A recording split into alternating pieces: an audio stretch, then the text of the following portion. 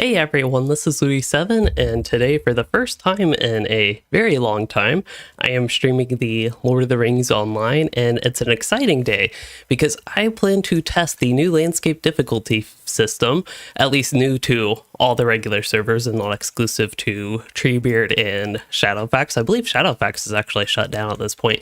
But anyway, I'm going to be testing it on every single character, not every single character, but every single class. And that includes a lot of my characters, at least on this server. We'll ignore that messy inventory.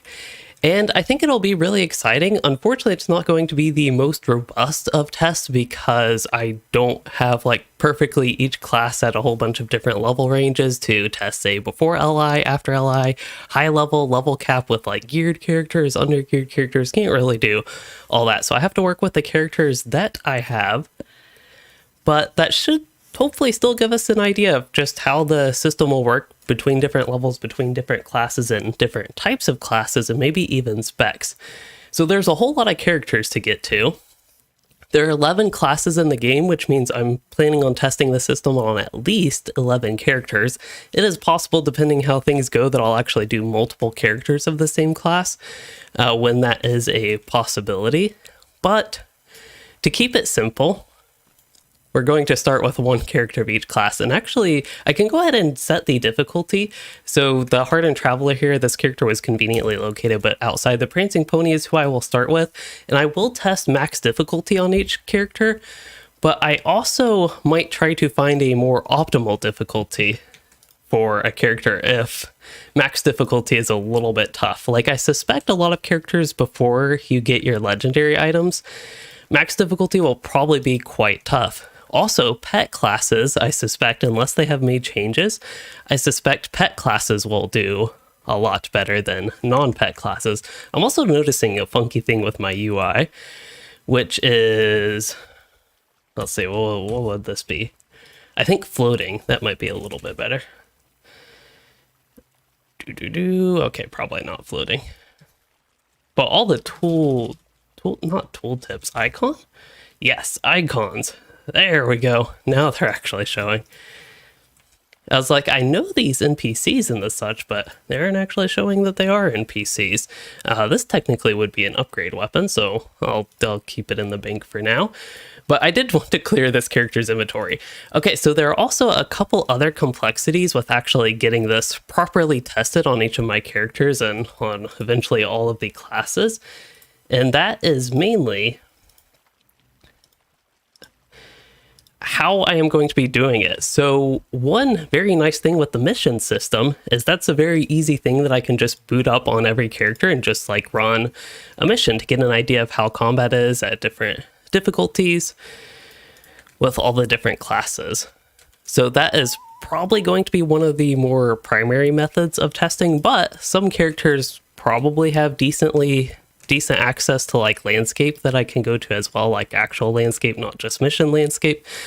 But I think to start off, let's see, one of the other difficulties is that if I have to change the difficulty, say to tier 3 on this character instead of tier 9, it's going to take me a moment to do that. But maybe we'll start off with a simple mission for the champion. I think there's probably Wildwood wouldn't be too bad as a starting point. And I'm not necessarily going in alphabetical order, as you all might be able to tell. But if you watch this after the stream, or can't watch the whole thing because I anticipate this being a longer stream, I plan to eventually put timestamps in the description, so you'll have the chapters when this is done at some point. But what is a good one? Invaders on the Delph. Oh, I forgot some of these. Attack on Clotfast, that sounds simple enough. So we will see how that goes. Now, I believe in Delvings is where the difficulty is not applied, but in regular missions, it should still apply. And then any group content for 3 players or above, the difficulty will also not apply, but I think you can run the solo/duo version of instances, and you will still have your debuff. So I imagine Radril here is actually going to do all the work if I keep her summoned. She also has a ton of health for some reason. I guess I have to talk to her. And then I can dismiss her.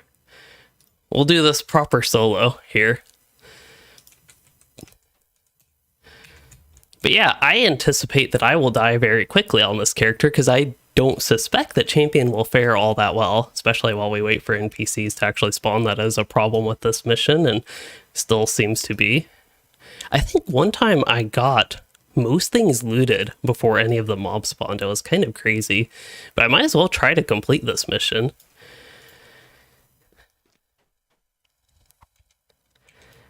Fortunately, there's not too much risk with dying, except I did not get the subscriber town services, even though I was right in that area. So this character's armor could get destroyed a little bit.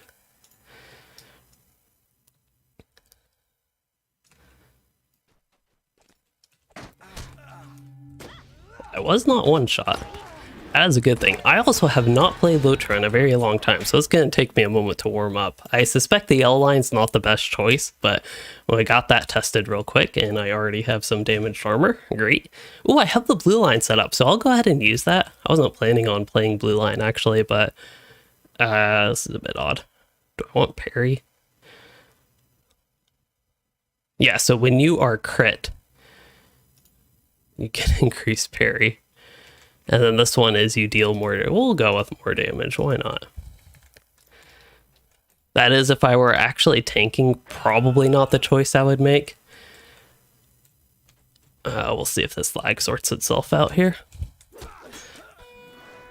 Oh, I think I have an archer shooting at me. I actually don't know if they're induction. That's probably a mission thing. I don't see that being a difficulty thing. Well, the good news is I'm actually surviving a little bit here. I think the bad news, besides me not remembering how to play the game, is that I'm still dying. Valeria, we just got started.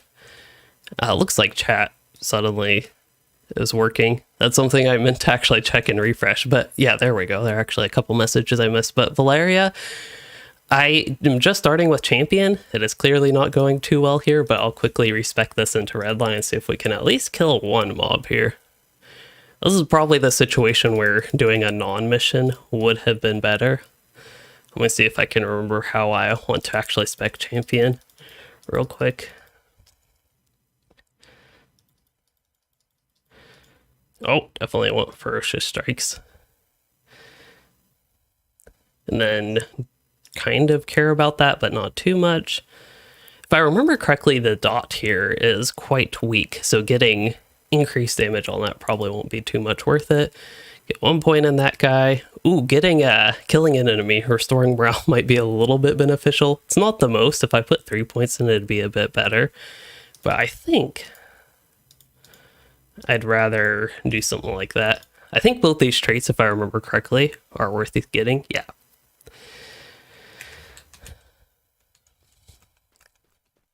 All right, so I will give this one more try here. And Captain XClit, you said that you got clapped at tier 5 while leveling. Yeah, I can imagine, especially at low levels, that's where I suspect this will be the most difficult. Based partially on my experience on Treebeard, I hadn't played Treebeard all that much with the system. But let's see, how do I want this?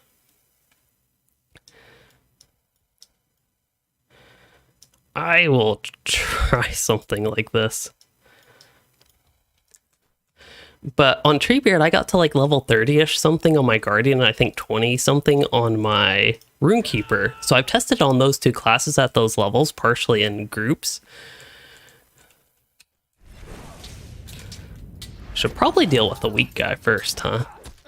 Okay, so he's going to do his induction, that's fine. I'll do all these cooldown thingies that I definitely did not do last time. And okay, I cannot kill one mob here.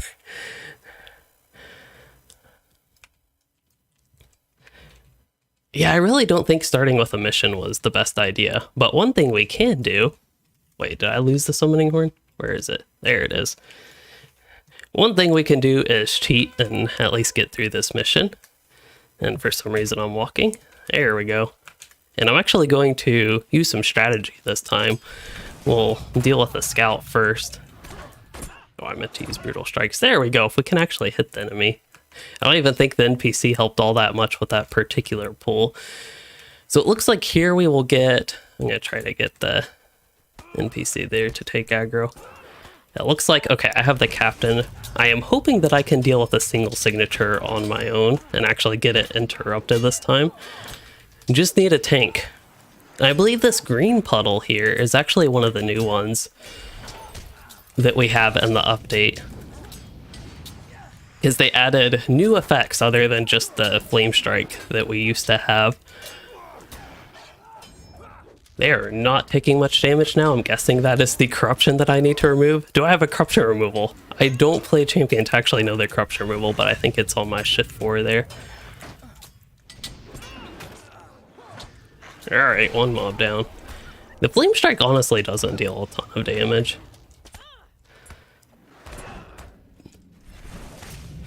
It's just more of a nuisance than anything. Okay, going to try to see. Oh yeah, that was the flame strike. It did about 20% of my health or so. And the Zocker, to finally get to your message, I am doing pretty well besides being tired, but that's on par for the course it seems. Yeah, with an NPC to help, missions honestly aren't that terrible. If you did a completely solo mission, I guess I probably would have killed that mob really quickly anyway. If you actually do damage, you can kill things before they kill you, is what I am pretty much experiencing here. And then the NPC really helps with taking aggro on multiple mobs. Like here I can use my self-heal, gives me a little bit of health at least. It's probably, oh, got my interrupt I think. Now I have a cat coming up here.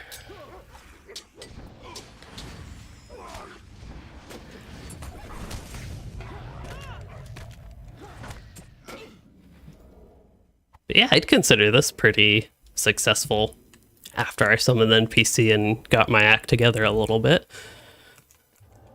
I didn't really expect this to actually go this well, which might sound crazy for how not well it's been going. Also, a little bit extra context, I think I've stated this, but just to be clear, I do not have my legendary items.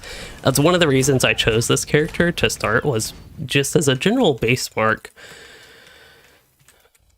for how this works for a character that's, you know, moderately leveled, but don't have my allies yet. I'm just short of getting allies. That's actually something I could do. Maybe in a future stream on max difficulty, we could try that. I think that could actually be an interesting adventure. There's a whole lot of interesting adventures the system opens up. Okay, let's try to not be bad, and I'll use my AoE stun here. And then I'm going to deal with the wolf. These cooldowns have relatively short cooldowns, so I can use them not very frequently, but somewhat frequently, if I remember. I can't actually see right now with that cat in my way. The other cat, the one that's not peacefully sleeping back there.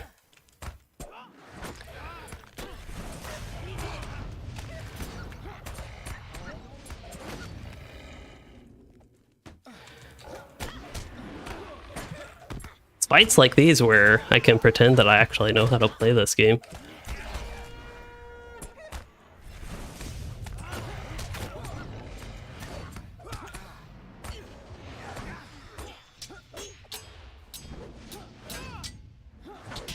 Yeah, that NPC's heal is really strong right now. I think it's 774 morale every 3 seconds. Which isn't a ton, but it's definitely enough to help me survive here. And getting some lag.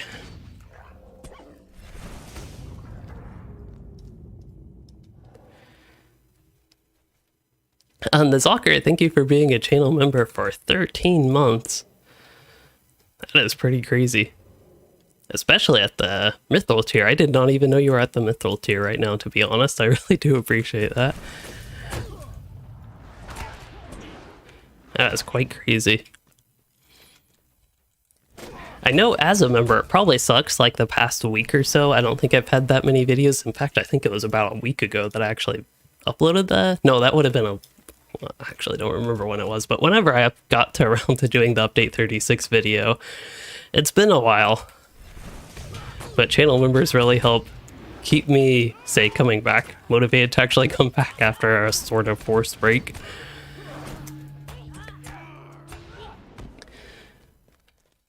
But yeah, that actually gets into one thing that I have not talked about, but plan to address early in the stream, which is King's Gondor. That is something that has been sort of troubling me with actually getting back to doing streams in particular.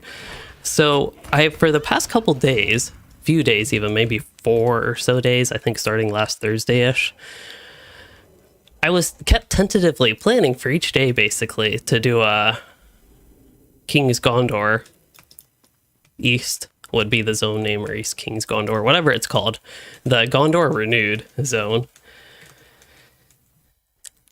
But I've like been a little bit interested in it, but I haven't been overly excited where it's something that I like definitely wanted to do. But I also wasn't at the point where I wanted to force myself to do it, because I don't think that would go too well. I probably wouldn't enjoy it that much if I like force myself just to play the update because it's new, or the new zone in the update. And I was like, I really want to do landscape difficulty stuff, but then I kept planning to, I was going to do this new zone because I can do both the difficulty on my Warden and do the new zone at the same time. That would be a 2-for-1. But the other problem was that I actually had a little bit of interest, so I'm not completely disinterested in the new zone, but I'm just not too much in the mood for it. But the problem with that is, with that little bit of interest, that's why I kept saying, okay, I will do Gondor Renewed, but I just didn't have enough interest to actually do it. So I was kind of stuck in this position. And then I decided, why don't I just do landscape difficulty? But then I had to sort of think how. And I was like, why not just do it on every single character? Every single class. I keep saying character when I mean class. Doing it on every single character I have, instead of being here probably 5+, 6 hours, however long it's going to take me, that would probably take a good couple days. I have way too many characters between all the servers. Actually, with the Nor merging with Landball, I have a little bit fewer. But whew, we got through a mission. That was a bit tough, which is a good thing if you're interested in that difficulty. Well, it was tough at the start. Once we got the NPC again, it's kind of easy. Kind of easy. But now that I'm a little bit more used to the game and kind of remembering how to play, I'm going to go to where this character's milestone and where he actually has a reputation travel. If y'all remember, Angle of Methaethel, very enjoyable zone. It was relatively short, but it was still enjoyable. That's where this character quested through and completed every single thing in this zone. I had a lot of fun doing that. I also got a lot of troll shaws and general progress because it's technically linked into that in the deed log, but got all the deeds done, all that sort of stuff. And yes, the cat was on the enemy team for a while.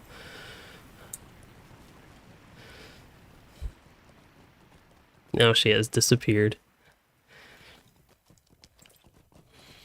King D, we are on max difficulty right now. I really don't know how well that will go in landscape. I guess the good news is these mobs are a bit lower level than me. I meant to head up here. It's been a while since I've been in the zone. I'm kind of just roaming at this point. But yeah, I kind of miss this zone. I don't know that I'm ready to do like another playthrough it, but that was a really fun experience starting that for the first time. Also, I have really bad news. I have to play Champion a little bit, maybe longer than I would have originally planned, because I forgot to start the local recording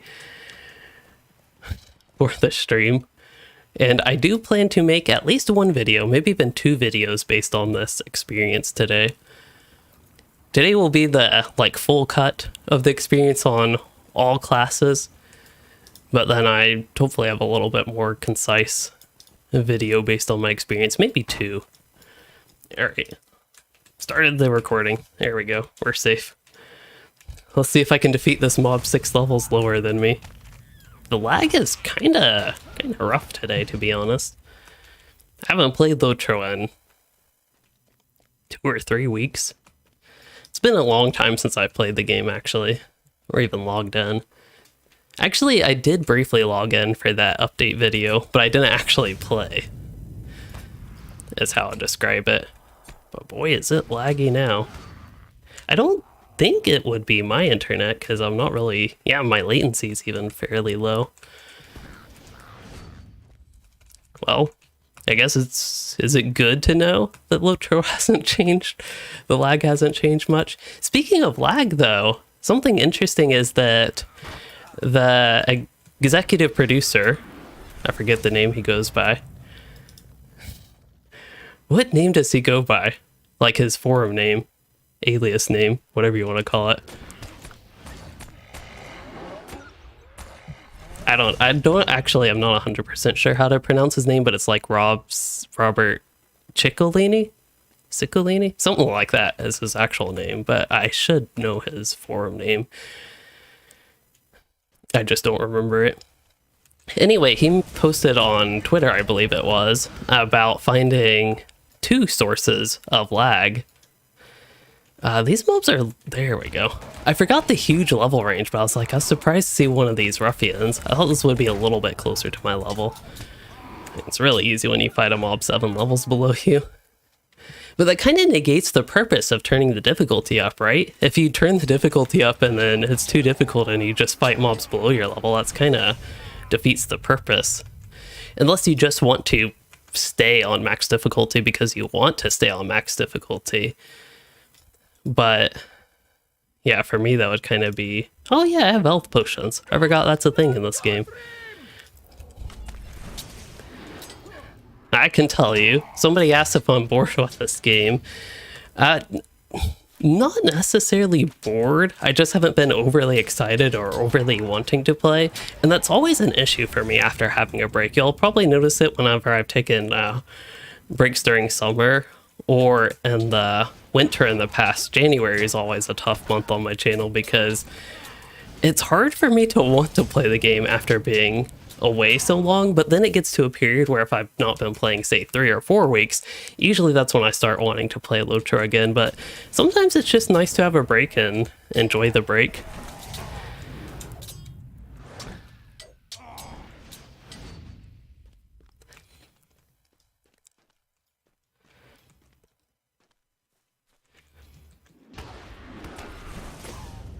I've been trying to adapt to summer weather.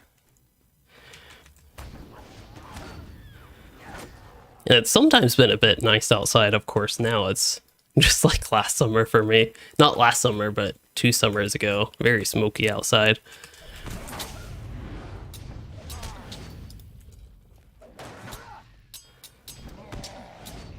Ooh, cutting it close with the health here. Did I eat my food? I did not. That would help. But yeah, just going through the landscape here, honestly, not too bad in Redline. Again, these mobs have such a huge level range, which doesn't help for any consistency, but if you're a couple levels to a few levels above the mobs, it's not that bad. You just have to kill them before they kill you, that could basically be the strategy for everything in this game, but it seems a little bit stronger here.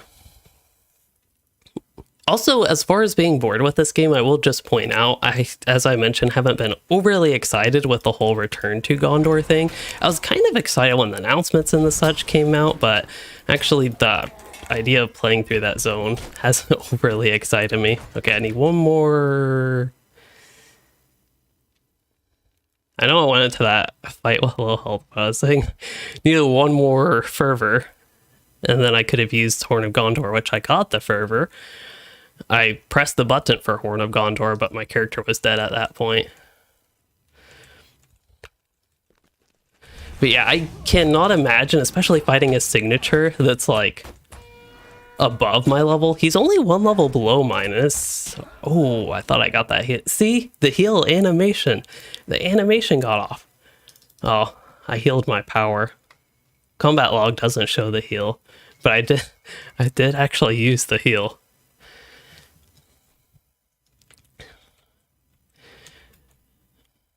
Okay, maybe, because I don't have that much on-level gameplay, we can try something even differenter that I hadn't really thought too much about. How about Agraroth? That's a fairly easy one. We'll do level 45, that's on level. We'll do the solo version here. And then Quan Chi Combat, you are leveling a Warden. What level do you switch to damage over time? That's actually a good question that I don't have the best answer for with the update. But I know on my low-level Warden, you basically one-shot mobs. I don't even think I had the best gear on this character, but was essentially one-shotting mobs with the non-damage over time gambits. But I also think it depends on your playstyle. If you're doing a lot of big AoE pulls and just chain pulling, you might be better off just tapping a group of mobs with an AoE dot, like Resounding Challenge. Okay, I went to the yellow line. We'll see if I can AoE these 3 mobs down. I don't have good hopes. Don't have high hopes, that is. But yeah, I think if you are on a Warden, it takes some experimenting to see. But my level 40-ish Warden just about one-shots mobs, even with AoE gambits, which is crazy. The non-dot version. But then the dot ones also kill them pretty quickly anyway. Die Simulator, that is exactly what we were doing. Okay, I'm going to do one more pull, then I'll try to catch up with chat.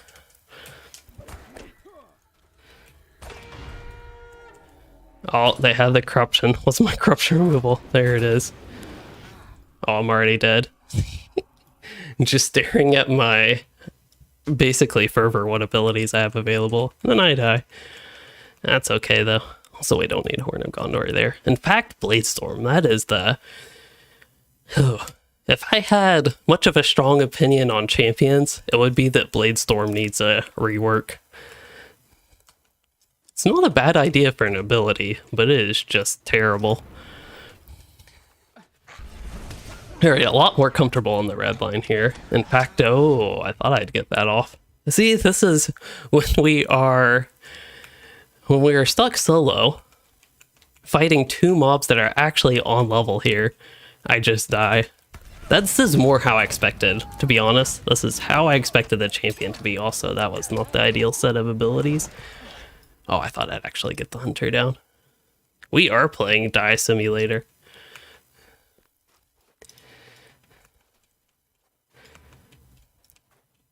Okay, I have a new strategy. This was going to work very well. You can trust me on that. Okay, stun them. Blade Wall. Blade Wall is strong. I need to use that. Okay, we got one dead. That was my goal. Let's try to kill him instead of heal. I have no idea what that was. Hunting Wolf? Alright, we can deal with a Hunting Wolf. 1 mob at a time. It's fine. I'm really excited to take this character. Oh, I died.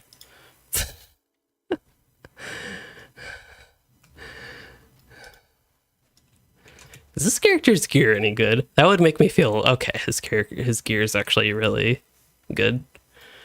Yeah, he's actually nicely equipped for level 45. Wow, that does not make me feel better.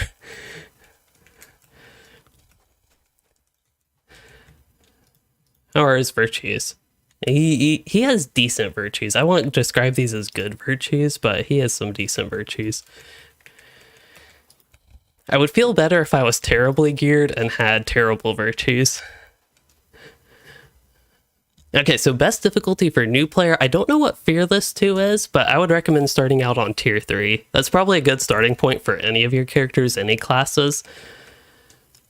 Like, if I were playing this champion seriously, I like to throw myself at the max difficulty of basically anything. But if I were a little bit more serious about just creating a, say, enjoyable experience that's not too difficult. Okay, got him killed. That was my only goal there. I'm gonna use my heal and then, oh, good. I didn't use my cooldowns. I was about to waste those. You might die a lot if you go higher difficulty like this, but you can make progress. I don't have many plans beyond just running in here and dying. Yeah, I also need to learn to type again, apparently. Hold up.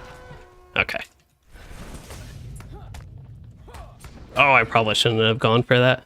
That was just way too slow there. That was entirely my fault. Okay, all my armor is damaged. We got a little bit of gameplay. But yeah, I don't necessarily recommend max difficulty to start out. I'm really interested in testing a character that has their legendary items, because I think that will make a pretty big difference. I just don't know how big of a difference. That's why I wish I had like a level 60 champion.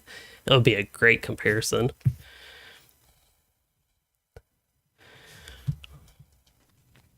But yeah, we'll see just general level wise how the different characters do. But I think for now, I want to turn the difficulty down. We'll see if tier 3 is too easy. That's basically what I want to test right now. Okay, that probably was thunder. I can never tell in this apartment if it's thunder or just loud cars. Sometimes they sound very similar.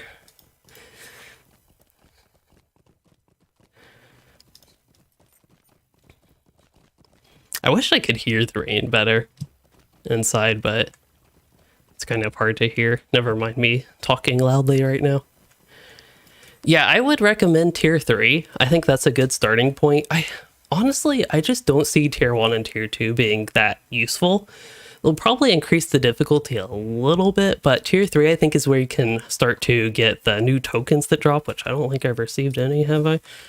What are they called? Token? What are they called again? I think they changed the name. Tokens of... Well, token would get it. I don't have any of those. Do I? No. Wait, tokens of resolution. What are those? Estel... No. Okay. I don't have any of the tokens. That's the point. But at tier 3, you can start to get those. You also have the titles if you last to level 50 without changing the difficulty to below tier 3. You can get the titles. So I think that is what I would basically recommend. If you're interested in increasing the difficulty, that's what I would recommend as a starting point.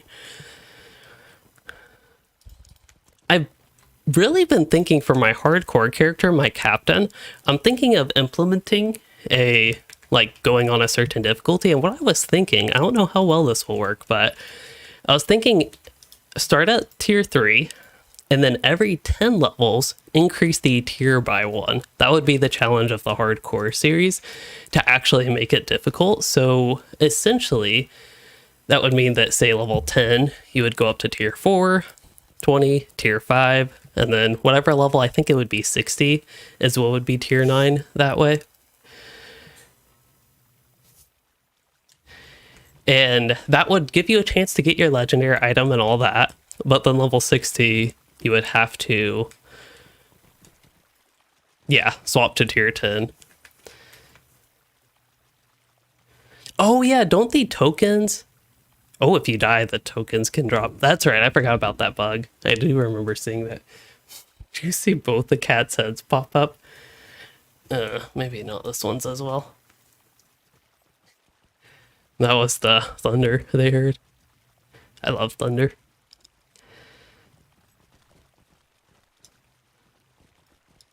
That looks a little bit different than the Thelagoth mount.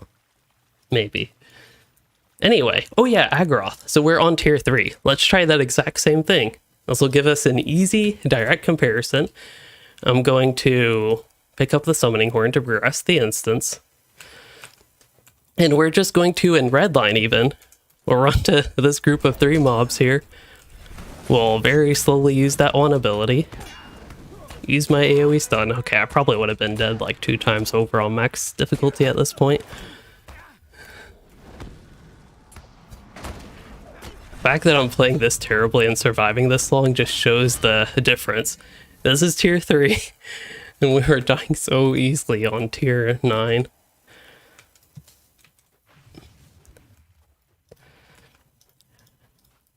I don't think going this way actually impacts the instance.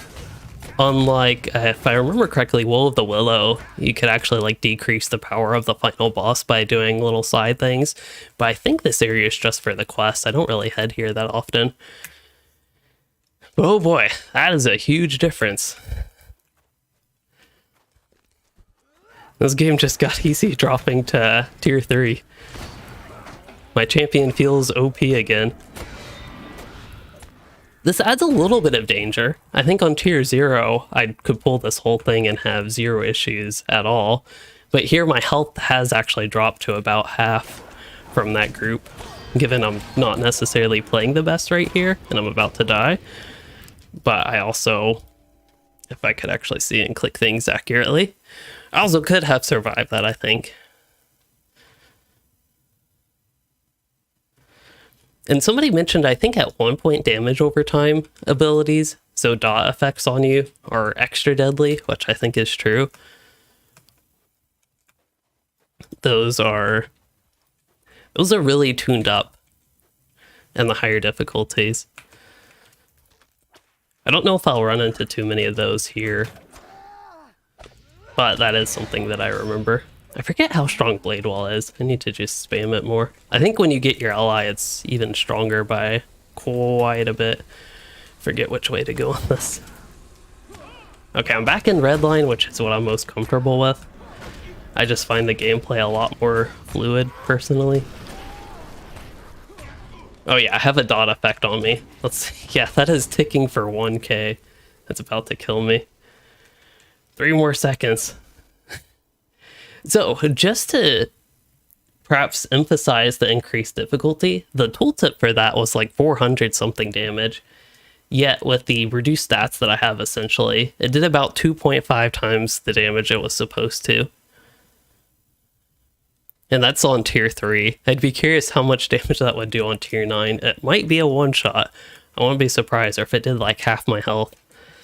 Anyway, I think that's enough championing around here.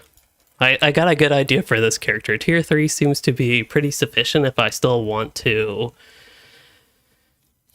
like plow through the landscape, but with a little bit more difficulty. It's like you're trying to use your lawnmower through a little bit extra long grass.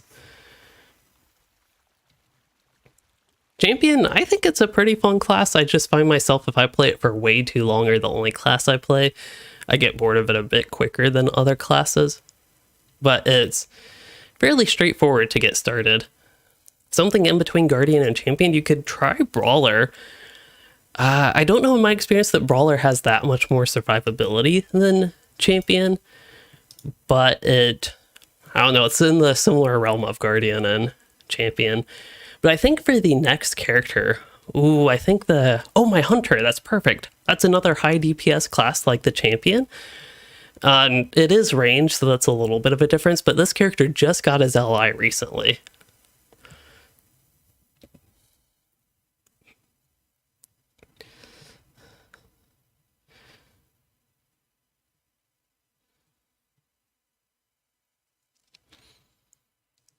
And then for playing on higher difficulty, you get a little bit extra mob XP, but also 5% virtue XP is what I'd consider the big thing. But yes, you do get a little bit more. Oh, I'm going to have to leave Gathforthnear. This is actually a pretty significant event for this character, but it must be done. The reason that it's significant is he actually doesn't belong here. He has not done the quest that you need to get in there, but he has gotten in there. Look, using that has no effect, must have completed Book 6, Chapter 6, challenging the stone. This character has not done that, but he was in there. I can't do it anymore. We'll never know how he got in there. Actually, I do know how. That might have actually been on stream, so you all might know how as well, if you watch that. But anyway. I'm a hunter. Guide to Bree. Very easy. Oh, you meant Captain. Yeah, Champion's probably a little bit squishier than Captain, but with the recent Captain rework, the red line's not as defensive as it used to be, in my experience at least. Okay, so we are not talking to him. Okay, I don't need those. They're not junk potions, but they're in my way. I don't like my skill bar being that cluttered. I'd rather have no potions there, as sad as that is.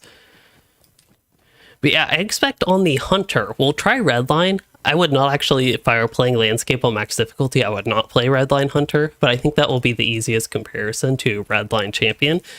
Those characters relatively similarly geared actually to my Champion, except he has his allies. His allies apparently aren't the greatest. I have some empty slots, but that's not that big of a deal. I'm not going to worry about it.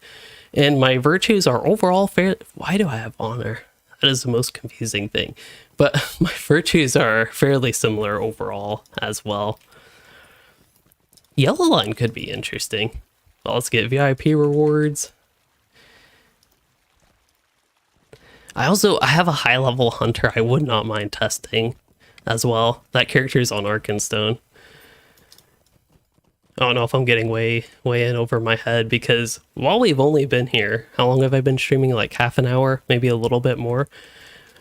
So while we've been here, 45 minutes, I've only gotten through one class. If I spend an hour on each class, I would be here until tomorrow. Anyway, max difficulty. And then I think for this character, honestly, Moria, that would be the best place for me to go. Can I go to Moria easily, though?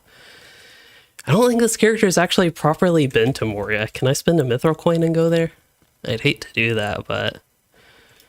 Ooh, I don't have... Ooh, do you have to probably reputation stuff to get... Ekadunnan. Oh, hold up. There we go. We have Moria. Is that 2 mithril coins? Oh... Can I do from Southbury? I forget. Can you swift travel to Moria from Southbury? We'll investigate. Captain do more damage than Guardian? They might after the revamp. Especially in their solo stance. They definitely might. I don't know for sure. They might even do similar. Captain can spread bleeds pretty nicely to do more AoE damage, probably. At least I would expect. Backstab Bud, glad you like the class guide. That was a pretty big project that had setbacks for not great reasons. It's... Ooh. Okay. Let's make sure that stuff doesn't get deleted. Who did I send that to? My hunter? Or no, I don't even know who I... Oh, that was supposed to go to my Rune Keeper? That I don't play anymore? Oh, this is pretty old. My kin was going to run tier 2 of the raid. I haven't kept up all that well what they've done the past couple weeks. So I don't know if they ever did run tier 2 Hidden Horde. Anyway, I basically... That was another issue with me not playing all that much. I basically got my fill of Update 35 content very quickly, because it'd be very repetitive. Anyway, we're looking for Moria. And as I suspected, you can't do that. Can you do it from Rivendell? Because I thought you could. I thought there was some swift travel, but it might just be a swift travel in... Do I even have Rivendell? That's just embarrassing. Okay, we'll spend 2 mithril coins. I hate to do it. Dolben View? Yeah. The white weapon aura... Ooh, I'm going to have to make sure my milestone's in Moria after this. I don't actually remember. That... Elven's Blessings. That might have been before the Shadow. Yes. That's what I would suspect, but I'm not 100% sure what it was. Okay, Orc Watch and Flaming Deep, sorry. Nope. Redhorn Loads? Is that one Orc Watch? That would give mobs above my level. I think that might be the most interesting option. We'll do it. 1 mithril coin. I'm already ready for my snack. My snack I'm supposed to eat, or at least I prepared me some rice to heat up like 2 or 3 hours into the stream. But I'm already hungry. Jason, you are loving starting over on tier 9 difficulty. Oh, you died to that named Oregon, Chetwood. The bane of... If LOTRO had a hardcore, that like more official hardcore, or like a temporary hardcore server to level 50, that could be a fun event, like they did with whatever they had. It was like a PvP thing on Bombadil, where you could actually, if you were a team, was it Elro here and Eladon? You could fight the people who pledged to the other elf. Anyway, if they had a temporary server like that to level 50, I could actually see that being pretty popular, to see who can essentially do the most in a hardcore LOTRO. They've done for Standing Stone games. There is actually, here, let's give a better view. There is actually some experience they have with hardcore in Dungeons and Dragons Online DDO. They have done hardcore events. They might even have a hardcore server, I'm not entirely sure. But yeah, that basically that warg would be the bane of hardcore runs in LOTRO.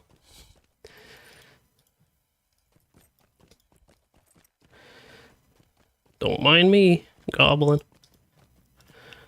As long as you're riding the stable master goat, you are perfectly safe from these orcs. Why am I going to an area above my level? I already don't expect to survive on level mobs. Hunter with blue line, even yellow line, I might be able to. I have to actually use crowd control. Hunter has a lot of crowd control. I'm just not used to using it. Hey, there's another hunter. Oh, I did give my difficulty, yes. Okay. It's in a different spot than I remember it being on the champion there. Alright, I gotta be nosy. If we see somebody else riding... Oh, they weren't... Maybe they were on a stable master and just dismounted, but...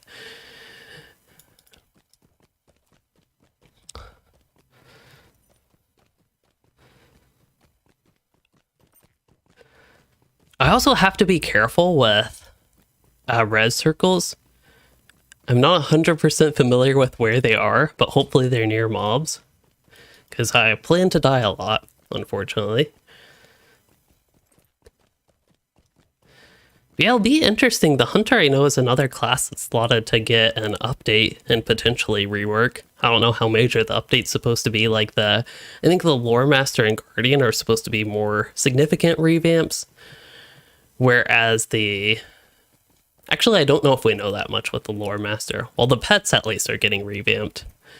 And then the class as a whole might otherwise be getting revamped, which, by the way, there's a Lore Master update when we get to that. But first, we're on a Hunter right now. I really hope I remember to talk about that Lore Master update because there's some interesting things. But very quickly, Hunter is one where they have had a lot of... I think it was Orion, it could have been on Magmahal, but one of the developers posted basically their plans, or tentative ideas, I should say, not like set in stone plans, but a lot of very specific stuff that just wasn't great for video format, so I didn't ultimately get around to doing it in a video, but there's some interesting things there.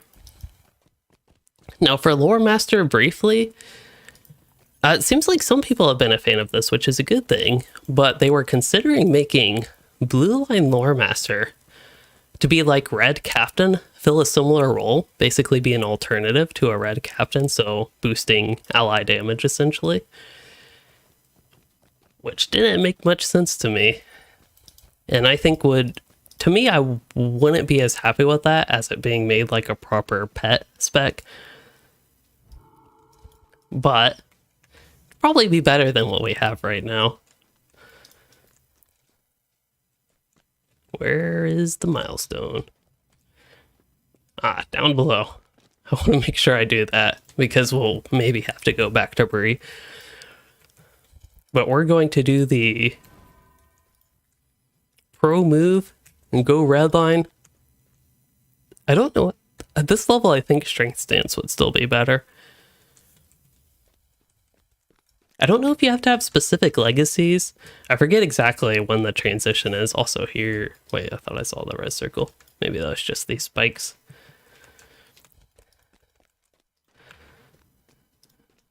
Do I have a goat? I do have a goat.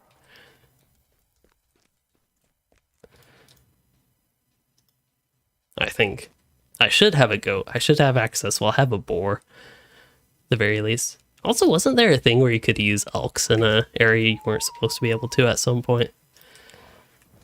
But anyway, the boar will get me through Moria. Ah, these guys.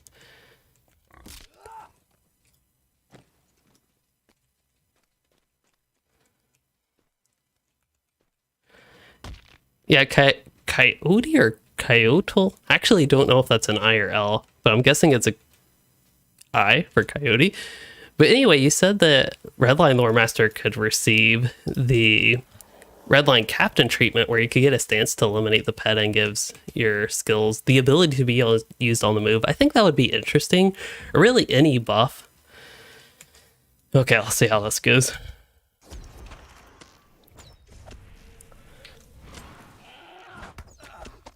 Okay, not dead yet. I'll just tank this. There we go. We survived. Ooh, that was terrifying. But yeah, I don't think that would necessarily be bad. Personally, I wouldn't probably be a fan of using that as long as they still had the option that you could use your pet. That reminds me of Hunter in World of Warcraft. I think the marksman spec, you can forgo your pet to buff yourself, which I don't like doing, even if for WoW specifically, even if I liked, oh yeah, pending shot. Oh, that reminds me, one of the things they were thinking with the Hunter rework, though, was to make the blue line... Oh, what is my corruption removal? I actually have no idea. Is it Blood Arrow now? It is Blood Arrow. It used to be Blindside, didn't it? And then improved Dazing Blow also. Also, that was a very bad pull. Regroup. Did I use Burn Hot last, or any of these pulls? Oh, that's actually really rough. I did not do much damage there. That is one thing that I noticed, though, on a low-level hunter versus a higher-level one, is how weak Upshot is compared to high-level. It's kind of interesting. We're surviving, though. Like, if you wanted a tougher redline hunter experience, this is actually pretty enjoyable to me. Again, I suspect the better spec would be blue line or even yellow line. But this just adds a little bit of interest to the gameplay, a little bit of excitement to me.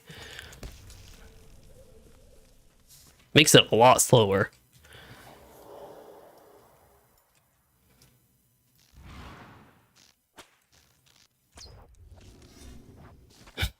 These Grotbog laborers. It is a labor to kill them, that much I could say.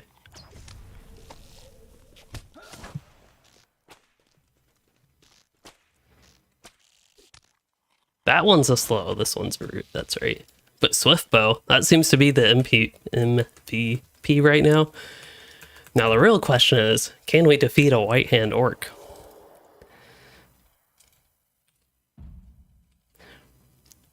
Better yet, can I one-shot a White Hand Orc? That would be pretty epic. Did 2.2k on a crit. That's pretty solid, but not enough. Ooh, gotta get Devastate though from Merciful Shot there. No news about console release. I don't expect LOTRO to ever come to console, to be honest. It'd be nice to be proved wrong. I just don't see this game ever... Oh, this is bad. 1484. I thought I had more health than that, to be honest. Maybe I got hit twice. Could switch to Endurance Dance. I don't know that that would have helped there, but with Quick Shot to heal, definitely. For anybody curious, the main thing, if I switch to Endurance Dance, just watch my health float up. Hunters actually have really strong self-heals, if you did not know. And ta-da, all healed up. So, now I got him feared. Use Heartseeker, Upshot. Oh, except I need to remove his corruptions, and I need to stop lagging. That's probably going to do, like, no damage. The lag is bad. For all I know, my character is dead right now. What's my corruption removal? What was it? Blood Arrow? Well, if I ever get back, I will use Blindside, then I'll have enough focus to use Blood Arrow. Should probably run away in the meantime, although I'll lose some focus. Then we'll use Shift 2. And I'm going to... Okay, that should have... Let's switch to Endurance here. Maybe we'll switch to Endurance. I can't tell if that mob is actually stopped or if that's just the lag.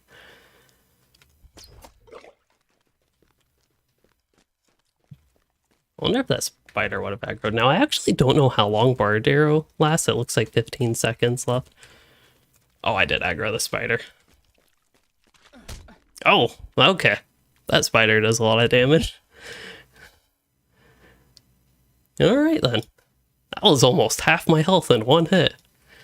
That actually took me a long time to die though. Oh, I did die twice. I forgot I used my free retreat. But the good news is we are right next to mobs. So if I keep dying here, I'll at least have mobs to fight.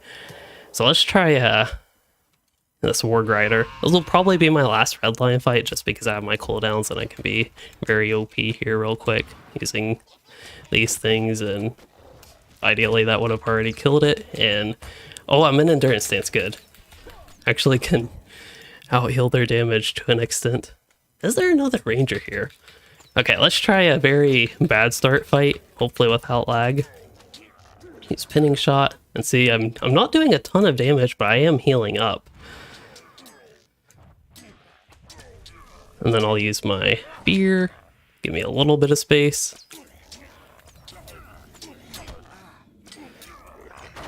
It's very different to play redline like that. If you like the older style maybe, where you had to actually use some of your utility abilities, crowd control and the such, it's gonna be very enjoyable.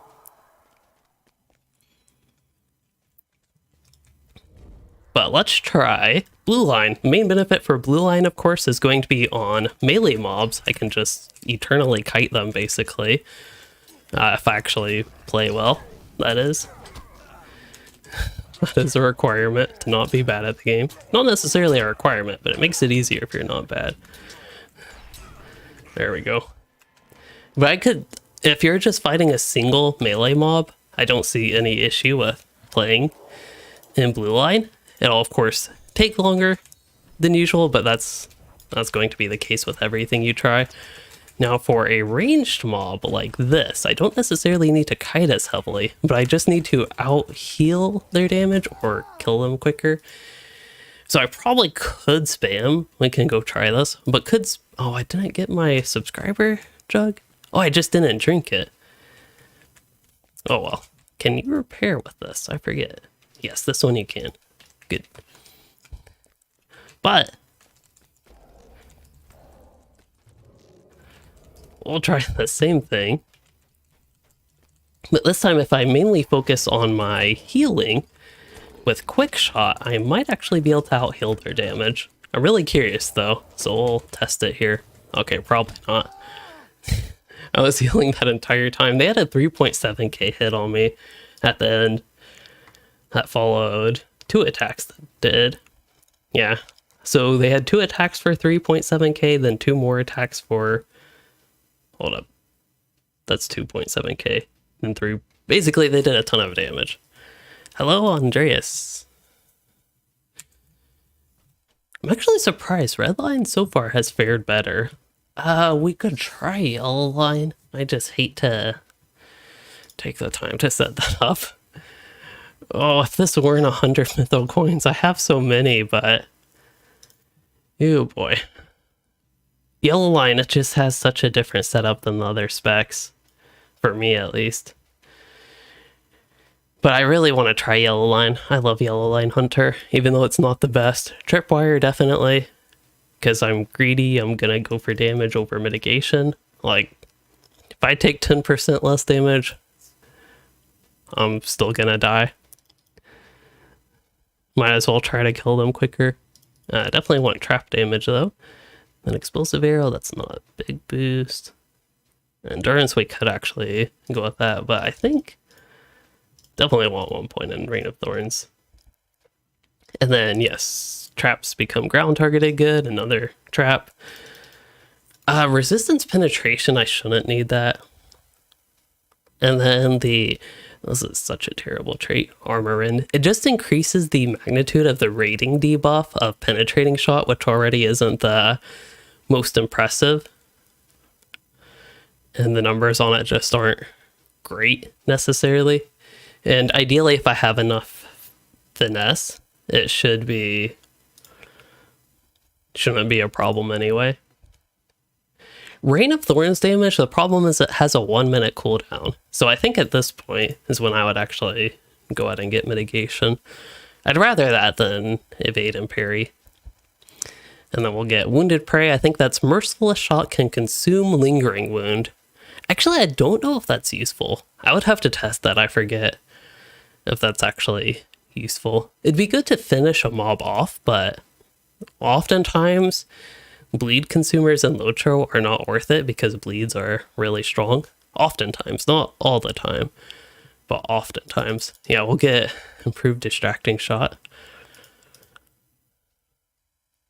What's this one? Just increase, yeah, evade chance. Okay, so the question is actually, I want the one trap, and then when you are most threatened.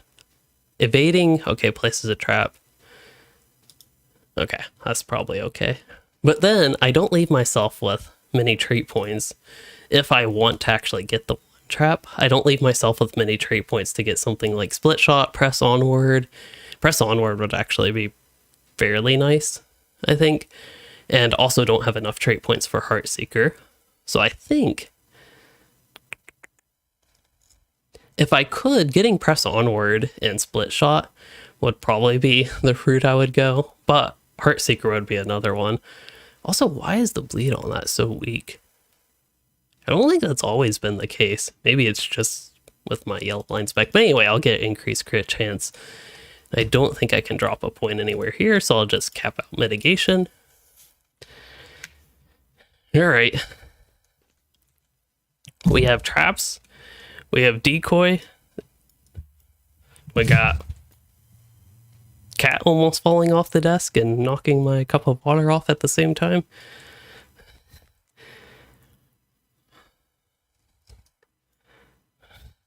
We have a very messy set of skills. There's that guy.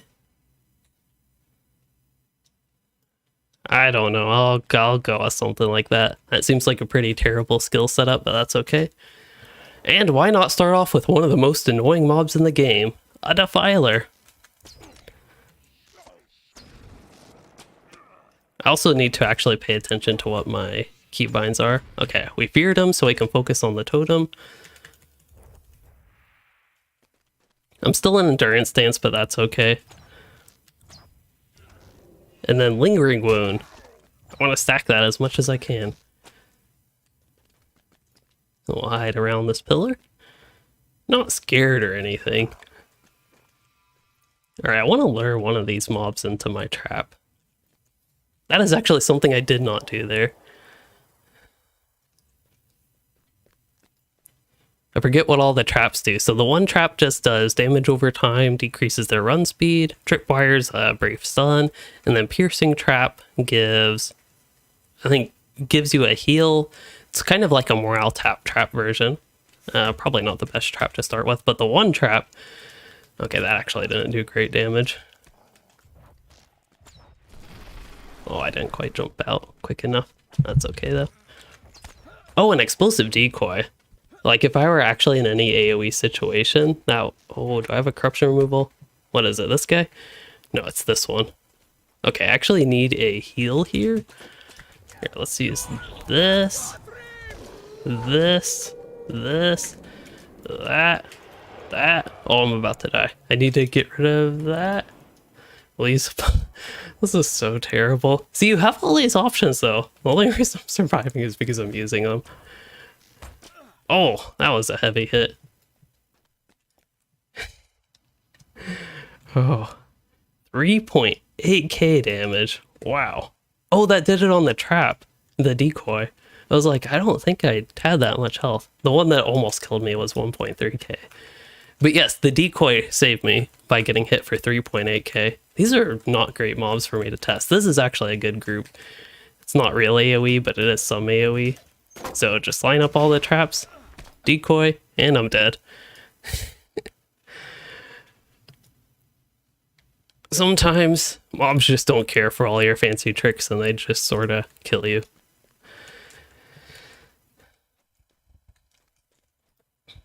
But yeah, I think maybe get a little bit more red line, because kind of surprisingly, I think just because of its high damage, high burst damage, it's given at least me the most success here. I'm glad the House of Mordor thinks the cats are so sweet. Very good to have that approval. See, in Redline, you just shoot the thing dead. You focus on what you're actually good at. I like to describe the hunters as masters of survival, but really, they just shoot things.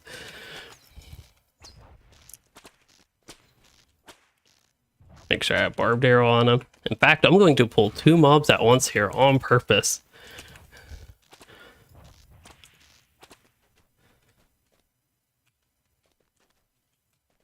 Well, if it ever catches up here, I'll be ready for it.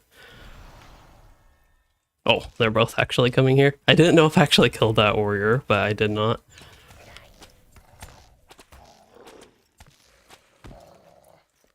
I'm just always surprised when I play this character. I think based on my high level hunter, I just expect upshot to do a lot more damage.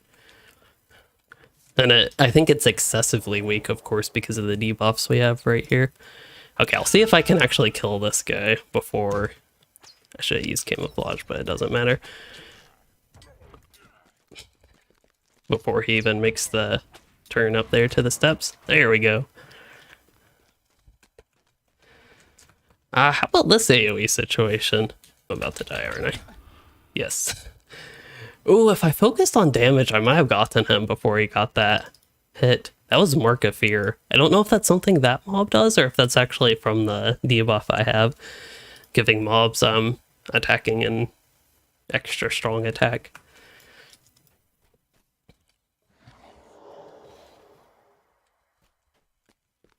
Wow, I've been on Hunter almost half an hour, maybe. I also have no idea what I'm in combat with. That guy, maybe?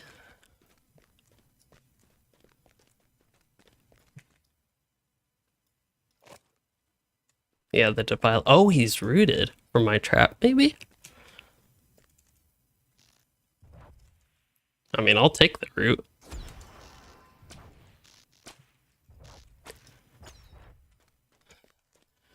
Alright, I actually need revenge though on this Rune Keeper now. So I think the idea here is, despite me not having Heartseeker, is to just sort of focus on damage entirely this time. Not worry about stance swapping or anything. Oh wow. If he got that hit on me, I think I would have been dead.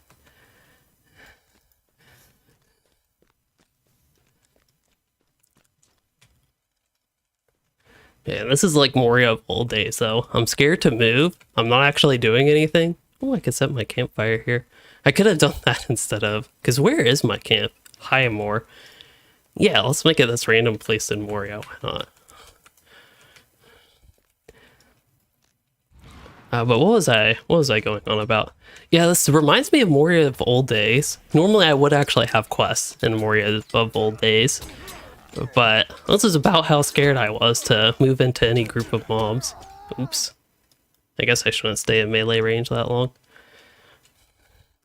Got a lot of bad habits, or old habits maybe, to break if I actually want to survive. But I'm thinking, I don't know if I plan to do this on every character, but to give, I guess that works. To give a comparison to the champion who we're just on, we'll see how tier 9 is in Agroth. See if I can get past what the champion got past. I won't blame just the legendary item, but that is the biggest difference besides just being 2 different classes with different toolkits, but similar purpose of just single target destruction.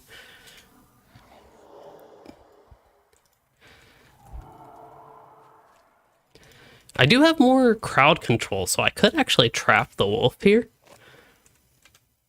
and focus on the hunter. Oh, that's so much damage, though. Oh, wait. Who got trapped? Nobody. Perfect.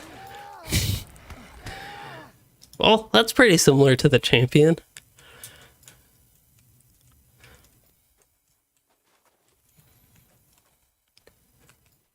Alright, I think my best bet is just to... Do they actually run that far? Okay. I think my best bet is to stop being bad. Yeah, there's no chance I kill this guy, is there? Okay, I've lived a lot longer than I expected. I don't know still that I could have done anything with that.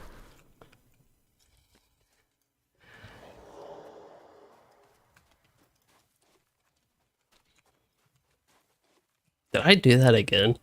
Oops. I think this is a failed experiment so far. Maybe I should just try to kill one of the sorcerers.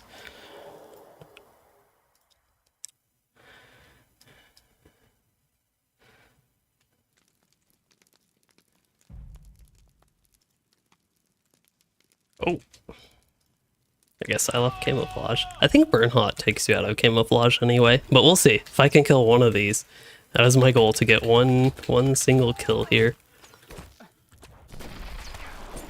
Almost. 1.6k, 1.2k by the time I died. I wonder, I wonder if this character is just weaker than my champion, because I would have expected, though, the biggest difference between the champion and hunter, I thought the hunter would do more damage because of the LI. But I also know champions are like really, really strong at low to medium levels. So it is possible that just differences in the class balance have made the hunter there less successful.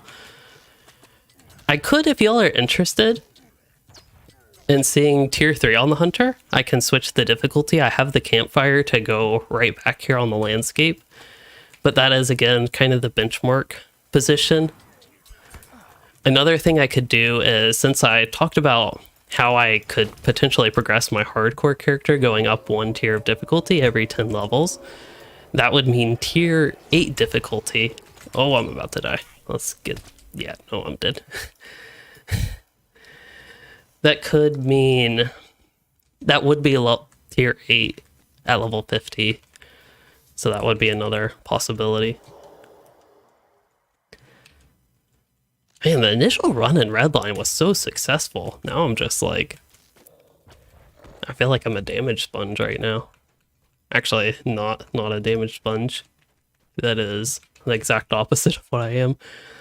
I feel like I'm glass, not even necessarily a cannon. Yeah, there's Hunter. Oh, I could do tier 3. That's right. We'll do more Hunter, actually, because I can get back here really quickly. Oh, and I was thinking about doing high-level Hunter. I would have to switch servers, though.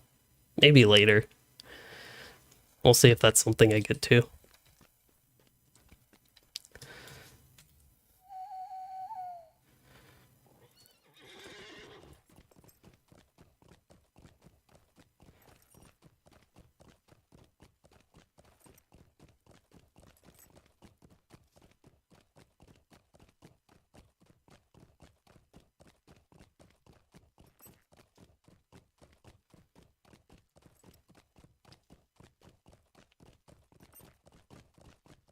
Oh, there's a concert going on. I was going to say that seems like a lot of people, but I think there are some NPCs mixed in, but not that many, to be honest. That's a lot of actual people. I wonder if that's like a... Let's see, today's Sunday. I wonder if that would be more of a peak time EU band. Europe time band, but I don't know. Anyway, I gotta talk to Warden Traveler. So yeah, we'll see how tier 3 is. I can very quickly go on Agroth, and I probably won't do as much as the champion, but again, just to see the hopefully immediately noticeable difference. In fact, I think I'm gonna give me a little bit of an extra challenge here and just straight up attack the signature, the captain here. Okay, I actually didn't kill him that quickly. This already isn't necessarily the easiest fight. Let's go endurance stance. I think even in Redline I can survive this with endurance stance. Oh, except that dot. That dot's gonna kill me again. Hey, I got a token of heroism though. I think that's not my first one. That is actually my 8th one. It's just the first one that I've noticed. Also, there's actually a good bit of FPS lag here, which is kind of unusual in this game for me. Remove the corruption.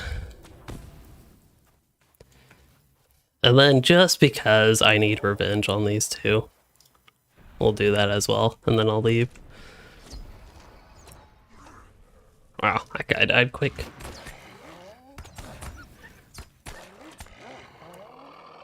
I think I've returned the cannon to my glass cannon build.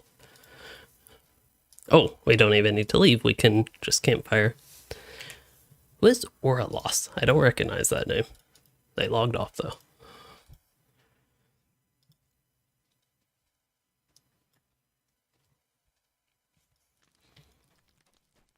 And we're back to everybody's favorite place. And back to having lag. This is really not ideal.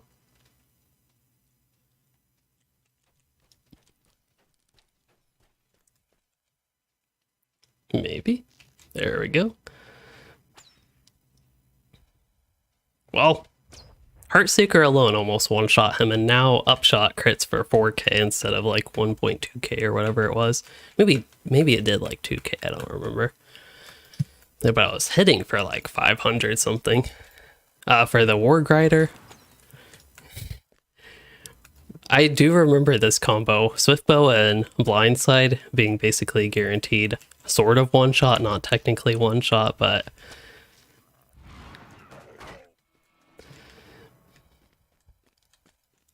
this is hopefully very clearly a lot easier on tier 3, and I think this would be a fairly manageable difficulty on Hunter. Maybe compared to tier 0 would require a little bit more precise pulling. Maybe have to use your utility abilities a little bit more. But honestly, with the high burst damage output of Hunter, it's probably not the most noticeable difference in the time to kill. Yeah, I'm pretty happy actually with trying tier 3. Glad I remembered to do that.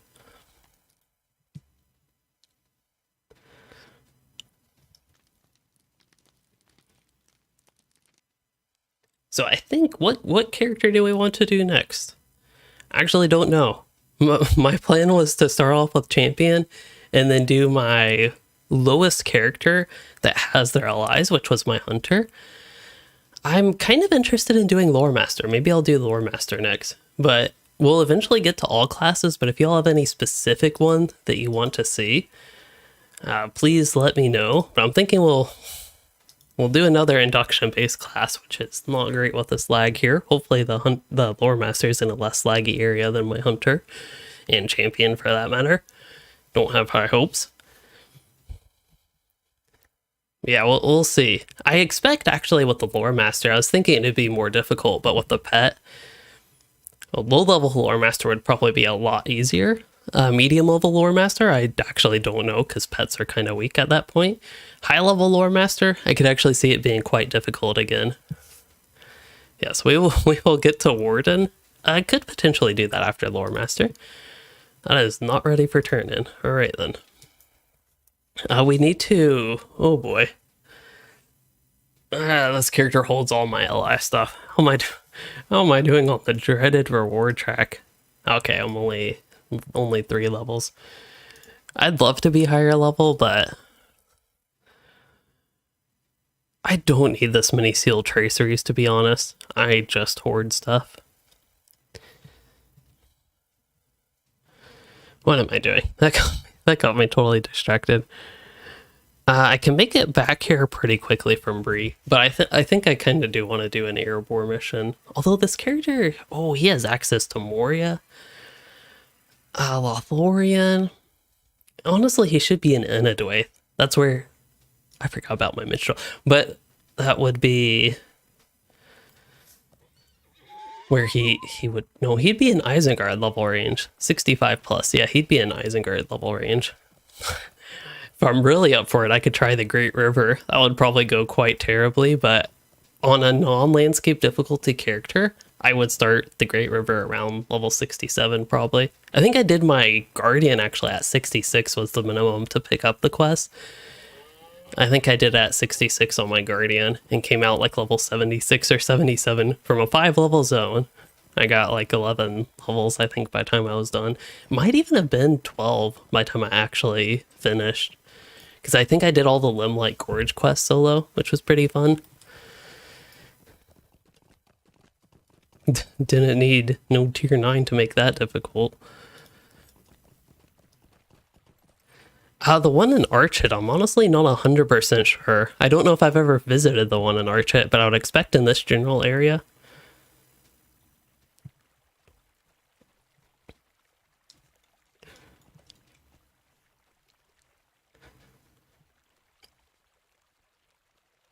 I think there's supposed to be one in Archit.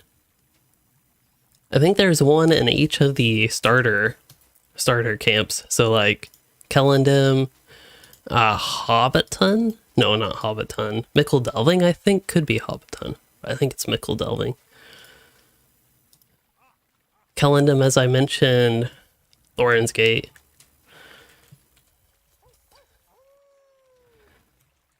I wonder, I don't know if this is the case, but do player run concerts cause lag? That shouldn't. I would hope somehow a concert here wouldn't cause lag in a place way far away. But it just made me curious.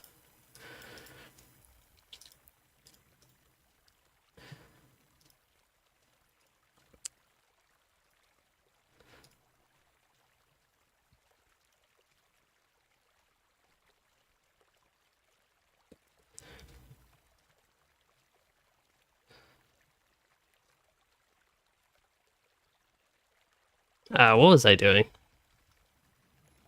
What am I doing? Oh yeah, I was going to go... Yeah, I want to actually go to Great River.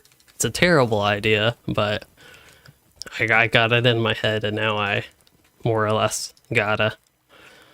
So I think Cariscaladin would actually be a pretty good way there. I don't want to spend 2 Mythal coins, we'll just use this. So we're on tier 9. Do I have Lalia's Market Port on this character? I do, but it's an hour cooldown. Wait, that's not Lalia's Market. We'll see. If I can buy it, I will.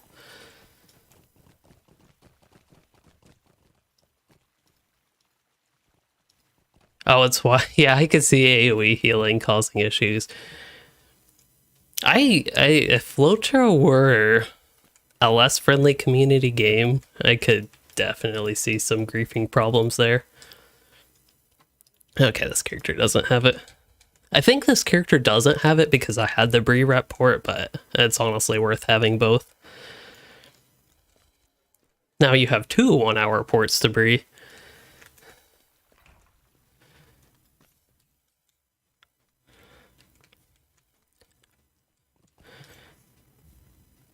I wonder if this will make Blue Line any good. Or better, at least. Outside of the OP ability. The Raven one. What's it called? Murder of Crows.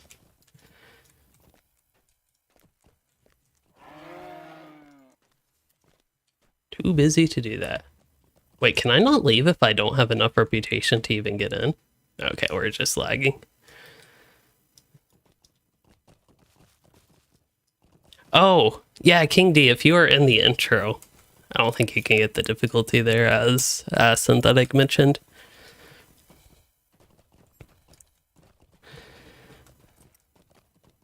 Okay, I think I can take the travel to the gardens. I'm gonna act like I actually know my way around Lothlorien. Wait a minute, didn't I quest at least partially in Lothlorien on this character? That was a thing I did. I actually forgot about that. This character was my Lothlorien character. I was supposed to do a playthrough of the zone, but never got done with it. Hey, here's some of the evidence. I got all these level 60 quests that I haven't done.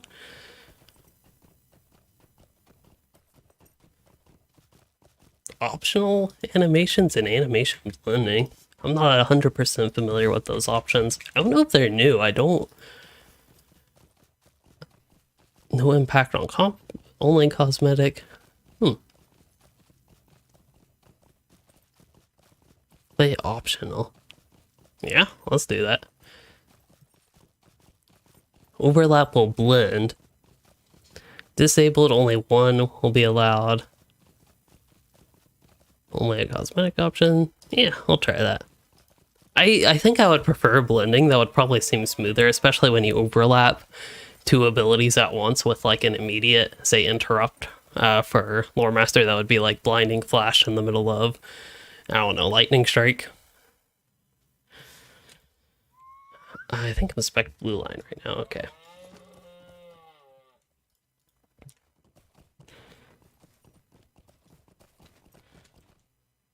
And we are headed down. Oh, hopefully I can get all the gardens. People cannot tell. I don't very frequently travel this way. It's a pretty area. I don't know. I've never. Ooh, I have quest turning. Oh yeah, there we go. I totally plan to be turning in quests here. That was the reason I went this way. I just finished 2 more banquet preparations. Y'all remember when we just did that quest, buttons and berries? Okay, I don't think I can get out here. I'll eventually find my way. I think going east is actually a little bit safer. Yeah, we'll go east. I'm going very east right now. Okay, that was a basically pointless turn, but we got this. Don't worry.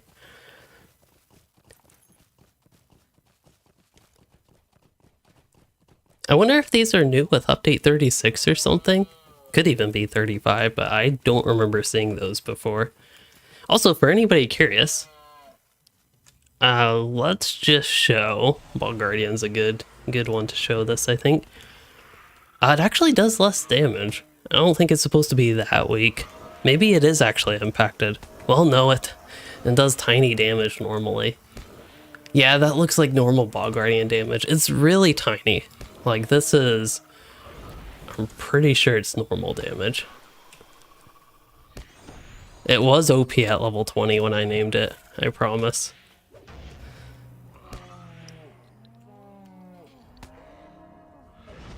But pets are super weak at this point. And I'm only in the mid-60s. They're really terrible by, like, triple-digit levels. If I had a level 20-ish lore master, level 10-ish, 10 to 20-ish, that would actually be a great one to test.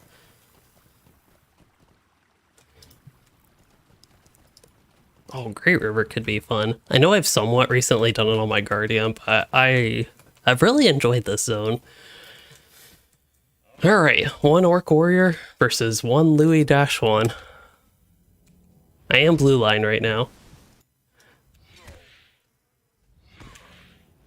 We'll see who he aggroes. I seriously hope the pet's strong enough that he aggroes the pet.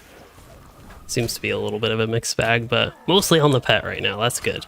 Well, alright, Murder of Crows. It's time. Corruption removal. I actually don't know my corruption removal. Is it this guy? No. This one. Dispel corruption. Once it attacks me, I'm dead. Yeah, I think blue is the... Maybe... Oh, I don't want to do the bear. The cat should be the best, but the cats are not good. Maybe we'll see what the eagle has to offer. I forget exactly. Perhaps Fan the Flames. That could be the play. Fan the Flames. Alright. Let's fan them. Oh, that's a daze. I forgot about that, or a fear. This actually reminds me of old Lore Master. Maybe Yellow Line. Maybe Yellow Line Lore Master is the best for high difficulty. If anybody likes that old Lore Master playstyle where, as far as I'm familiar, is actually beneficial to... Yeah, that's not good.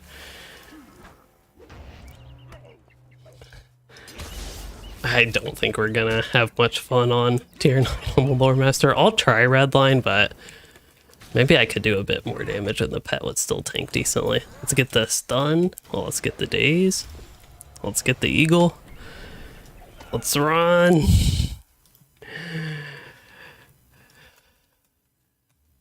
Do I have a low-level Lore Master? I used to. I think I actually deleted that character because I needed a character slot, though. Alright, one more try. I will use bear for taunt. And that's pretty much the whole point of the bear here, is to taunt.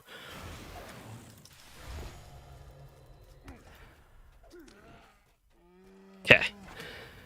Nature's Fury.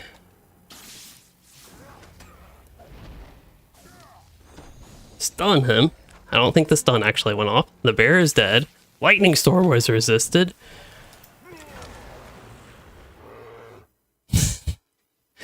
My goal is to kill one mob. Yeah, actually, I think it would make sense if Wizard's Frost was power restore and Wizard's Fire was a heal. Also, why are these tooltips? Oh, they're not actually incomplete. They're just really funky abilities with short tooltips.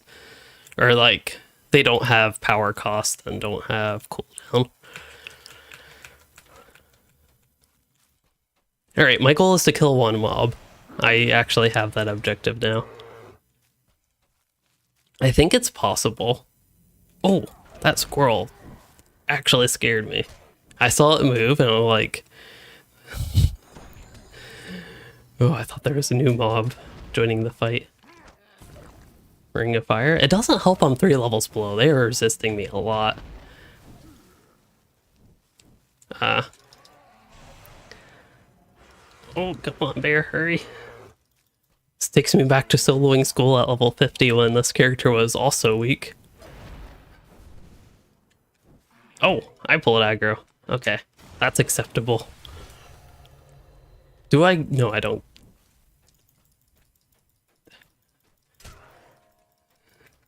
Is my bear attacking? It's trying to. Okay. Pets don't work well in LOTRO sometimes. Apparently, I had Blink Flash queued up. We killed a mob! I suspect, like Dalton said, tier 3 will be by far so much better on Lore Master. It was already better on the other characters, I think, for the most part. Hunter, I think Hunter was the most fun at tier 9 so far of the 2.5 classes I've tested. Okay, I want 1 kill in blue line as well. I have to be greedy and go for it. I think bear is going to be the move for the taunt. We'll send the bear in. I'll just start with Wizard's Frost. Why did I have to do a doe? Couldn't I have killed another orc or something? And I'm going to use the most OP ability in the game. Wait for some lag. I'm very slow at this. I forget, Inner Flame, doesn't that heal the pet as well? Normally, oh wow, that's a lot more health than I thought it healed. That's kind of neat. Murder of Crows did its thing. We're getting... I wonder if my animation stuff is the reason that Gust of Wind is so funky. Corruption removal is F3. I don't think I have... well, I've probably used that before. Yeah, you can't set the bear taunt to auto-cast it as kind of annoying. You can move it to your skill bar. Can you? I thought you could. Yeah, you can move it to your skill bar and give it an actual keybind. I think for a longer term gameplay that would be better. Hey, here's friendly people. Some Stained Guardians. I don't even think it's worth testing aggro. I think I'm going to go back to Bree. Oh, wait. We need a milestone somewhere. Thinglad should be good. Hopefully that doesn't require level 70, because I know there are very funky things with this zone that are kind of, I would call it bugged. If I remember correctly, it's the deeds. Some of the deeds don't activate until you are level 70. Even though you can start the zone before level 70. I think there's probably an Orc Slayer deed if I had to guess, and maybe a Beast Slayer deed. But all the quests and the stuff you can do. Milestone you can set, so that one's actually safe. Requires only level 50. But we'll return here and see how it is on tier 3. But honestly, for Lore Master rework purposes, I think this character doing Great River could be a good setup for that. To test whenever the Lore Master rework comes out, if it's good or not. I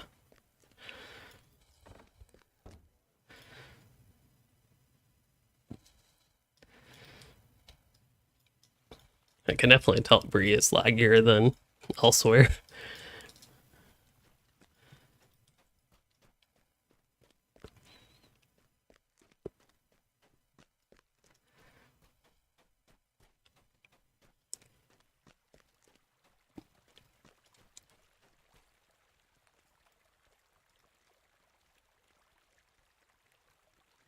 I'm trying to think. I don't know that I have a Lore Master on another server.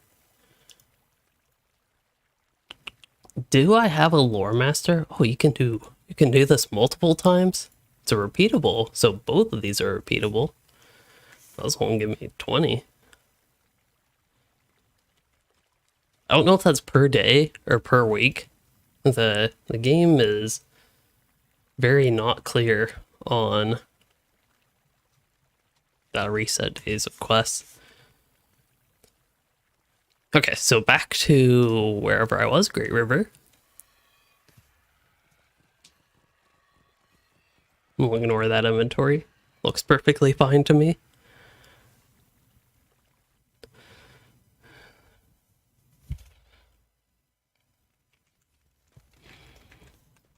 As long as the stream is, I could probably spend that long trying to organize my characters and not actually get them organized. I did change to tier 3, right? Okay, I did. Alright, this friendly bear. I think Barry's going to do better.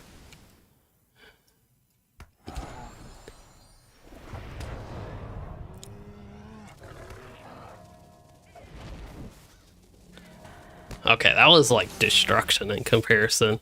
That bear just went down. Structural housing items? Oh, things like that. I have not, just because I don't do too much housing stuff in this game anyway, but they're kind of interesting. I think it would be really neat if you could put housing hooks, as they're called. Like you could put furniture within the big structures like that. But if they're maybe pre-decorated, that wouldn't be too terrible. Okay, so my general gameplay flow would be to have, I hate it, but have my Bark Guardian out because it's just nice with its ranged. I think the one I actually would want is probably the Raven though, because it debuffs their fire mitigation or something like that. Has a useful debuff, which is the main point of pets at high levels. And then the bear for the force taunt. But we'll see. This character is already like... as I talked about in the Lore Master problem video, for anybody that didn't see that, I recommend watching it. But the reason this character is not one I play as much as I can enjoy Lore Master gameplay, this character has a lot of issues, and I think a decent bit of it is related to the class. Right now it's just me being squishy, which is... it's a part of the class, but not necessarily... oh, I actually have good gear, though. Oh, I have my old ally. That would actually be a big improvement with this guy. I suspect getting the new ally would be a big help. I think this character actually could do that. But I ain't gonna.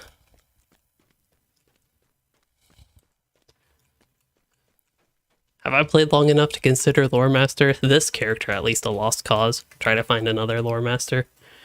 I might have to switch servers for this. Well, I have my level 120 Lore Master on Arkenstone. I might even have two 120 Lore Masters, because that makes sense. But I do want to see on Landfall. I have one character slot open, so it is possible that I actually do have my Lore Master here. At a level like 32-ish Lore Master, was it? Well, that was my Landfall Lore Master. Yeah, and I don't think I had a lower level 1 on Arkenstone. Then as far as other servers, I don't remember. Oh, I do have him. Perfect.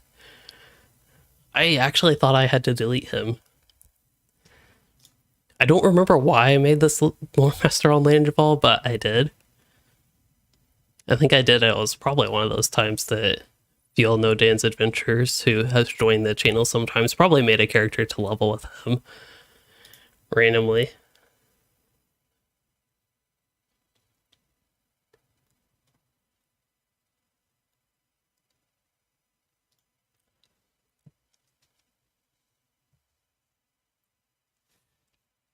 Those cats are sleeping in almost the exact same position. It's been a tough day napping on the cat beds. Okay, my UI is quite terrible. Too bad you can't just activate the difficulty like this. Can I even get to Bree easily? I can get to Irador. His milestone is still Dwelland? Why?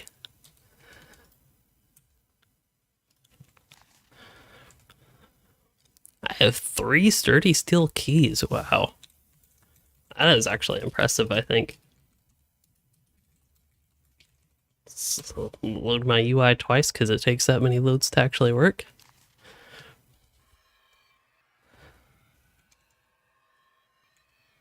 Yes, I am on these. Wait. Oh, I don't know that I'm on the 60. Yes, I am on the 64-bit client.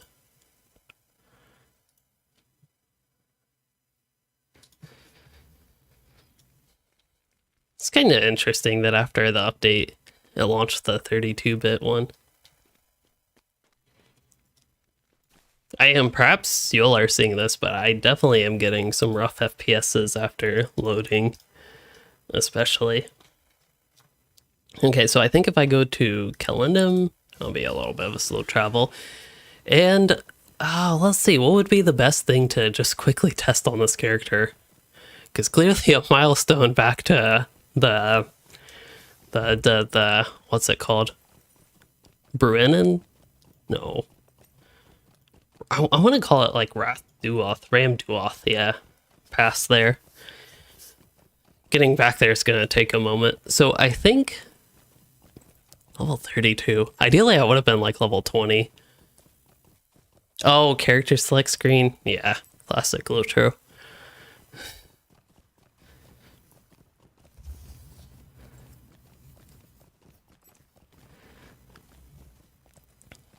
But yeah, I still anticipate this character will fare a lot better than the other one. At least I expect the pet to do a lot of damage in comparison. And basically be the... What am I trying to say? I was going to say the glue that holds this character together, but that doesn't really make sense. It'll be like I am my pet's pet instead of my pet being my pet. Oh,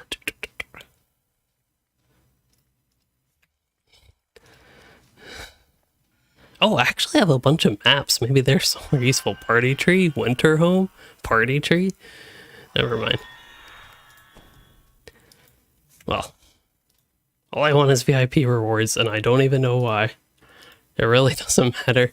Okay, where's the difficulty guy? He's by the stable master, isn't he?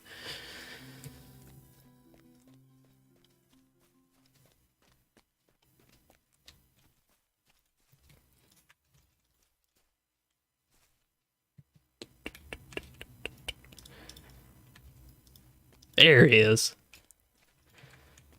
I thought he used to have the name that started like Berthen, something like that. That I just get rid of his name. And now he's just Hardened Traveler. Maybe it was strange that this exact same NPC was everywhere. Now it's just a generic traveler. Okay, so tier 9, we could do Will of the Willow. Ooh. No, that wouldn't work in those. I honestly don't know if it works in skirmishes, but Will of the Willow is actually a little bit tough solo at this level, without the help of the NPC, that is. I think with the help of the NPCs, it's not that bad. Can you get the NPC to help you? You can. I forget what it was, but I tried the solo on my champion. Maybe I tried the 3-man version, and that's when it was really tough. But all I want to do... Oh, this is actually a really bad start. But let's see. Okay, the Ball Guardian is actually pretty weak. Maybe he is impacted by the debuff. Well, that's actually a good thing, I think. It just means this character will not do nearly as well as I would have hoped.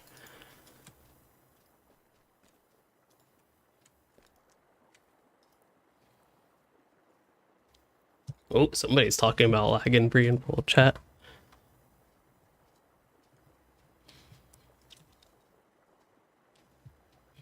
I think the humans, didn't they change to Gondor? I was going to say I thought it was a pretty simple one, but with Gondor, it's a little bit more involved. Where's a good place to quickly get level 32 gameplay that I have easy access to?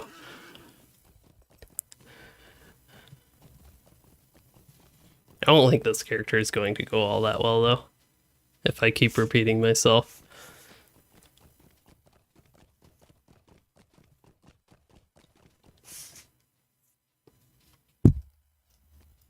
Hello?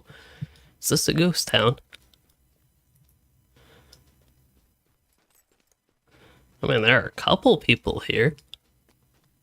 There we go. Yeah, Evendom. That's not too far of a travel if I absolutely had to. But I'm guessing that I have a Estelden, which will get me close enough.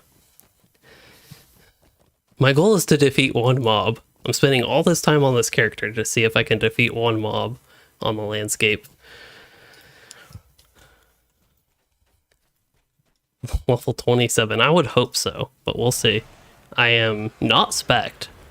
Maybe I can spec blue line and buff my pet. An odd change of events.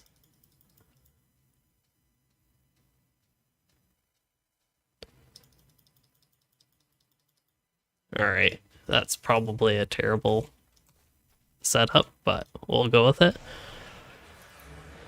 Alright, let's see how much damage it does.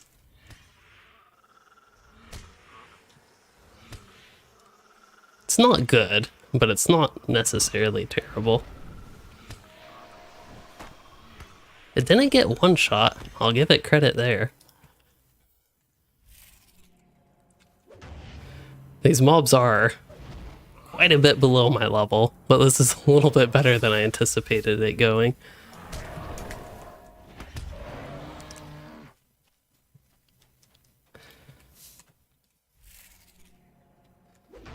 Wow. Oh, that heal is delayed. I was gonna say that was like super weak. I thought there were some in the upper 20s here. Org's 27. That's actually kind of the same-ish.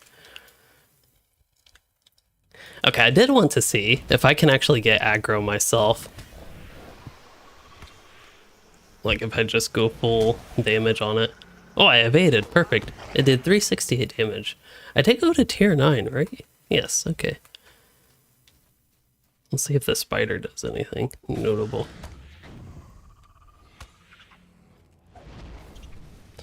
Honestly, so far isn't too bad. I know they're a bit below my level. Maybe we do actually have to find higher level mobs.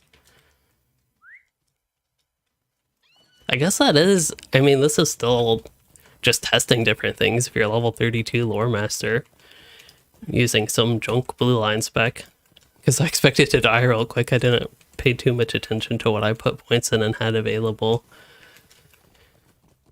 I just went full pet buffs. You know, maybe it would be okay if you're fighting mobs 3-4 levels below yours. Okay, so I think I'm going to do to try to get multiple mobs attacking me. Okay, I do take quite a bit of damage.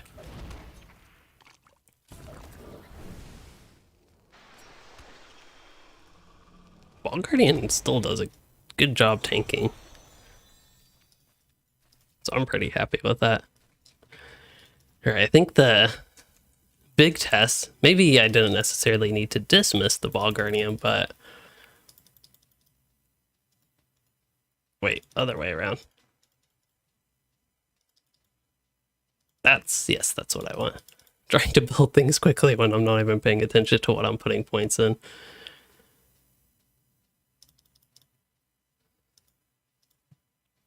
Ooh, I normally wouldn't do this, but we'll try that. Blizzard's Fire has an odd icon. Is that because it's not the improved version?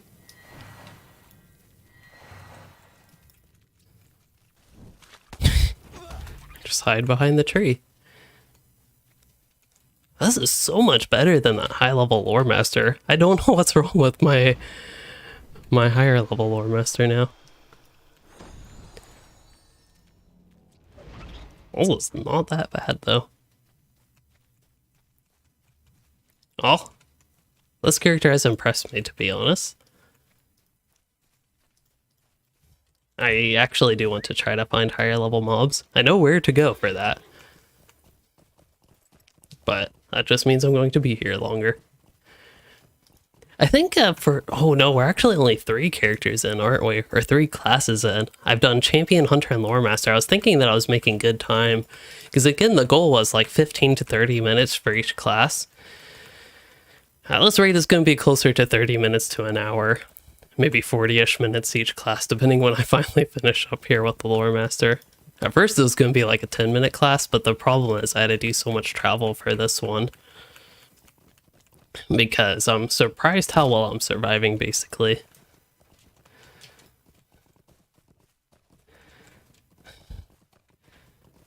This gear doesn't look particularly impressive either. It probably has, yeah, really no actual virtues equipped even. So we have done Champion, Hunter, and I am on Lore Master now.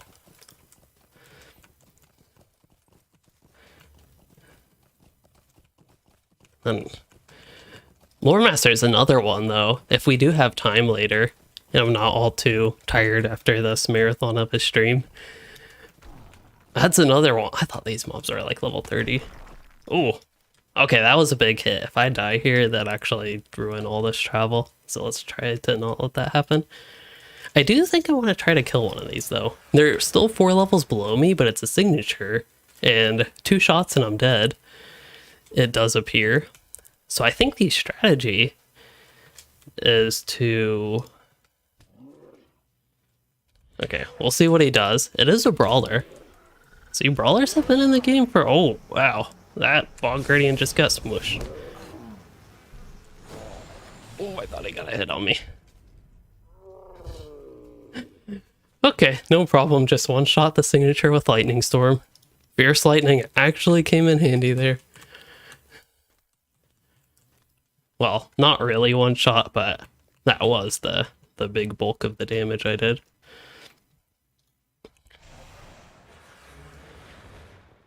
Yep, we are headed to, well, sort of headed to Dwarden. Where does this road lead? As far as I can tell, in the middle of nowhere. Oh, to Ninhorn. Okay, so this actually does lead to that. I don't think it's passable, though. They clearly have that rock there. But honestly, I think if you got outside of the landscape here, you would just be in Ninhorn. Yeah, there's my character. You're right. Side quest activated.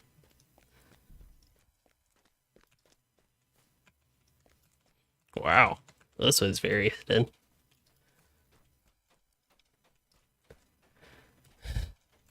I was gonna say it looks like their intention was for you to not go up here, but clearly you can go up here and access Ninhorn. That was the whole reason I came up here. Well, let's see if we can do anything to a hurler. Hopefully he won't hurl a one shot at me. Oh, the time to get a fellowship maneuver. I'm starting to think Lore Master is very strong. I expected it to be because of the pet, but Lightning Storm at this level, it's really baking these guys. Okay, let's try it without Lightning Storm. I do have my free revive, right? Yes, I still have that. Okay, let me get out of there just in case there's a frontal AoE. Oh! Run! I killed it, but I died.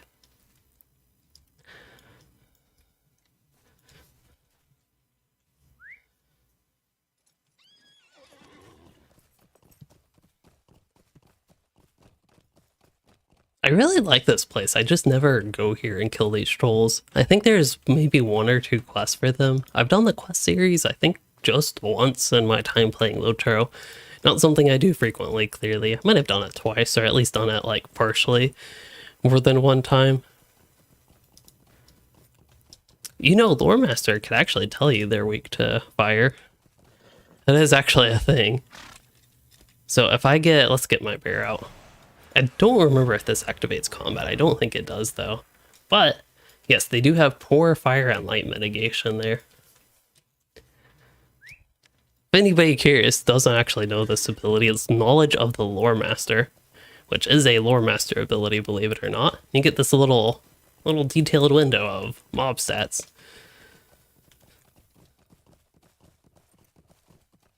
Oh, we're here. Good job paying attention. Oh, that's going to get me. Well, no. Hold up, don't want to break my leg. Let's try to avoid mobs. Bloody names on. Okay, I did break my legs anyway, but I think we're far enough away. We're still in combat, so I'll keep running.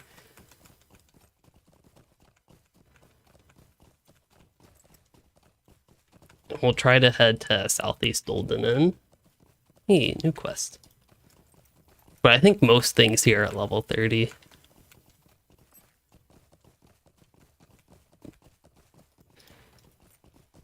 Okay, here we go. We have signatures again, but now they're level 30.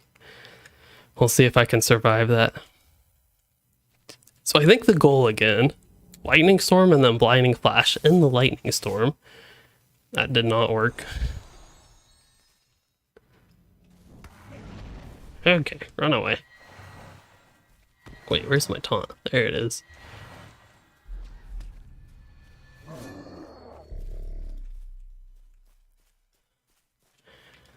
And now the real test. Can I kill an elite? I'm basically going to go until I die. I expect the elite would one-shot me though.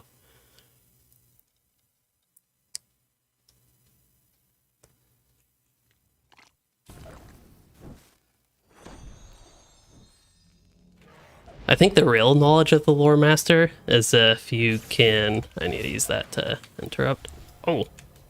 I think he poisoned the bear. I thought he was targeting me with something though. I was gonna say if you can use your crowd control to run away, but that is a defiler, which are ranged. And, well actually the journey doesn't necessarily end there. Okay, we can't end on a defeat. We'll do a petless Rune Keeper defeat.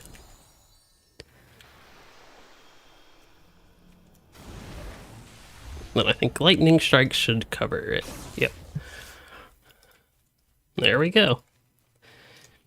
And just because I can and clearly have the inventory space, I'll mine some iron.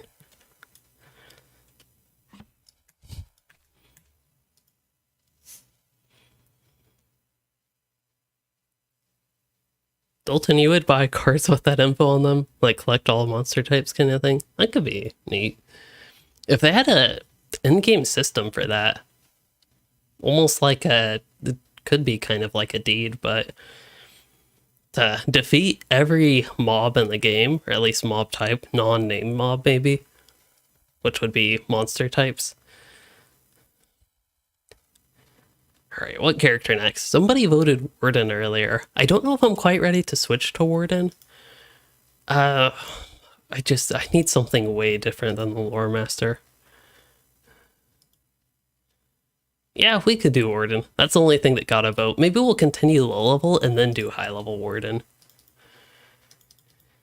Oh, I think I'll do this Warden's quite terrible, but we can try her. Dwarden similar level, slightly higher level, but with his whole no gear thing, I might as well just use this one.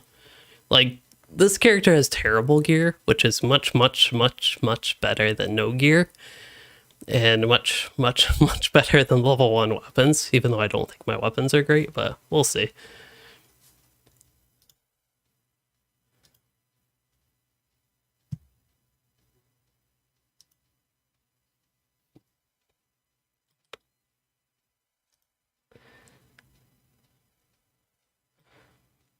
Let's see, it's 4:11. If we're taking 40 minutes per class,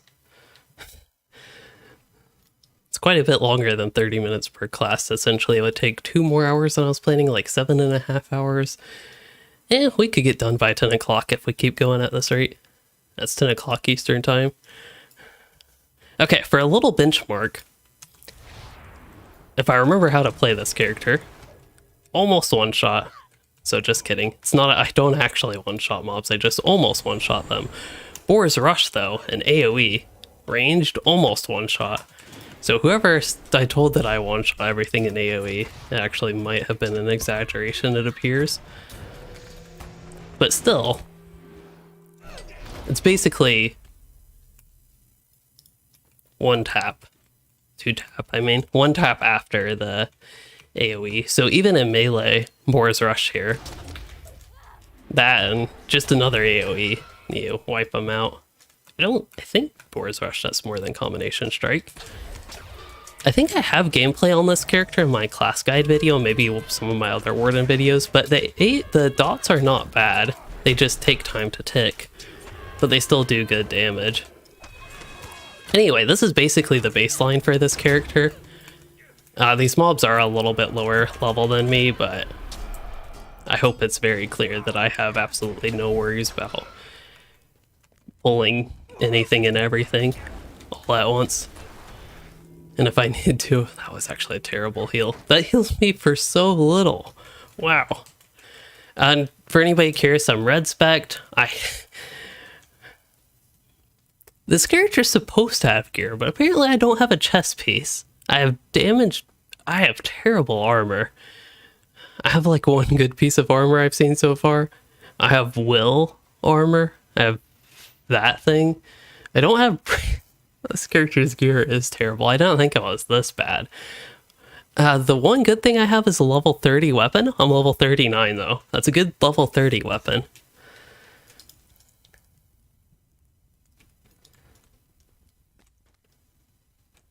$513. That's a strange time to be right now. And yeah, Andreas, it is 4:14 where I am now, but 1 hour ahead. I thought I pressed him as if this was going to open up a world map. I actually did. Good going. But ooh, Ostforod. Is that a good spot? Do I want to try to change that? No, Ostforod's fine.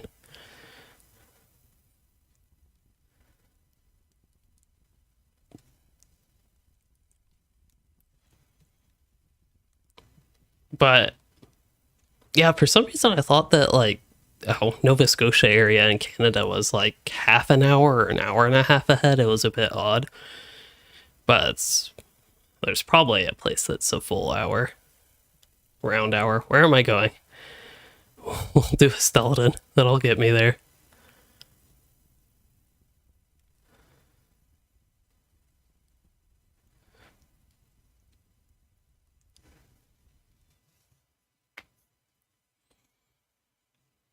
I was ready for snack time an hour and a half ago. I'm really ready for snack now.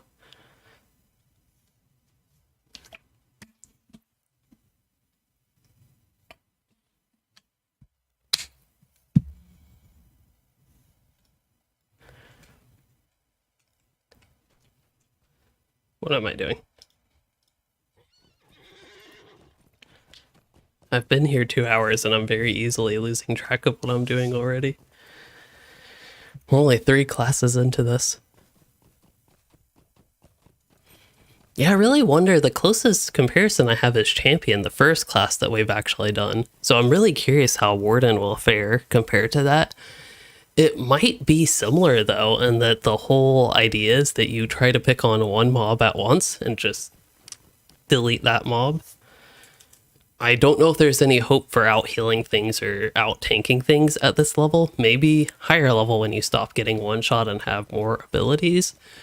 But I don't know if 39 is high enough to really do that, especially my gear is atrocious. How do I not have a chest piece? Like, how did that happen? That is so weird. I might go to the skirmish camp just to get some non-horde gear. And get some gear, I mean. Oh, there's some chest piece. Both of those are better than what I have, even though they're light armor. Speed run. Oh, hidden horde. I was wondering what people were speed running.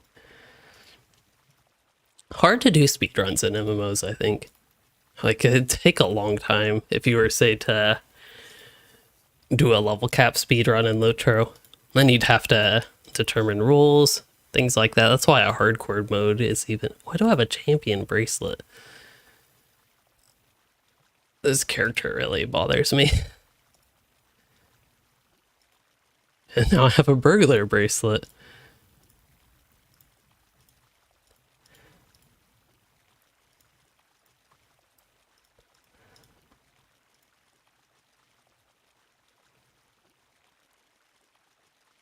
These must be from Numenos or something.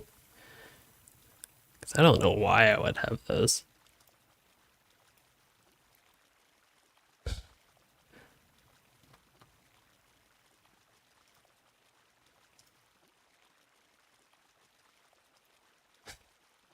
This character really is bothersome with this armor and the such. Maybe I could even do Matham Hunter's armor. It's something I wouldn't normally use, but Recruit Sword and Shield. That is somehow worse than the one I have equipped, which is actually a good thing. Oh, bracelets. I don't have any bracelets equipped, but I have 2 in my inventory right there. Imagine that. There might actually be some Wardens of Numenos stuff I could barter for. I think, as far as I can tell, this character actually has some reputation with them. But yeah, crafted gear would really help. That is one thing we'll have to keep in mind with the comparison, is my champion was actually decked out in some moderately decent gear. So that's 25 vit. So I lose 15 vitality, which is not quite enough to make up the morale difference. So I will go with this one.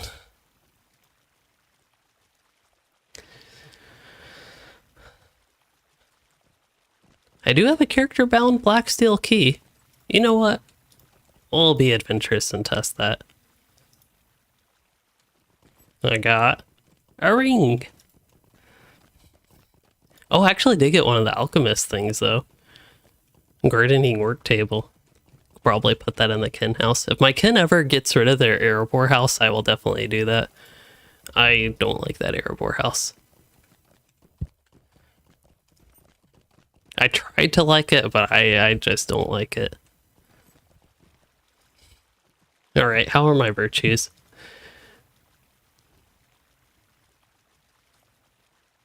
Not good.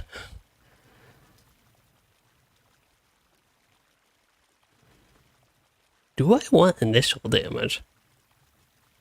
I did my build based on damage over time, but I actually want to change this. Well, no, we'll see in the higher difficulty. If I were playing not in higher difficulty, I would change this build. Oh yeah, the gear and the new zones. They actually are pretty good. I think that, if I remember correctly, Wildwood had some decent gear pieces, but the Englamythathel actually had what I thought was really great gear for low levels. That was the first one, I mean. Yondershire had good pieces. And again, Wildwood didn't have bad pieces, but I thought they really got it together with Englamythathel. And then, of course, the Before the Shadow Zones, and as I mentioned, the Yondershire. Okay. All good on that. We need to repair and get town services.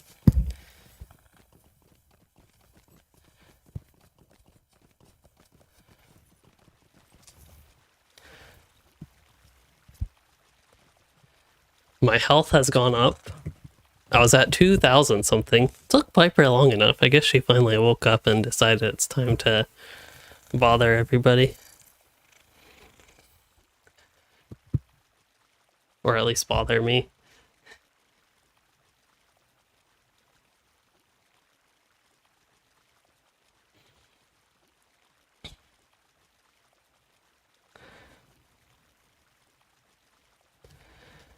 Yeah, if I wanted to actually spend the time to do it, I could easily craft this character some pieces of gear. Yeah, I think I'll go ahead and sell all this stuff I don't want. Okay, this character is set, I think. We'll go right back to Evandom.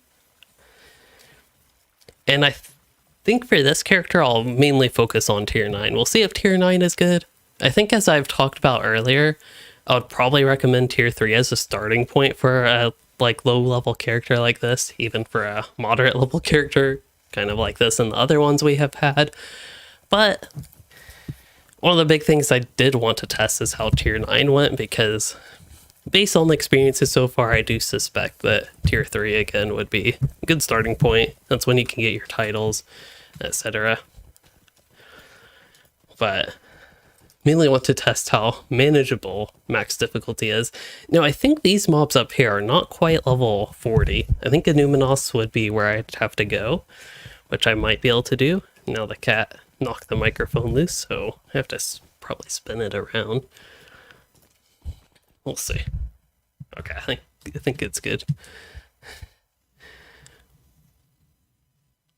Okay, so if I go to neuter, I think at the very least I could take the boat to get to Numenos fairly quickly. The ring you get scales up, I don't think to max level though. It just seems to randomly stop scaling at some point, but it does scale.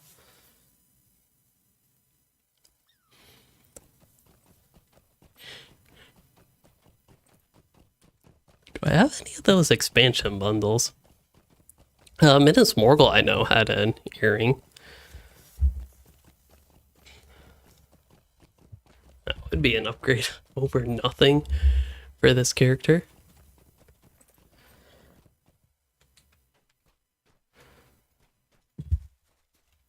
There, one earring. And then I was headed to the boat, I believe. Got me some good traceries.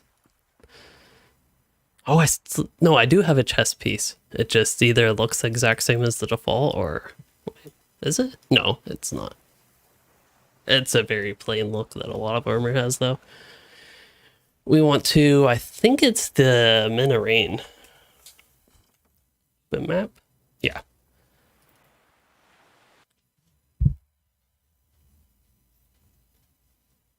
Ooh, Undying title. That'd probably be a decent challenge if you're trying to, like, go on tier 3.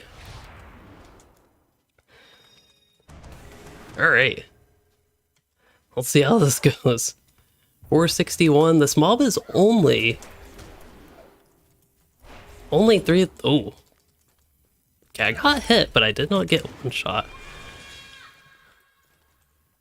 Not used to having to do this much damage. Let's see. Yeah, cannot heal that. Okay. I have to get used to yellow line, not yellow line, ranged Warden gameplay again as well. So that's going to be something. And I have a cat in my way. But I think there's a very obvious difference, hopefully to you all, about the difference in difficulty here. Oh, the boot could finish it off. And I think my damage over time abilities, assuming they actually tick decently, I think probably going to want to use those a lot more. We'll see. I think Range Resounding Challenge will be a decent test here. Does 51. And maybe ticked for 10, was that? Did I kill that? Or what happened? As far as I can tell, it just disappeared into the abyss. Don't know what happened to that crawler. And I don't know, this cat, I think she just makes my nose itchy.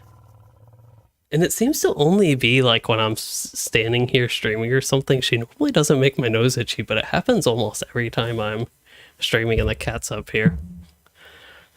But if I'm not streaming, sadly, my nose doesn't itch.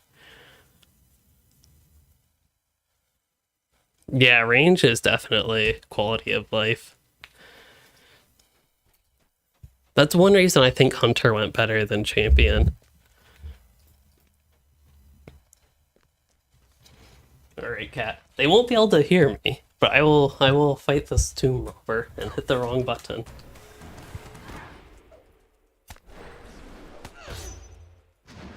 Don't look at me, you're running the stream now. That is not a resounding challenge. That is.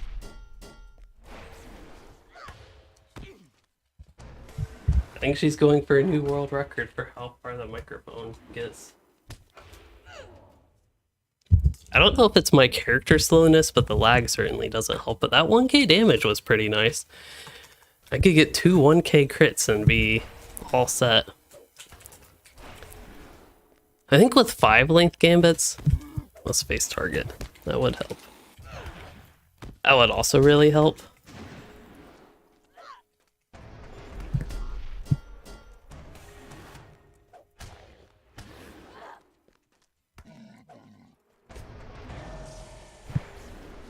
But yeah, just a lot of kiting.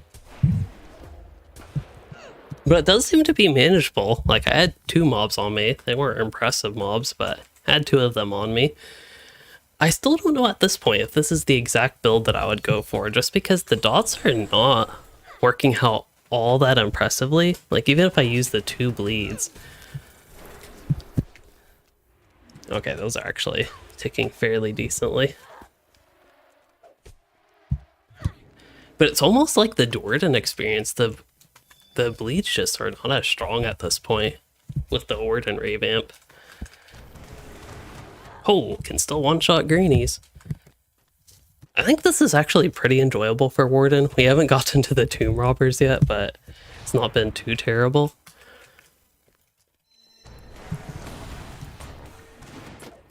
I'm gonna let it hit me a little bit, see what happens. Those could be famous last words, but going with the champion style, it died before I got to do anything.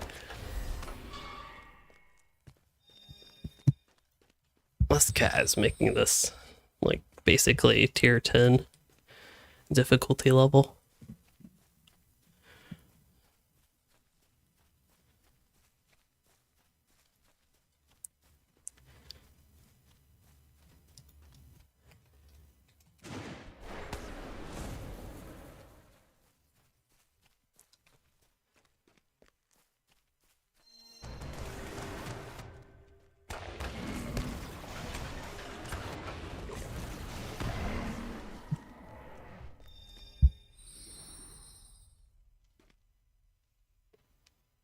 So much cat hair. Okay, we have almost made it.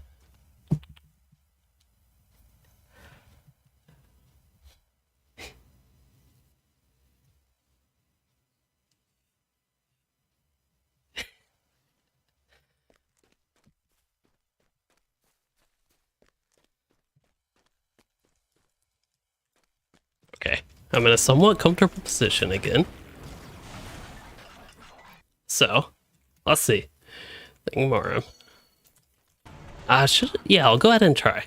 We'll see. A rough AoE pull like this would be super easy, pre-difficulty, and now it is not. Noticing the animation thing. I haven't noticed too much with animations, to be honest. But Warden is my main, and you might suspect that that would be something that I noticed. Okay, I don't have my power restore ability, but I think that's fine. Oh, not enough power. Okay. Was not fine, but we got through it anyway. But yeah, it does seem like there are times when I'd expect a certain animation and maybe not seeing it with the blended animations. Especially, it's kind of hard to tell, but with Shield Slam potentially.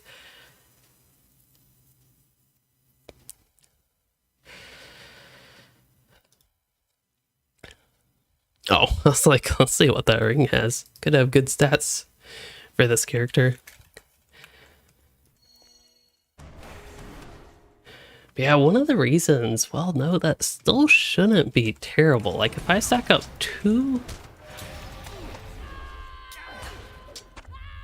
Like, if I do that many dots, that's 4 abilities, so 4 attacks, and it'll die pretty handily.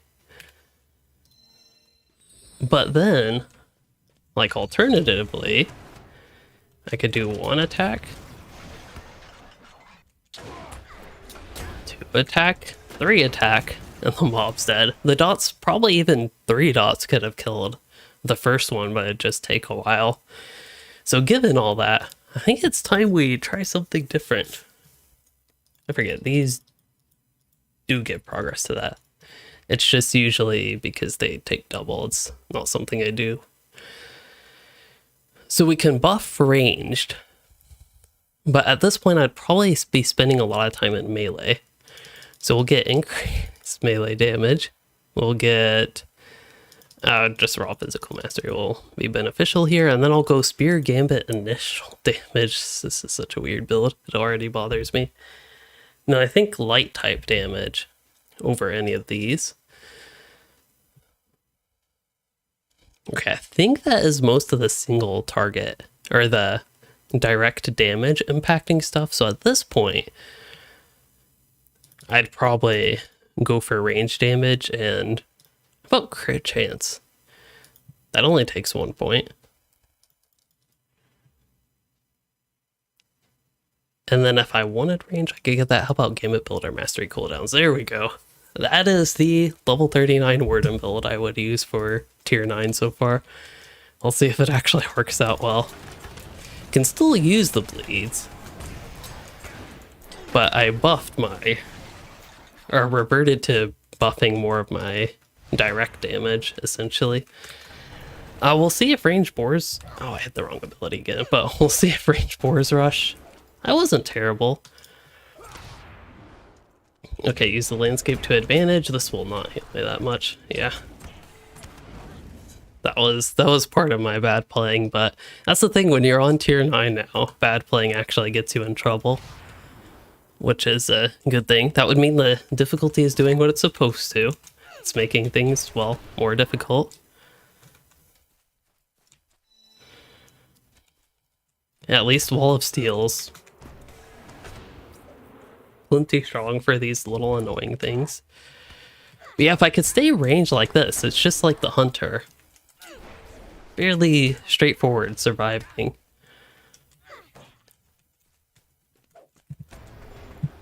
It's almost like the blue line and red line Hunter combined. Some actually decent damage. Good damage. And the ability to kite like the blue line Hunter.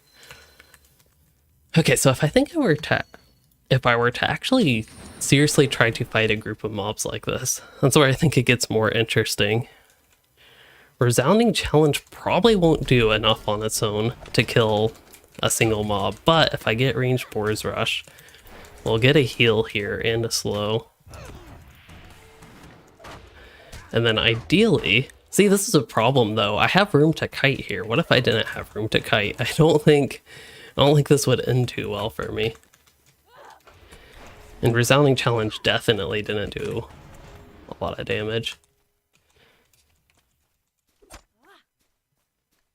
Wow, I must keep going in and out of range. That was rough that I didn't get that off. But see, now here, if I like let them hit me, it's probably a kill for them. Yeah.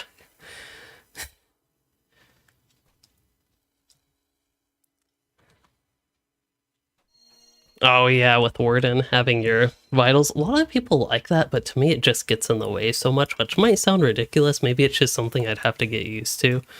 I probably could. It'd be better, but I like it all the way in the corner. I already feel like the skill bar takes up too much space down there, and it's really tiny. But single mobs, tier 9's easy. That's basically been the experience so far. If you pull more than one mob, it'll be tough. If you pull a single mob, you can kind of melt them.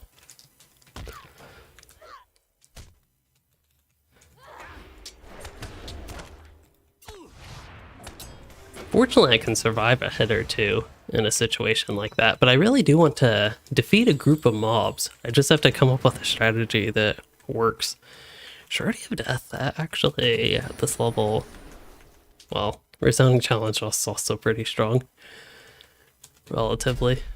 Okay, I just pulled these two. Oh, this is bad. This is really bad. Do I have more Al taps? They're probably really terrible for this. I am in melee. That's not going to work. I am alive. I killed one. I killed two. I don't have any damage on that one. Okay, range stance.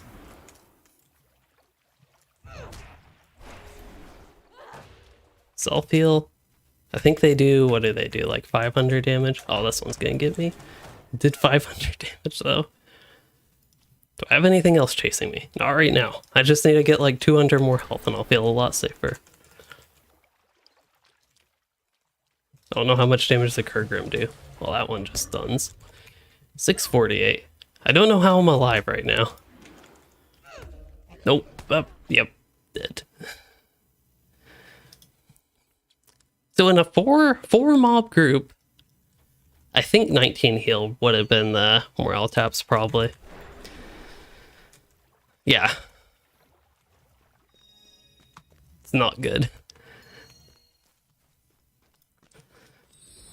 We can spec blue line though. That is another option, believe it or not. Which it's possible I'm not getting one shot. That's the big problem with going with a tank spec for this, but something again we can test.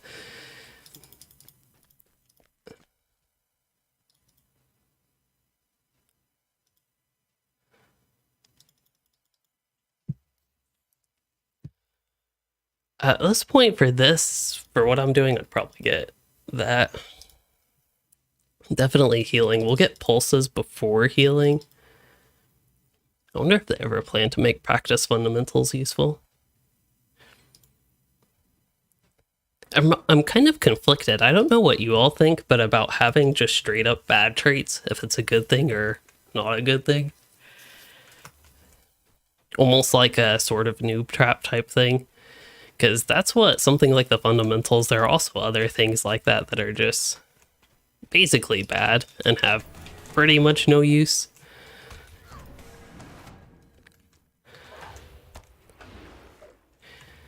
Because I don't mind traits that aren't as useful as long as maybe they have some use, but something like the fundamentals, it's just bad.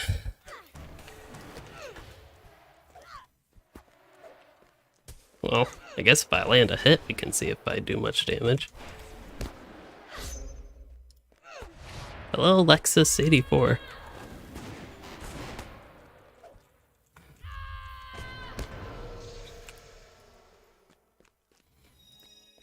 I looked like a hobbit for a second. Alright, we'll see with my heals available. I think the easiest to test is Celebration of Skill. That healed me for like 500 more, but it was a crit heal. Non-crit heal, it's about 300 more than Redline. So the healing is a lot stronger. I still don't know if it's, like based on this one mob, I don't know if it's enough to out-heal their damage. The pulses last a lot longer, which is a good thing, but I don't have that many heals to take advantage of the long pulse time unless I started building up like defensive gambits like that, which is definitely an option. But I'm surviving. Get my reflect. That should do some decent damage. I'm so close to dead, but I killed them. We did it. What kind of gear do I use for this challenge? On this character, very terrible gear. This character's gear is bad. At this level, I would use crafted gear. The level 40 set would be probably massive improvement. Like, I suspect that with a full set of level 40 gear, this would get noticeably easier. I don't know that that's the case, but I at least suspect that it would. But yeah, just the best gear that you can get would be the ideal preps, obviously. I'm using what my characters have, so we have to kind of deal with this character having bad gear. Which, if you don't work too hard on your character's gear, this might be, I don't know what a typical level 39 could look like, though.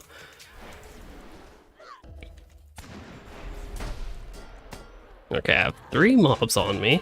2 of them are greenies, but very annoying greenies at that.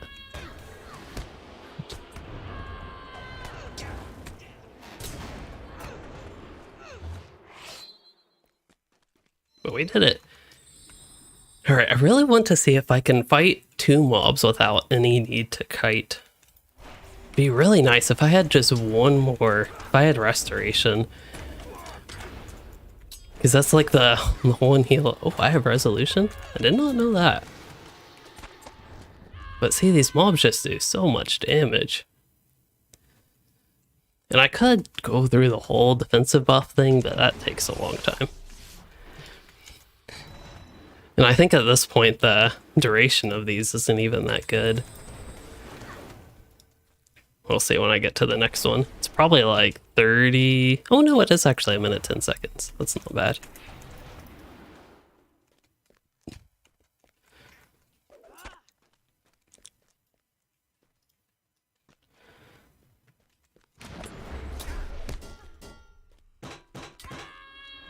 Oh, I have way too many mobs there. I think my only hope is a resolution. So that heals so little as well. That was not good. Okay, I think I've had enough on this character. Again, tier 3, probably a lot better. Experience, a lot easier experience, that is. Tier 9, if you're interested in that challenge.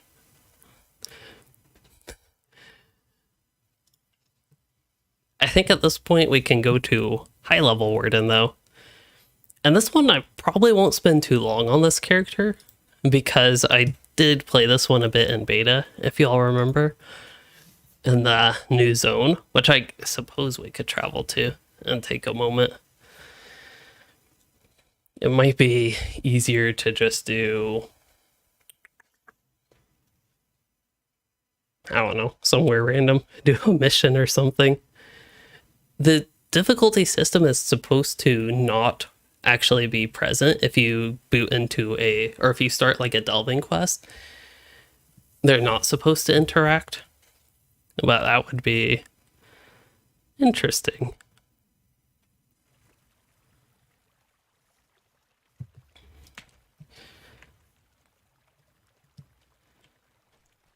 Wow, this character is somehow prepared right here for this. But yeah, as I talked about earlier in this stream, I haven't been too interested in starting Gondor Renewed, so I have not actually started that, but can swiftly get to the new zone. I think that's after battle. No, it's not. Just going to after battle Minas Tirith, and I could even spend a mythal coin to get there very easily. Assuming they actually fixed stuff before the full release came out. That was a while ago that the full release came out. It was before June even started, which was shocking. I expected like this previous week, or even the upcoming week would have been when I estimated the release dates would have been. Release date would have been. Oh, they have actually added these. I have a lot of mytho coins. I'm feeling lazy. Yeah, low levels are pretty tough. 23 Bob and Weave is healing for 37. Yeah, the morale taps are pretty weak. Even at high levels, they're not that strong. I'm so close to I was gonna say 2 million morale unbuff, but I have the 5% tome there active. The cheaty stuff. I don't even know if I have my tank gear equipped. I don't even know if I'm in tank spec.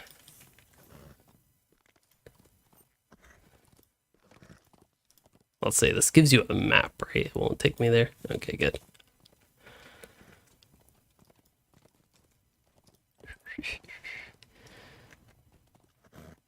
Yeah, the new dwarf area. Okay, I think honestly this should be enough to show the difference between low and high level. I am in blue line right now. We'll go to red line even. So this is a decently geared, I am in tanky gear right now, but decently geared Warden at the level cap compared to what we had. Well, actually, an A of finesse, so that actually did change something, but just how much more survivable this character is. Not even mind that I am killing it kind of slowly, to be honest. Dang, I need some finesse for tier 9. Okay, this is actually not as easy as I thought it would be, but it's still, I hope, fairly clear that it's a lot easier at this level. Even with this lag and messing stuff up, you just have so many more abilities. I can build these gambits incredibly fast here, can quickly get my corruption removal going, even with the cat in the way. I'm talking this up so much, yet I'm actually doing kind of terribly. And now I have a cat laying on the keyboard.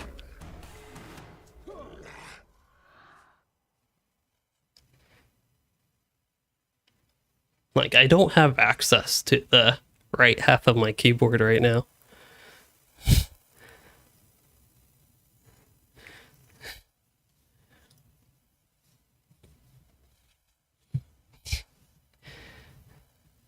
I don't know what's so different about laying on my keyboard versus the comfy cat bed.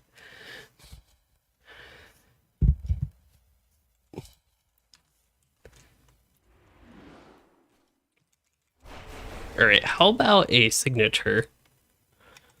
Cauterizing steel actually doesn't do that much damage.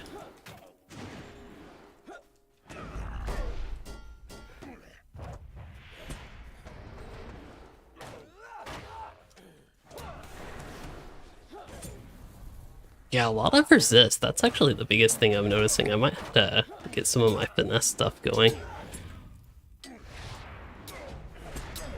Maybe I talk this character up too much. I even set my own expectations too high, it seems.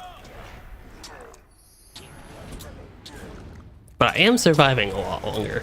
I don't think there's any way to discredit that as bad as I am doing here. Who is pouring? Bingo.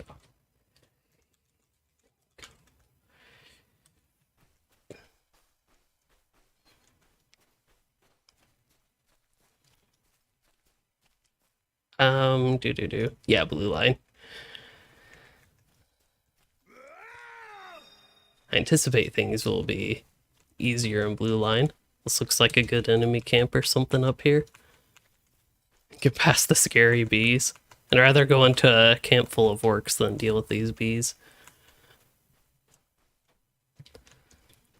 What's gonna happen if there's no bees to pollinate these flowers, though? Wait a minute. There are no orcs. It's just goats. That's actually funny. They're all level 100. They're like the old Gondor level. I wonder if that's intended.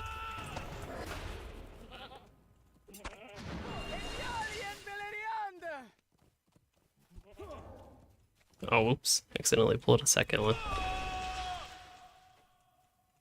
I wonder if that is intended, though. They're dropping Earlingas, so they're dropping level 100 relevant stuff. Yeah, anticipate with blue line, the increased survivability will be pretty major here. And then I could probably use Wall of Steel. That still does. That does really little damage with my nerfs. This does seem a little bit different than beta, I will say. Like, I don't remember having this many survivability issues in the beta. So, I don't know. The Rune Keeper, it is true, the Rune Keeper didn't survive that well in beta. But I don't know, maybe this still shows you all the difference. I'm surviving, but I'm doing, like, no damage. Why won't this one? His health won't go down. In fact, I think his health is going up. I'm doing, like, negative damage or something. Okay, he actually is healing. I don't know what that's about right now. Was it because of the spot we were in?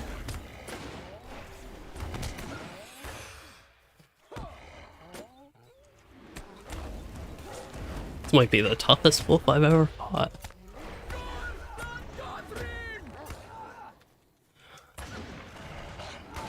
Is it the bee? I pulled a bee. Is he healing? Is it a healing bee? Is it not actually a stinging bee? Okay. That should be plenty of damage. Why is the wolf still alive? Okay, that's better. Ah, so the Eye of Sauron has a heal now? Maybe it always had a heal, but I don't think I ever experienced that heal on playing on Treebeard with the difficulty. Wow, my damage is actually really low, though. Alright, I think one test that I can actually do with this character, and I'm kind of curious, is Agroth. That'll give us a direct comparison to what we had with the low-level characters, the Hunter and Champion. I think Landscape, blue line takes forever to kill stuff, red line I have to pay more attention and stuff like that. So because I played the other two classes with DPS specs, we'll start with my DPS spec here and see what I can do. Boar's Rush. Yeah, not much damage. And then just test Wall of Steel again. Not much damage. Dots. A lot more damage. So it is quite a bit different at low levels.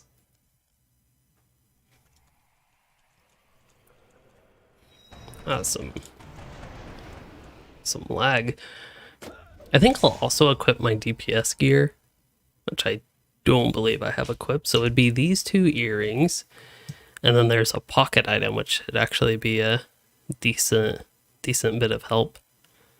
Oh, actually, that would make me lose finesse, but I think that's okay.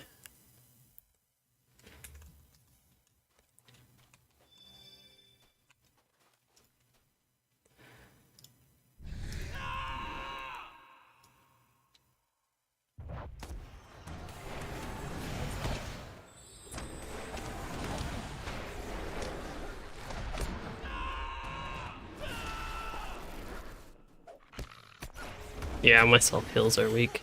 Yeah, this is not going particularly well. Like, I have tools to survive longer, but I'm still not necessarily surviving long. I also don't know what this corruption does. It's actually the mob's corruption.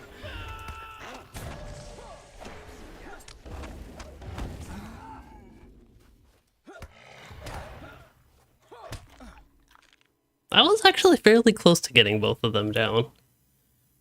I don't know if it's just me, but it seems like I'm getting the Eye of Sauron on the enemies more frequently at this level.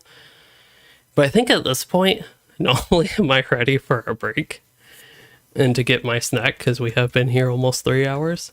Really? Wow. I guess time flies when you're having fun, because it does not feel like I've been here for almost 3 hours. But it becomes a mental wear after a while, especially getting defeated this many times. But I think we'll go ahead and make a swap. But we got through Warden a lot less successfully than I thought. Perhaps a little bit more successfully than I thought for the low-level Warden, but not much. The one I'm really excited for is Guardian. That one might take a moment of travel to do what I want. I think, yeah, my Guardian should have Lalia's Market. So I should have 2 easy options to get to Bree. But I think while we're in waiting for logout to complete here, I will go heat up my snack.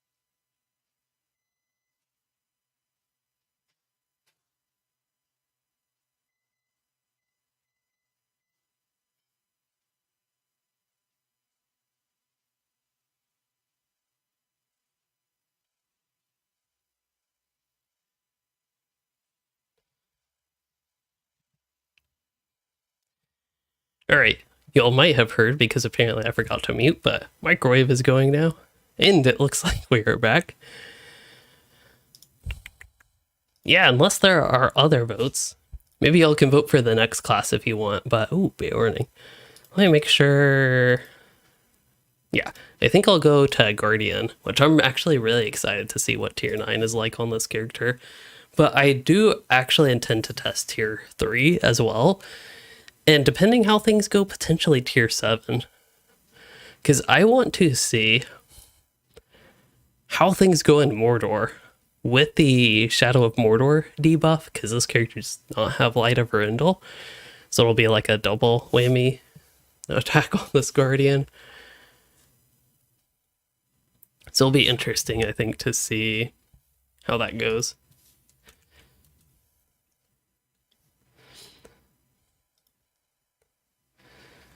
In the meantime, I actually realize it's been a long time since I've checked the LOTRO forums. See if there's anything interesting going on. People talking about landscape difficulty in the eye. People don't like it.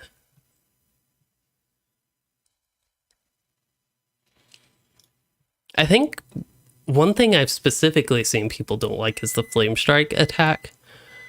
But the other effects seem to be a little bit more impactful than that.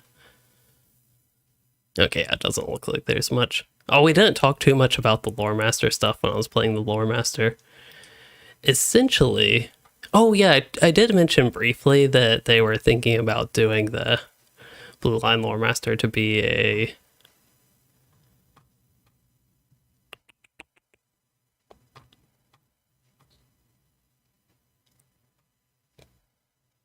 Yes, more like a red captain, basically an alternative to red captain and a fellowship buffer spec, which, as I mentioned, wasn't... I'm not personally a big fan of that idea. I just personally would rather see it become a like pet DPS spec, kind of like it is now, but actually be not terrible.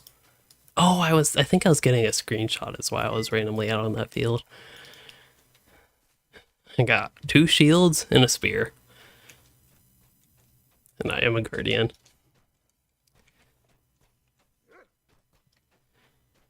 If you're playing on tier 9 difficulty like I just was, it probably is worth keeping those buffs up during landscape gameplay. But otherwise, it's a lot of time for not the hugest benefit, but I mean, they do help survival. It's really noticeable in instances. Yeah, my microwave is beeping.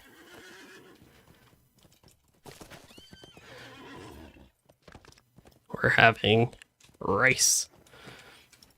Or at least I'm having rice.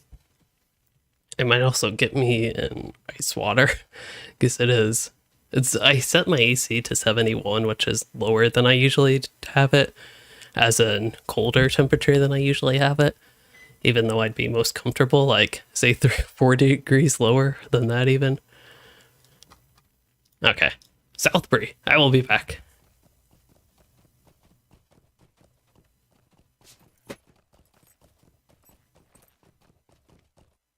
I thought I needed something. Never mind.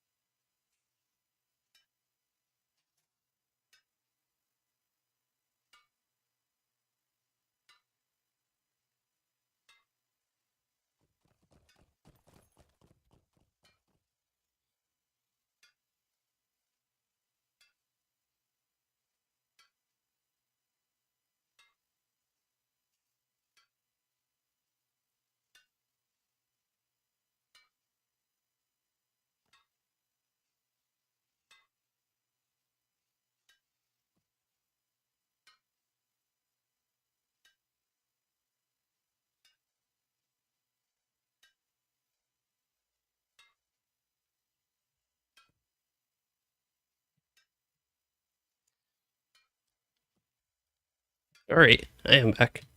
Also, it's time to sit.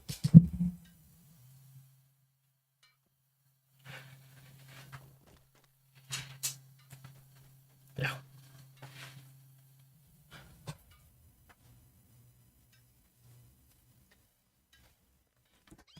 No need to have that light on.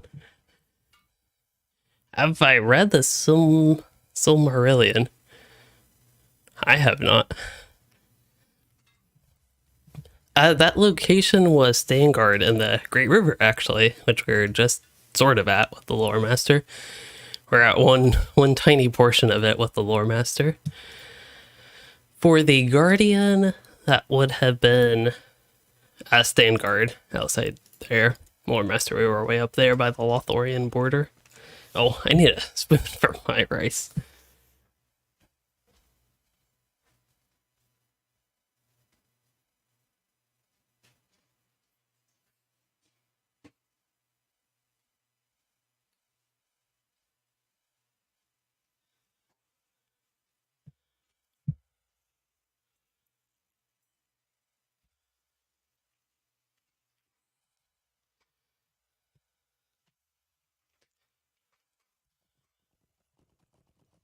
Surprised I lasted standing that long, just because my legs have been tired today.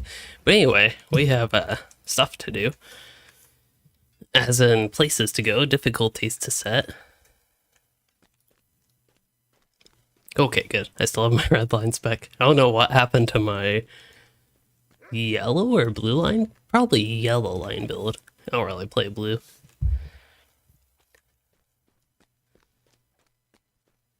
Yeah, as far as I know, the Silmarillion's more about just lore and history than a particular plot. That was my understanding of it.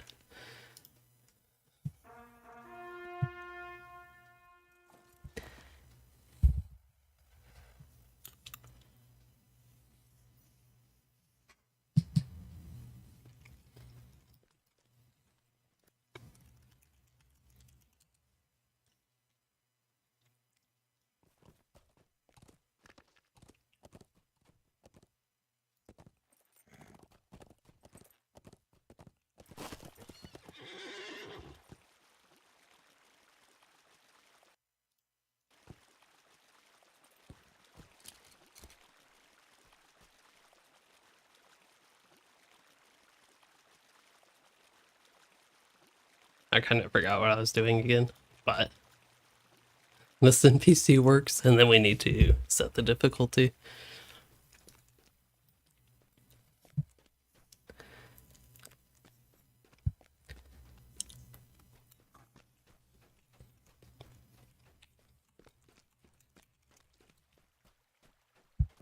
Food is still hot.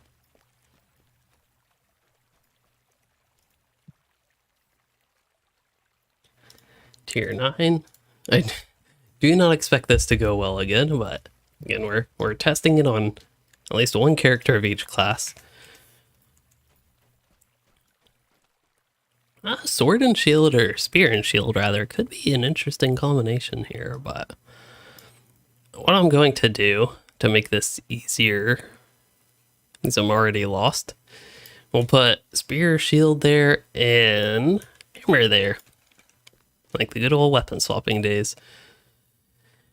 And then to return to Mordor a second time, that's going to be the really tough part. So maybe I will actually start with a well, see, the thing is, I want to return to Mordor. Like, I want to try Mordor on tier 3, but I also want to try it on whatever tier I'm on.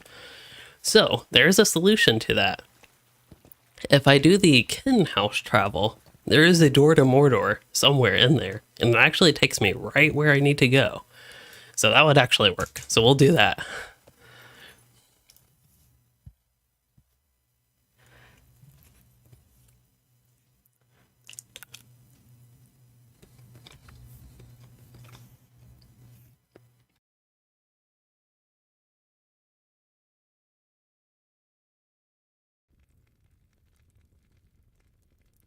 I don't know why I like to not burn my tongue, but eat way too hot food like that.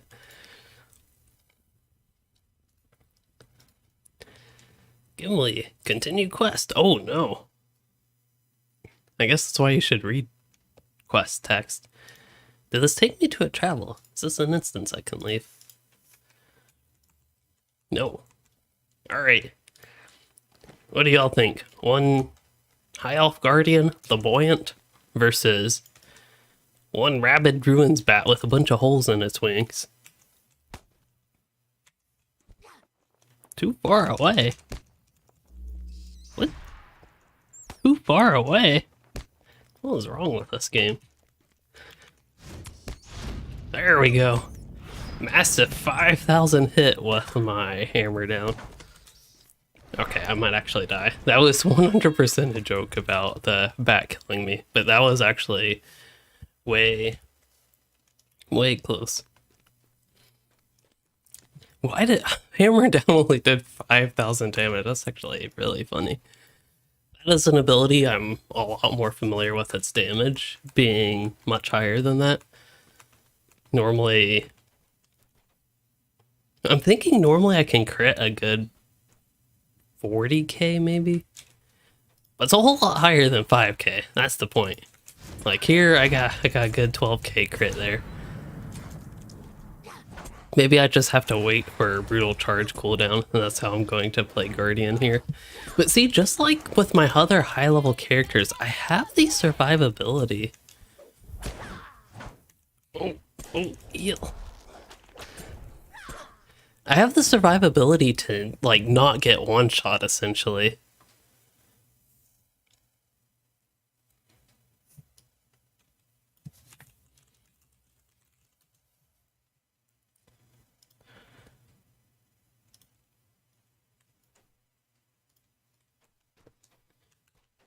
Anyway, we can talk back to Gimli. Maybe this entire stream was an excuse to do some Mordor leveling with this character. Although I'm honestly getting tired of Mordor. Maybe this increased difficulty will be the boost that I need.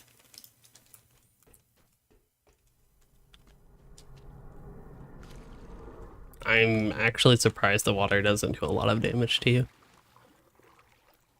I want to see what tier 9 water would do to me, but apparently nothing. Alright, we have to try the Drake.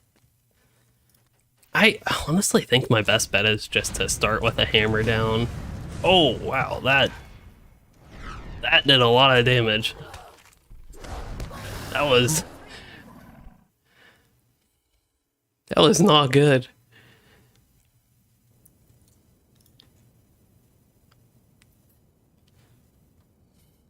Was Searing Heat just the radial thing?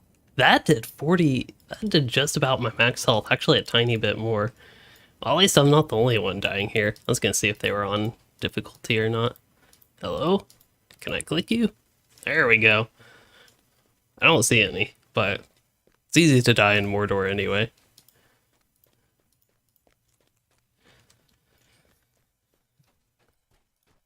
But yeah, the you know, getting one shot and everything. At least I was dealt enough damage to be one shot following a near one shot.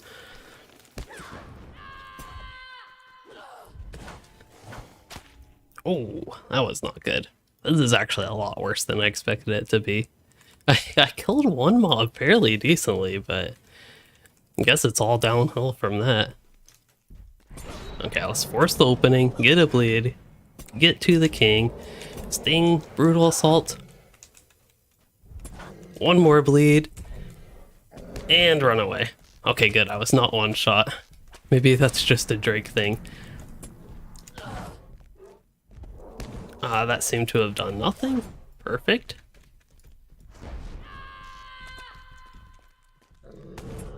Oh, hammer down. Stun it. Oh, wow. It actually did stun it. Okay, let's use a health potion and run away. And I'm dead. That was actually... I'm pretty happy with how far I got that soul lock down. Its health is regenerating very slowly. Now this is my opportunity, I think. Invalid target. Maybe that's... Can't attack it until it fully regenerates. Okay, Dire Horn. This is another signature option. I don't know if I want to really get into blue line or other specs, especially with that apparently being broken in my second line and just having all of its traits disappear kind of randomly. Okay, I want to wait to use Hammer Down until he's about half health to debuff him. Should equal. Oh, I didn't get that in time. I don't know that this is going to end well. I think it's time for Agroth.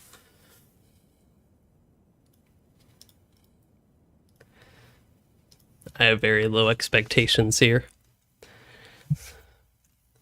I don't know if there's really a class that I have that, like, I suspect would do much better at this point, besides Captain. That is the one. I still have high hopes for Captain, actually.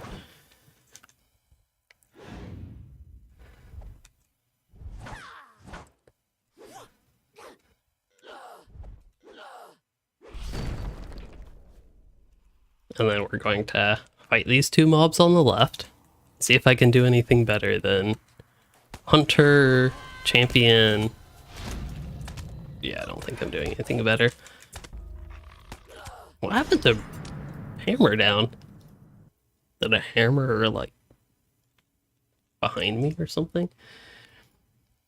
Anyway, that was not a success.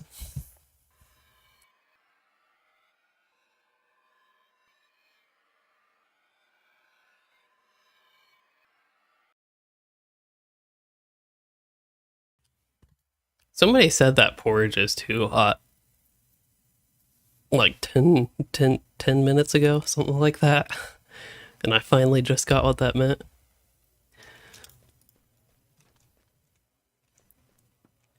Hey there, Shores. Wrong way.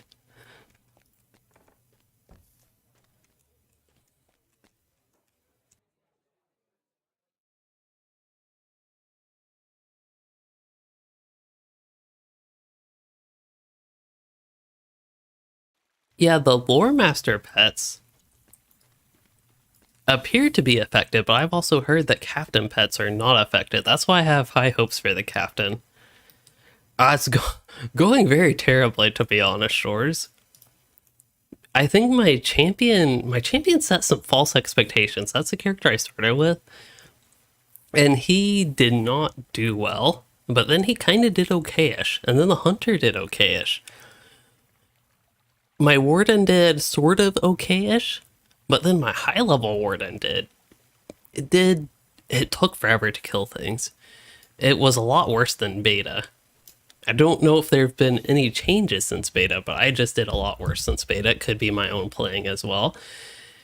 And this Guardian went terribly in Mordor, that's basically what I would expect, but still went terribly. So we're going to try Mordor again.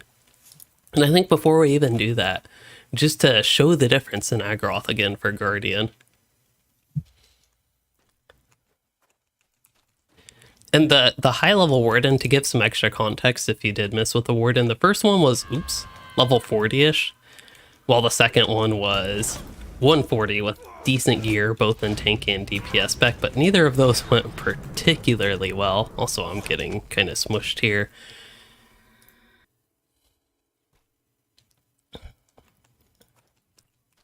When's the revamp to make the Guardian OP happening? Actually, this character is fairly strong. It's just not showing right now. It's also incredibly laggy here, but I think if I actually am prepared for the fight, I can get through it, but that's just so laggy.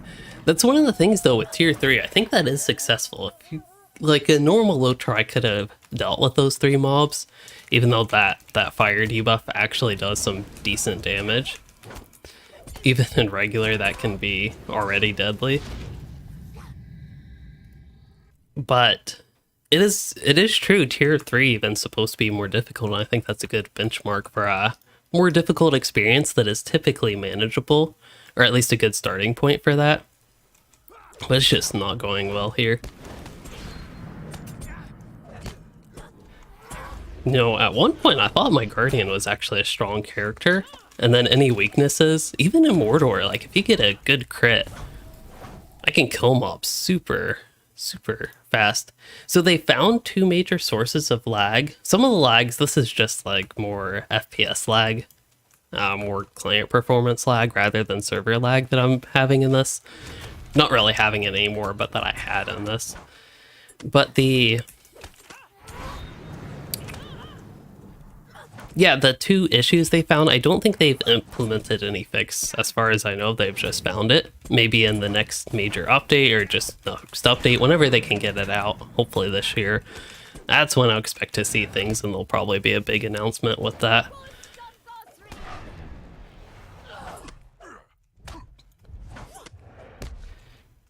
Alright, we're doing it. This is making me reevaluate if my Guardian's actually a good character or not. Like, sometimes I would kill things a bit slowly, but I mostly assumed it was due to the Mordorness of Mordor and having the Shadow of Mordor buff, not having enough Light of Erindel, etc. But compared to my other characters, I'm doing kind of terribly in this instance, to be honest.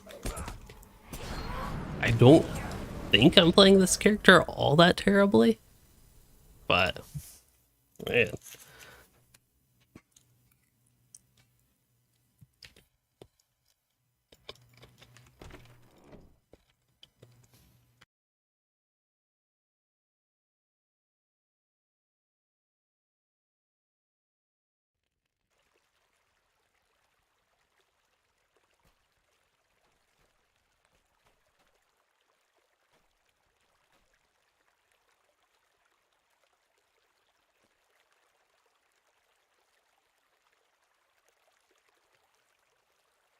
I really don't mean to criticize my kin's house so much, but I just don't like the Erebor house. And now it's time to run through the maze to try to find the door to Mordor.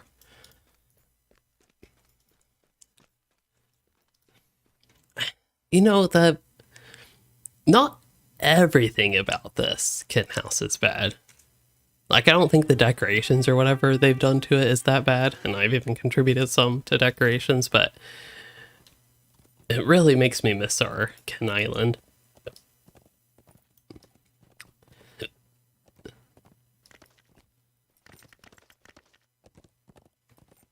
Like, I was a lot more happy or excited when I got to go to the Ken Island for something like this, and now it's more of an, ugh, I have to go to the Erebor house to do something like this now.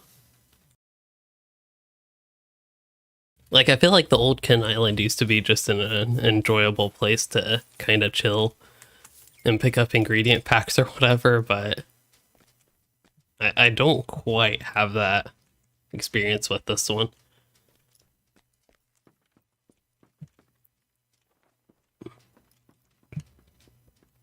I think the Mordor door would be down here, but I don't actually know.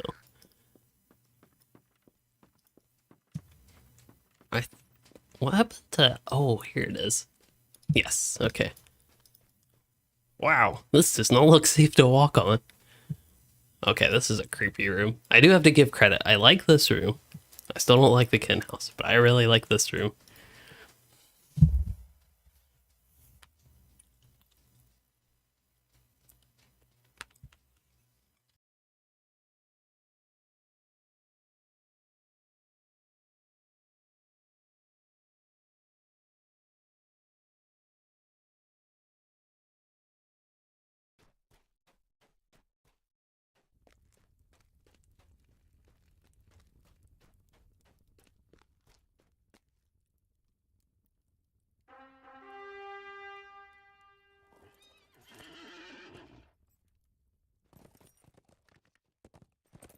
Suppose I don't actually have to travel far to test my changes on a random bat. Use the wrong ability. Now I'm getting stuck in a rock. Well, on a worst date, I'm not too terrible. Probably didn't even need to do that. Just ding.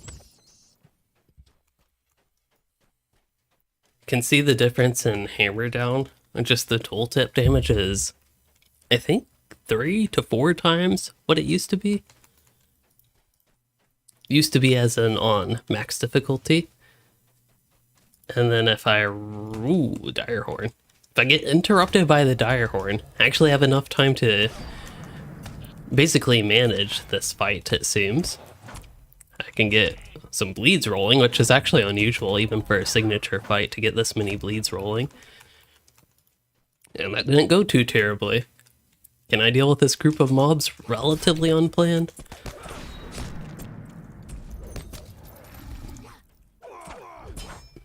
Ooh, my health is low. Okay, maybe not. So I still take a decent bit of damage.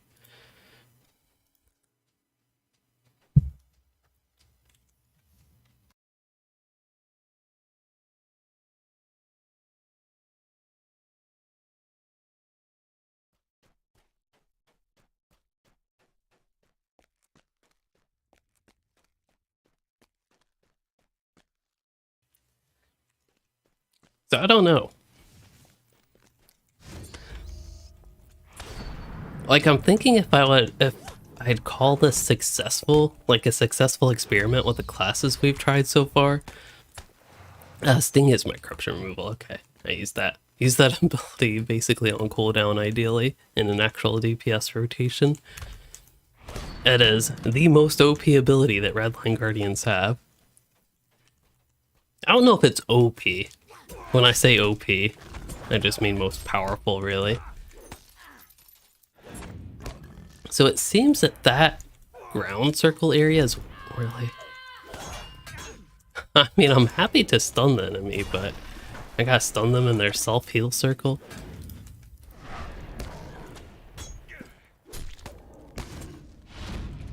Ooh, that did enough damage. It got him stunned. Yeah, we'll use that.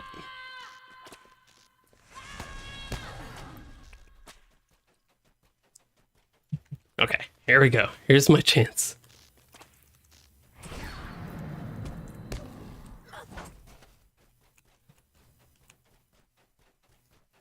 don't know there's much I can do against him. Bring him to the guards. I could hope for a really big crit with something, but I don't even know what. Well, I'll let the guards do the work. Maybe. I guess it is a fast cat. Alright, can I hammer down it? Oh, I actually did. Wow.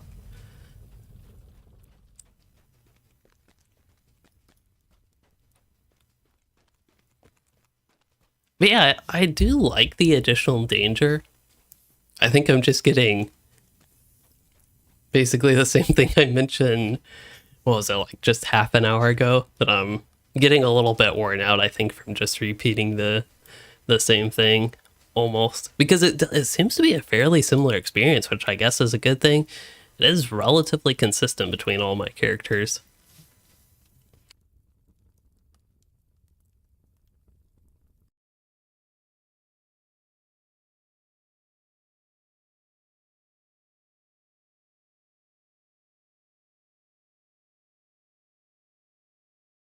But it's essentially that tier 9, too difficult, or a very slow experience at best, hard to pull more than one mob at once.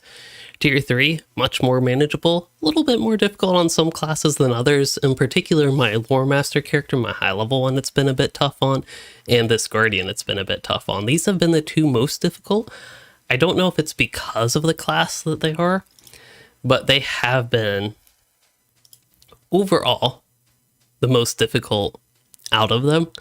It could be the situations the characters are in, or it could be part of class balance, any sort of thing like that. But they have been more difficult than the other ones, even on tier 3.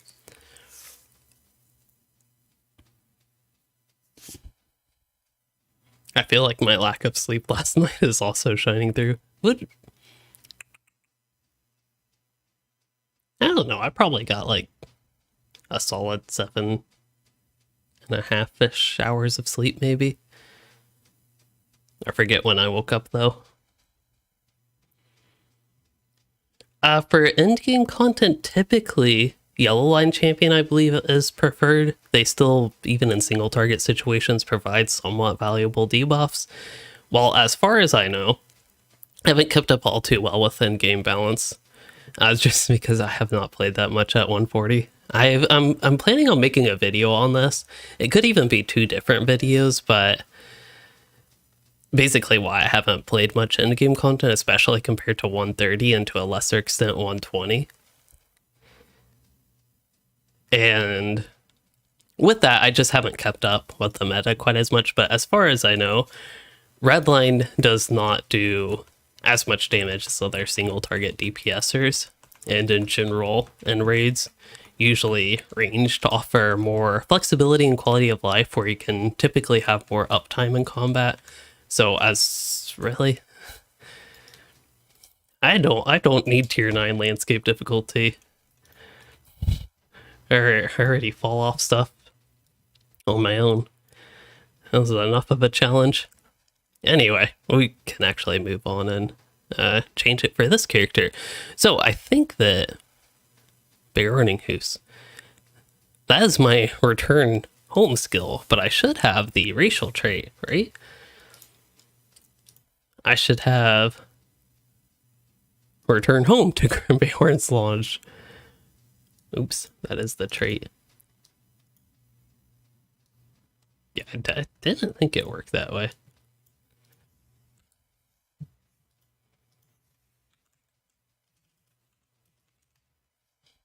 So I can get return home, which is just a little bit different than my other return home skill. That's a return to milestone, but they're the same spot. For this character, landscape-wise, honestly, it might be Wells of Langflood. Wait, isn't that where I am? That is actually where I am. I think that'll be pretty easy to access for me. We can do the Agroth test just for thoroughness.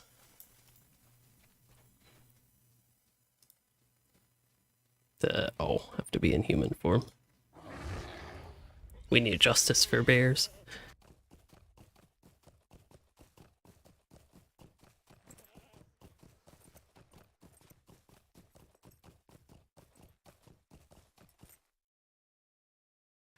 I mean, it sort of makes sense.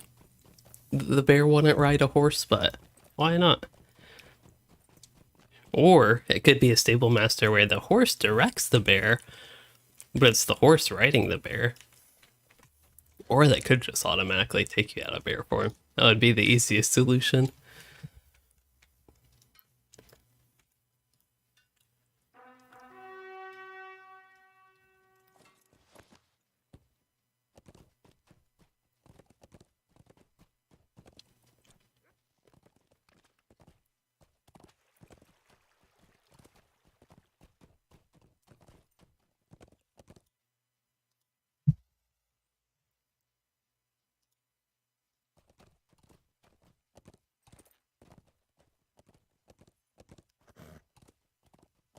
I should probably get town services. I can't believe I actually have a character with this clean of an inventory. That's kind of crazy. It's nice when I don't have to immediately worry about that just to get the town services. Also, this character can do my Hobbit gifts.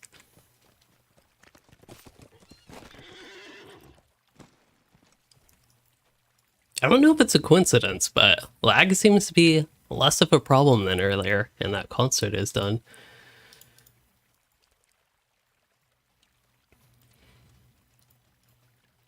Okay, so I think for this character...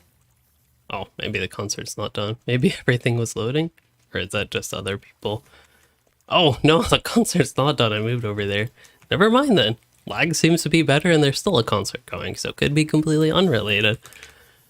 I just thought it was kind of interesting because it's something I hadn't paid much mind to before, to be honest. Well, that was some easy Virtue XP. I'll take it. I probably don't need to be in blue line for this. We can play blue line. This is set for yellow line, really? Oh, that's because I don't like red line. Okay, that's fine. Yellow line's another good thing to test. I might actually, this might be one of the few things that could get me through tier 9, like through this instance. Might be slow, kind of like that Warden experience, but you know, if I ever stop lagging.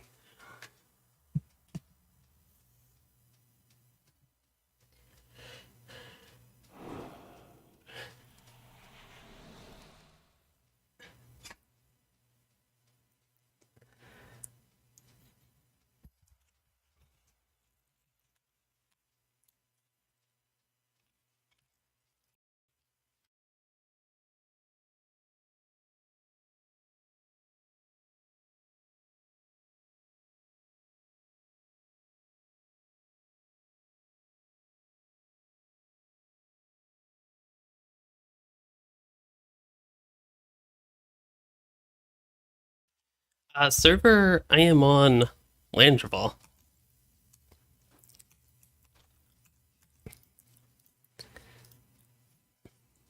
Too far away. Alright, we'll see. I have no idea how to play Yellow Line Beorning. Okay, apparently I actually don't. Oh, wow. Once I got hit, like, with a real hit, I went down fast. I think I could have done some to mitigate that, but that was a quite deadly attack.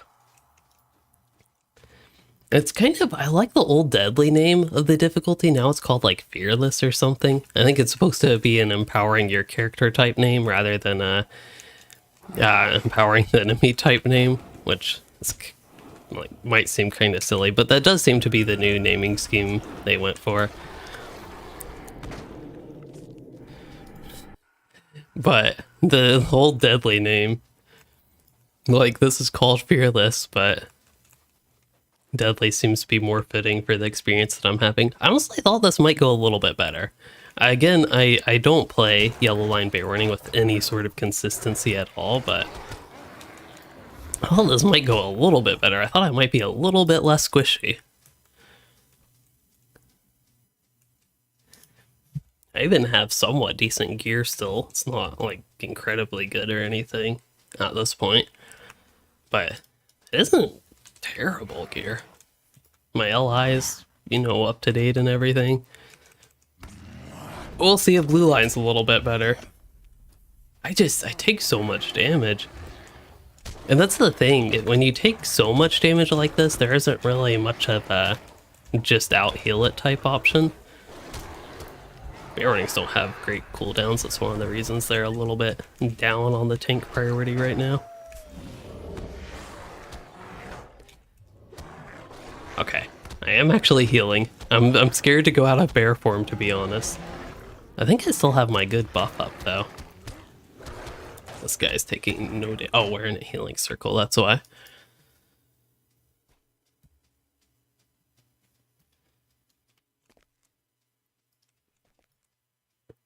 And these guys are still chasing me. Okay, that gives me a chance. Mendingverse, or not Mendingverse, it has a similar icon to Mendingverse, but Hearten. That is my hope in man form. Okay, this is not going well. Which I guess is a good confirmation. Tank and heal spec, given the heal spec wasn't played very greatly. I got melted fairly quickly, even in those. This character is a lot squishier than I expected in that. I don't know virtue. Oh, I actually do have my virtue traits up as well. I didn't realize I actually got this character's virtues up. There is... Okay, there's like 4... There's a group dancing there. But then there's a few more people. But they're dancing to like 1, 2, 3, 4, 5, 6 bands maybe. Playing together. These look like a Hobbit band. Discussing how they can compete with all these bands. I actually can't hear any of that. I don't know if I need to stand closer. Yeah, none of that audio is coming through for me. I don't know why. The game audio is coming through. I just heard my, oh. I didn't know my volume was so messed up. Oh, I was doing something. I forget what, but I was doing something.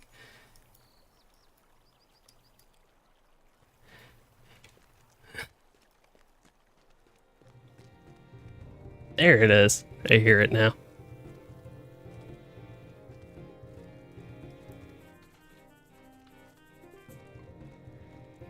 I don't know what they're playing, though.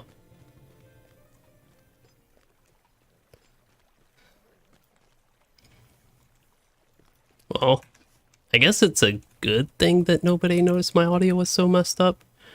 Or maybe it's a bad thing nobody pointed it out, if y'all did notice.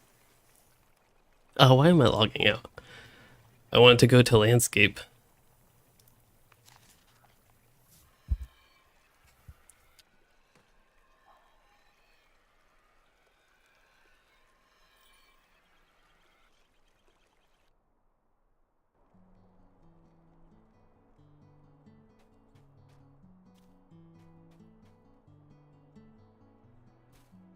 The Beornings once made safe. We'll take the scenic route.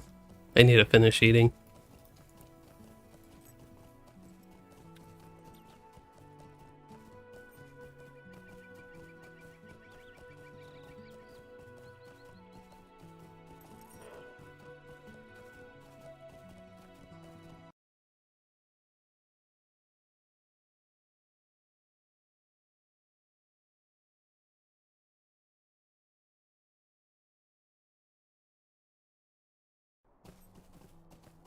I do not know what's up with this lag, like FPS lag that I'm occasionally getting today. Like, I know when the game's minimized like this, it will like go down to, I forget what the FPS is, but there's some limit. It's maybe 16.67, something like that. I could no, do that and see, but maybe it's like 17.9, 18-ish. But anyway, I'm getting a lot more lag than that. It's not consistent.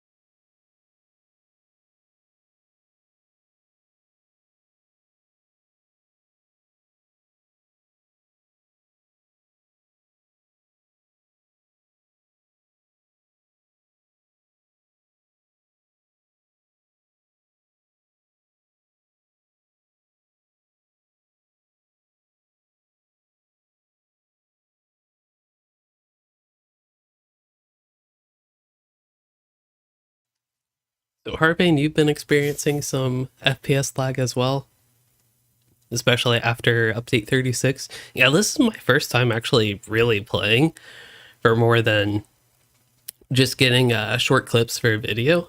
The update 36 video. This is my first time playing since that came out, and probably a good week since before update 36 even. And this is something I did not really have before. I've even pulled out my old trick of setting performance to real time in Task Manager, which if I got any sort of lag like this, that would usually help.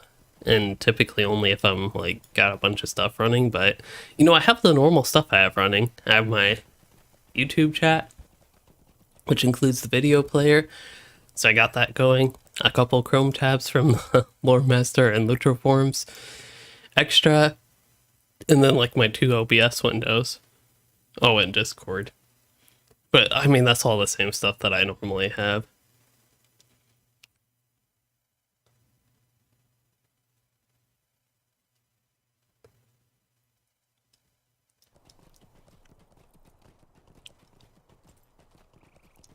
But yeah, I wonder if they did something under the hood that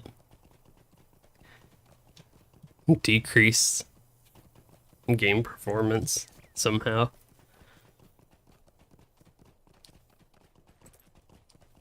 I could see when I'm in combat, all the stuff with landscape difficulty somehow having an impact, but like I'm even dipping down 8-10 FPS there and hitching a lot right now actually. And that's something I, you know, maybe back in the day I would experience a decent bit, but The 64-bit client, that was actually a pretty big improvement that reduced a lot of hitching that I'd experienced.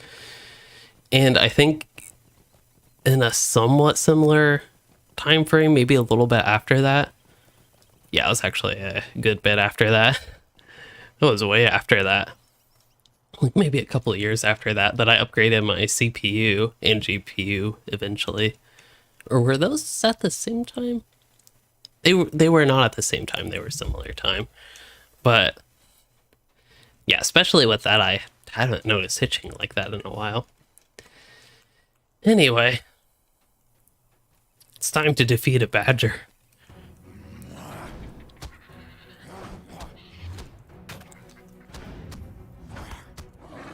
Alright, I'm not taking a ton of damage, which is a good thing. So this could actually be similar to my Warden experience. I wonder if my OP redline move will be eliminated with this.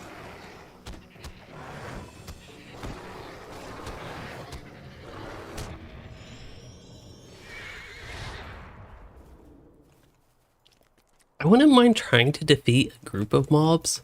I think doing a boss fight in the yellow line could be interesting, but we almost did something like that already. But yeah, I think I will take this to the next level and try to take down a camp of mobs, basically, in the tank spec, see what happens there. Maybe these 2 hunters. That's a pretty sizable group when you're on tier 9. Or this, I think this character has some pretty solid LIs from the Valor boost, so level 120 Valor. So that shouldn't be holding me back at all. Me being slow with cooldowns and just playing bad there definitely set me back, but also just taking a lot of damage. It's not like I could have done all that much, but I could have done some stuff that fight. Perhaps this is one problem with trying to do every class in one day. And this is my first time playing the game in however long, like 3 weeks or whatever. I'm getting worn down pretty quickly. I feel like I just, the later it gets, the worse I play. The longer I'm sitting here playing. So, not only are there tons of variables with the character levels, their gear, their relative power, and also how class is scale, certain abilities for classes scale, as we saw with things like the Warden and Lore Master, how all sorts of different things just with having different classes, different levels, different gear, and all that, all those sort of contextual factors. With another variable, I'm just not playing as well here. Although I don't think I'm necessarily playing blue line Beorning all that terribly. I just know I could be playing a little bit better, at least.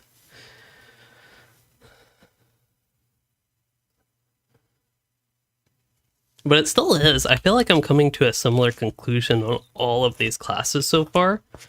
Tier 3 is the best experience.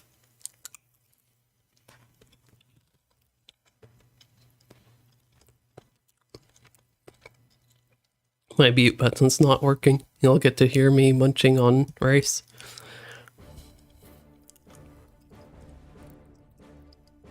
Riff Magos, thank you for being a channel member for 11 months.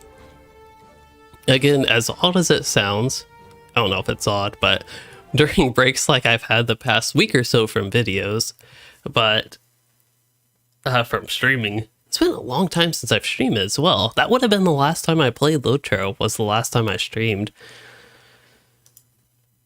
Which was... we can actually find out. That was Gwathenrost, really? Wow, that was after update 36. That was almost a month ago.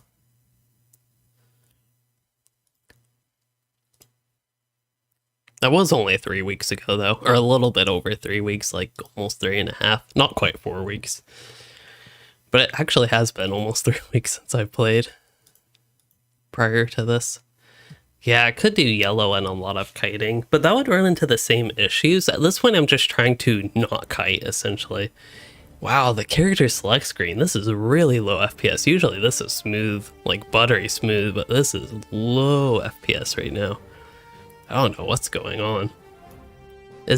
Have they added new graphics options other than what we saw with the combat stuff? But this is strange. I wonder if anybody's commented on this in like the LOTRO forums or something. Seems like it would be a pretty big thing, but I haven't seen anything on this and I've tried to keep up decently. Oh, here it is. The 1 minute ago, Alpha Elixir on the LOTRO forums posted about FPS. It looks like in group content, they're having down to like 5 FPS.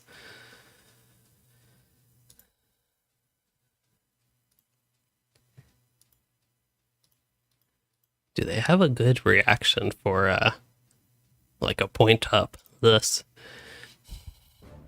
Anyway, we have other classes to test. Should I pull out the hardcore captain? He's not a good character to test though.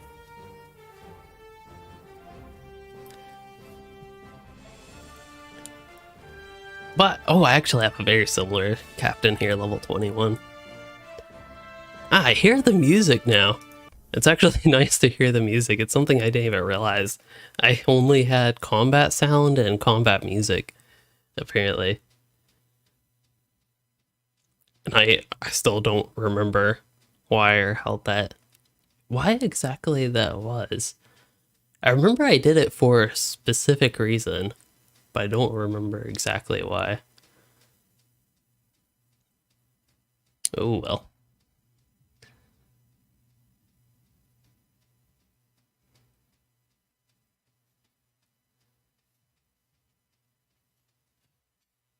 You've had that as well, Coyote, with the FPS drop for the Beorning screen?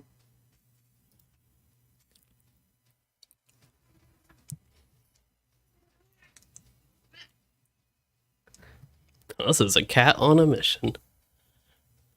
Not for attention, but for snack.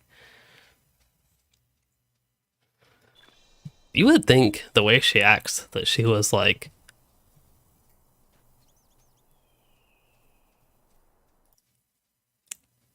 What was I saying? Oh yeah, you would think with the way she acts that she was like the fat cat. But that's Piper there.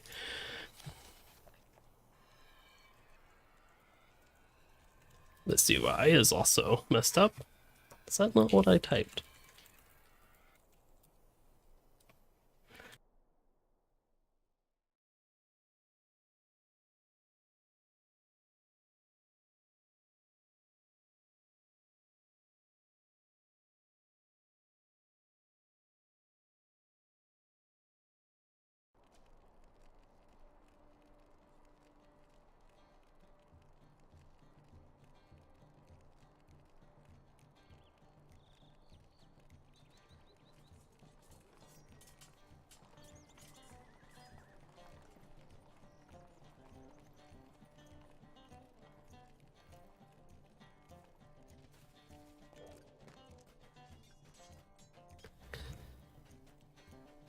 Okay, done with my snack.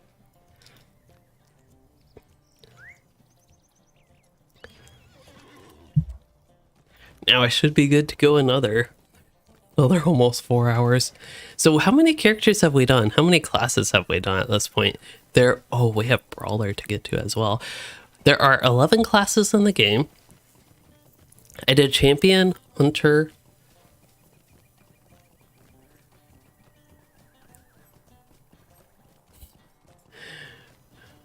I did Champion, Hunter. Was Lore Master after that? So Champion, Hunter, Lore Master, Warden, Guardian. So if I've done 5 classes, we're making decent progress. My initial estimate was to get this stream done, get all the classes really tested in 5.5 hours for a good like 6-hour stream.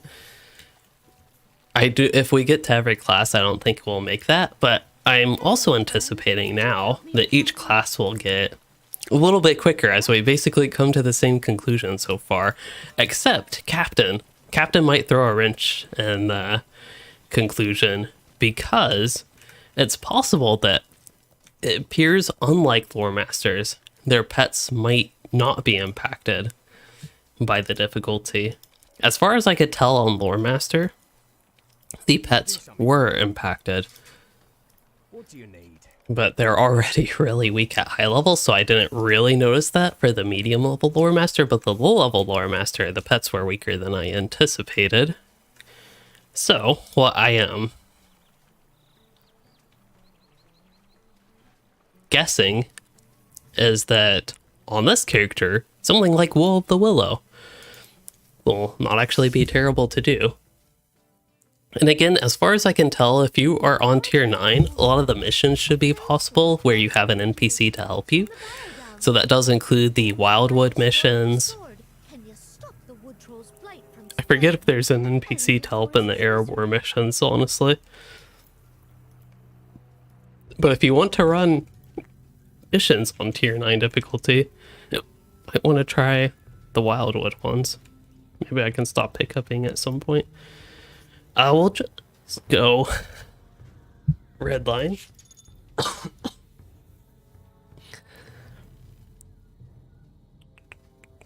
Yeah, we don't have many sources of light type damage. Probably want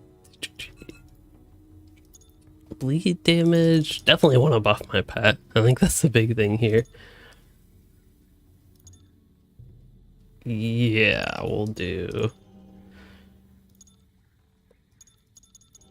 We'll do that. Why not?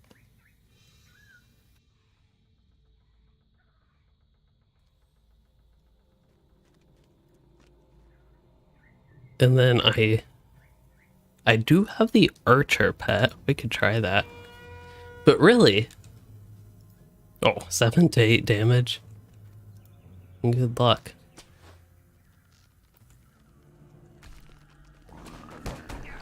Okay, I think the captain pet is supposed to be stronger than that. And then on one shot. That's why I did not choose the hardcore captain, because he would be deleted. As far as I can tell, maybe the pet actually is impacted.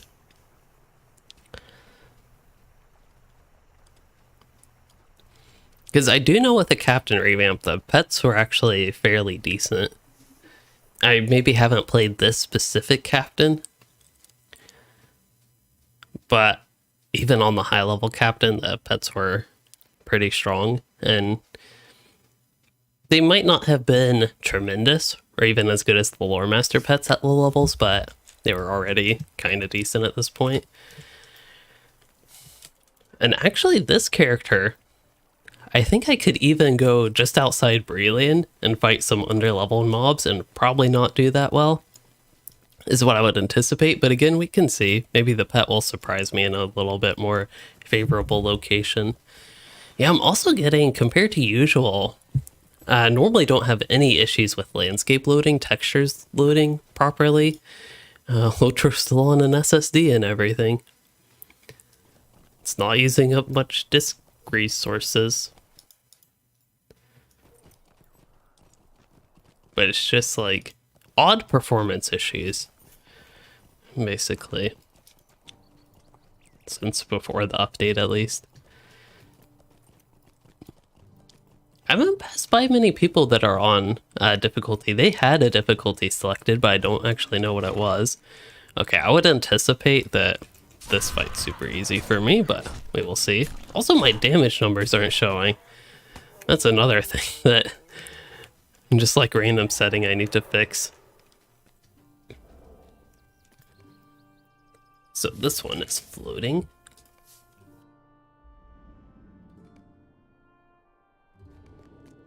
I also do know this character's skill bar setup is quite terrible, but that was what I have.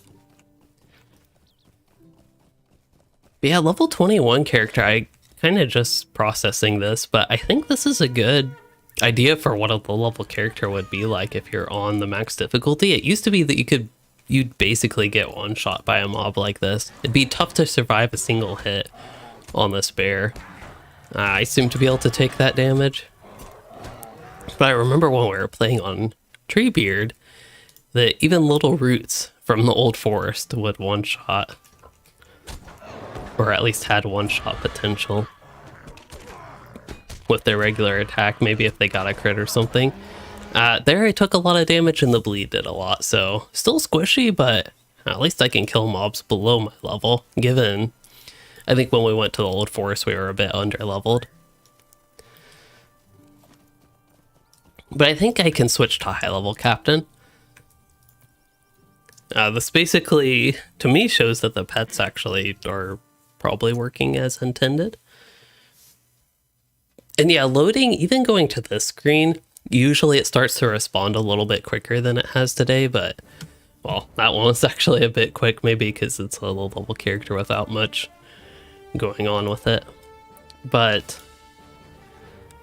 yeah, the whole log-out switching character process is not necessarily the fastest in this game to begin with, and it's seeming to be a little bit slower today.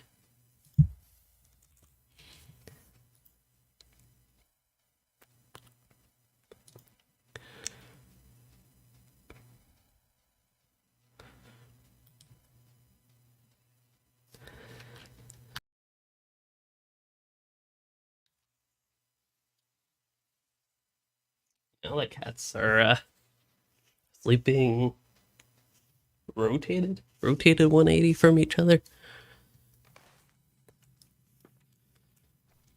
This character, does he have his LI yet? Clearly I am here, where I could do my LI stuff. Like, I have all these boxes, actually. Or was I just recording, using this character to record a clip? Or was I actually...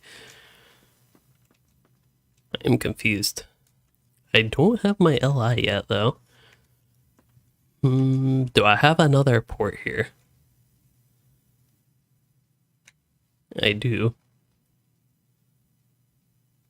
Alright, well, I'll just let that be. Move that back down. I'm kind of familiar with this character's gameplay, but I will admit it's just like all my other characters. It's been a minute since I've actually played him. Oh, you haven't had much lag, Viriosa, until today? Well, if I found out anything that's different today than the past couple weeks in LOTRO, it's that I'm playing. Perhaps the game doesn't like me anymore. It's causing everybody to lag. Greetings.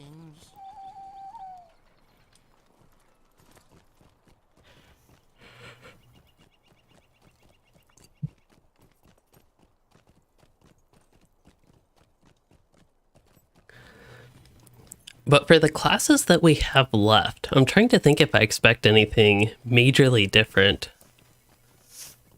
than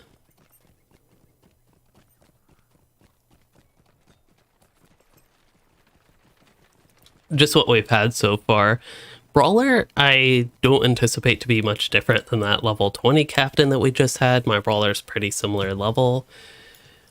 And I'm trying to think what other classes. Burglar could be interesting. If you can do enough damage from stealth, you might be able to knock mobs out one by one. And you also have, is it Addle or Riddle? Maybe Addle's the interrupt and Riddle's the crowd control days. With the days, kind of like Lore Master, you could have enough crowd control to take care of a couple mobs without needing to kite. So I think Burglar could be a little bit interesting. I don't know that Blue Line would have much benefit, even though that's a subjectively a fun one for solo. But I'd anticipate just trying to knock the mob out quickly in Red Line would be your best bet. We'll get our eligible character Aggaroth comparison. This character is quite poorly equipped for DPS, but I have more defenses, so it is an actual trade-off that at some point makes sense. But it is not necessarily what I would actually use for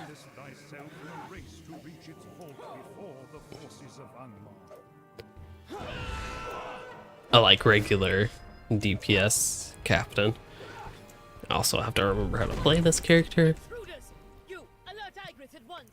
We have almost broken through to the fortress. Wait, this guy We cannot does. allow our work to be Okay, maybe this herald actually is doing normal damage. The tooltips have a lot of... Oh, wow. This seems even worse than other characters. Okay. It just takes a second, and then the game decides to work. But we'll see. If I send my herald in... Hello? Why did he take that terrible path? He's not taking that much damage. Evaded. Get a hit. 14.7k. That's probably more than I do. This gives me enough time to... Oh, I forget the order of these, to be honest. Something like that, that maybe. I'm about to die. I'm so squishy. But yeah, my herald...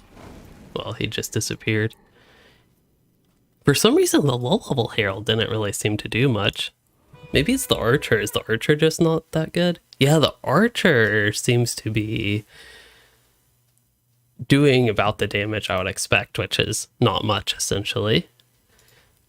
But perhaps the banners...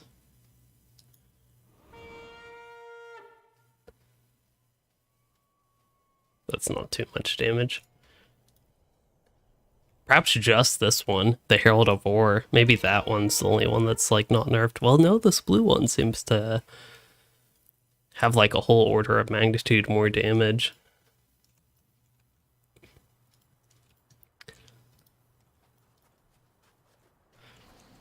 Okay, they're patrolling back now. I think I have time for this. Where's Standalone? Is that this one?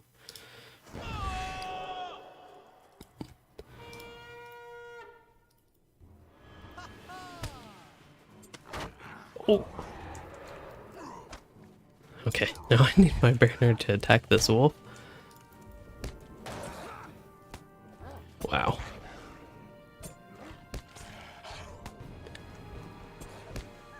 Okay, I oddly don't think I actually want to be in the solo stance right now. There we go. Well, stance. This might actually work. Like, he actually dishes out some decent damage. If I were playing blue line, this might be entirely possible. Might be the most boring thing ever, but the DPS banner actually seems to not have its damage nerfed too much. We even got a defeat event there. Oh, too bad. Wait, is my heal only healing for 665? Wow, that is terrible. I am not a good healer on tier 9 either.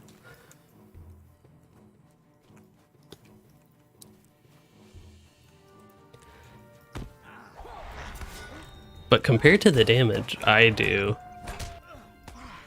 not that much. I don't do that much damage, but the banner actually was somewhat decent.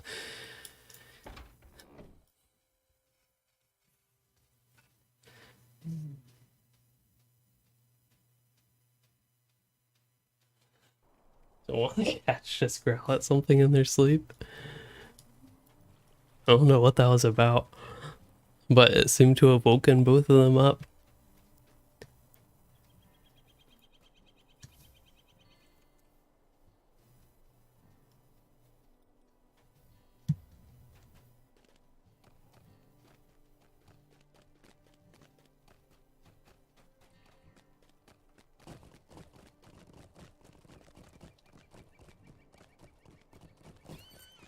For landscape loading.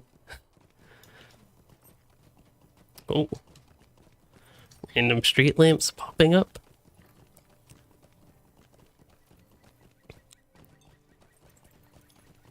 I actually don't know where I'm going. I was thinking I'd do something on landscape, but I'm just like heading to Southbury, assuming that will give me a place to go, but I actually not sure. Yeah, maybe... Ooh, this could be a good character to do the Illidan and Elrohir missions, but thinking missions could be where I could take this character just to spend more than 2 minutes on the captain. I realize I have a lot what this character to set up, but if you're somehow level 130 without allies on a captain, maybe this confirms that tier 9 might not be for you, but could probably consider, like all the other classes, tier 3. I do recommend if you want a little bit of extra help on your captain. It seems the Herald of War will do much more damage than even the Archer. So I was thinking Wild One missions don't sound bad. Maybe it's been a bit since I've done all those. And they're a little bit longer, more involved ones. I've done a lot of the Before the Shadows, or I might do those. But they give me a moment to, I don't know, basically get some gameplay that's a little bit more, just more. Although, a lot of these you also have to pick up a lot of stuff, which isn't necessarily the most fun. Okay, let's use that. Progress the thing. Dismiss the OP NPC because they are not debuffed. And yeah, we'll summon our Herald of War. And then click banners until mobs spawn.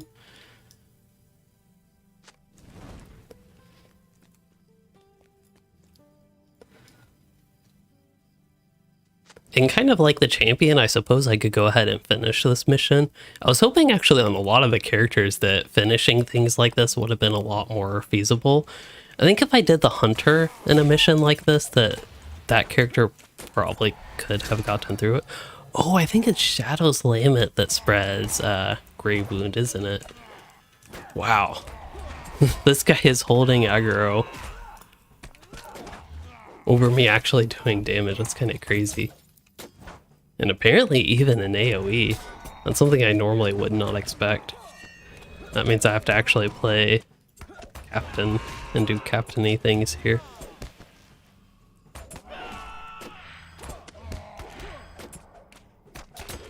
My damage is very tiny, but I will say having Carrier here do his stuff is quite nice at this point.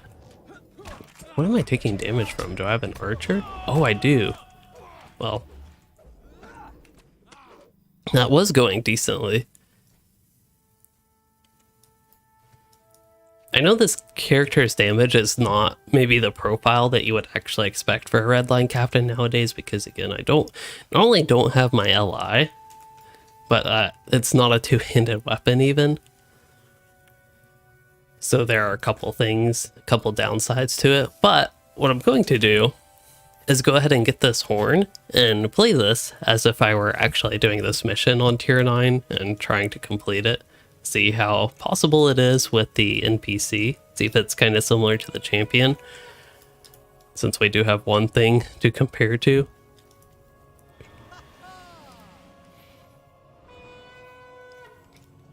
I guess Carrier won't get motivating speech buff.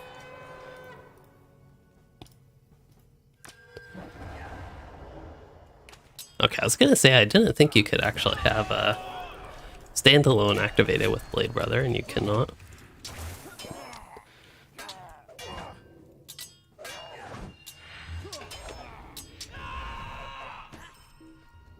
But yeah, perhaps immediately, obviously, it's a lot easier with that NPC and doing a lot more damage. My little puny 2 to 5k hits are not actually that great.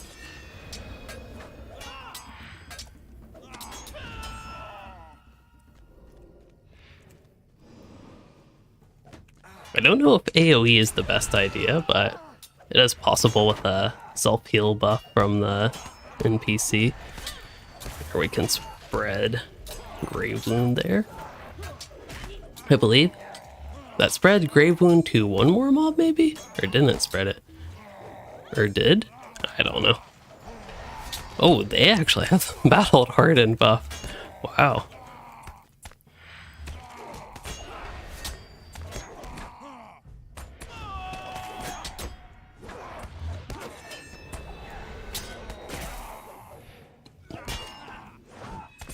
Suppose I could put my debuff up.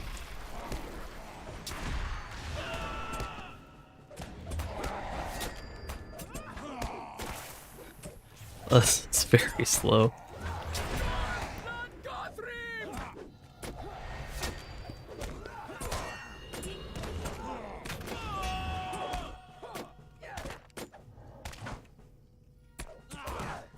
Oh, they're in the healing circle. Healing circle and have a corruption. So it could be partially that I need to pay attention to the actual mechanics, but now I can't actually move it because I'm relying on all those others to do the damage here. And it's going to take a moment for my corruption removal to come off cooldown. Hopefully this is not the healing circle. Flame strikes I can completely tank at this point. I actually haven't done much Redline Captain gameplay where I've gotten to the sort of button mashing experience that I'm getting to right now. I haven't done the best job of managing the combat states here, but I think if I actually pay attention to that, we could do a little bit better with it. But I think I'm going to wrap up this mission here. I think that is plenty of experience on the captain there. It is possible that it'd be slow. Perhaps if I had better weapons, it'd be a little bit less slow, but my damage would still be majorly nerfed anyway. So I don't expect that it would be that huge of a difference with the experience there. Again, at this point, I feel like it's a good point to reiterate that with all these experiences on the characters, I have all these sorts of different gear pieces, different setups, just they're in completely different states with their gear, their allies, their levels, and all that sort of stuff. But I still hope it's at least interesting to see how they all relatively perform at these different points in the game. It does seem like that I'm coming to the same conclusion over and over, that if you want a manageable but more difficult experience, it seems like tier 3 is probably the best starting point. I don't see much use in tier 1 and tier 2 because it's not going to change the gameplay that much, and tier 3 is where you start to be able to get the title rewards, get the loot drops and all that sort of stuff. Tier 9 is very slow, especially if you don't have good DPS, but even if you have good DPS, it's not the fastest. It seems to be the best experience so far, oddly, has been my Redline Hunter in the mid-50s and my Redline Champion in the mid-40s, and then my level 39 Warden, and then perhaps my level cap Warden after that, even though I was playing a bit poorly. But I think next up, we'll get this character out of the way. I do have a higher level Brawler I could test on Arkenstone. I also have plenty of level boosts if I wanted to actually have a higher level Brawler. But I think the one on Arkenstone is like level 106 that I could test if I want, but I don't anticipate there being much reason to do that. And this will probably be a really quick character to test. I'm just going to go Redline and maybe boot up a mission or just roam into landscape in around Southbury, perhaps. Get to the Barrow Downs like I did with the captain, but I don't expect him to do much. But we'll see. That's one of the reasons to actually test all this. I can talk about, probably before the update, I could have even said that, yeah, Brawler, not necessarily the best, but I don't know, worth a test. Maybe it has a surprise up its sleeves.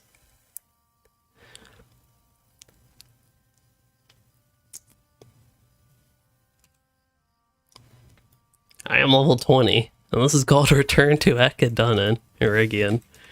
I think something's messed up there.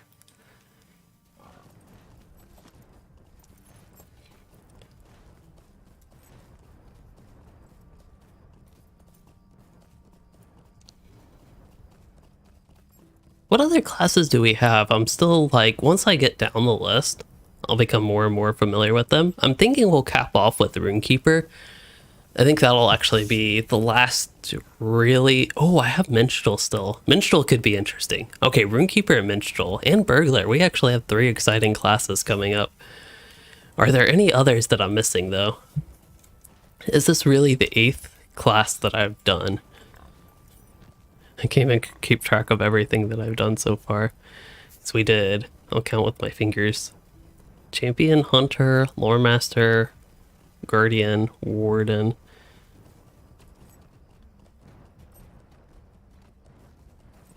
And then we did Captain. And now we'll have done Brawler. Were there any others that I tested? There might still be one more class, actually, other than those three. Did I say Hunter? Ooh, could do Corsair. That would actually be a good idea. I'll see if I can make one real quick.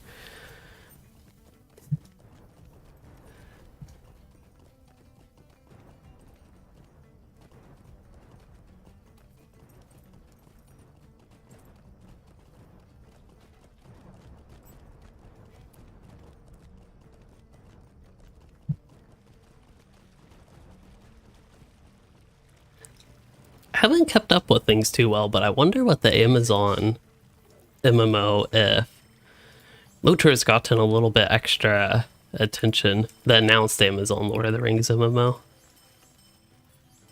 I know a lot of people were upset with, was it the vice president, I think, what they said about LOTRO essentially. What can I do for you? I don't think what they were intending to say was necessarily that bad, but what they actually said, with like just expecting people to swap over, and kind of the phrasing was not the best.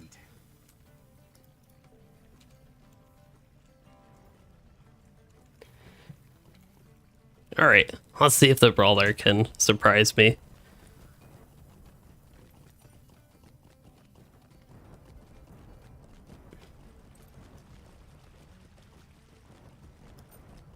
Oh yeah, Coyote, the new LOTRO class is not in testing. Wonder what its name will be. Mariner never really made too much sense to me, but that's maybe because I think of Mariner as a little more modern, if that makes sense. It also just makes me think of baseball, but that's slightly unrelated. Oops.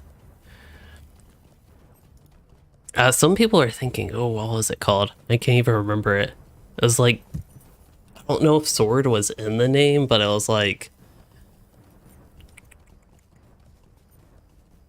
I don't remember. Swashbuckler. That's what it was, actually. I had the SW. I wouldn't be surprised if it's called Swashbuckler.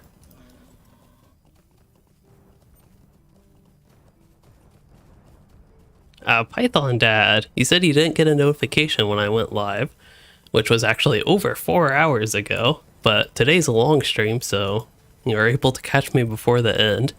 If I went and continued to go at the rate that I went for the, say, first 3.5 hours or so, it'll probably end up being a good 8-9 hour stream. But I think we're speeding things up a little bit, and yeah, as I get deeper into testing these classes, they all seem to blend to the same conclusion without doing very thorough testing, which I'd rather save for each class individually if I were to do something like that.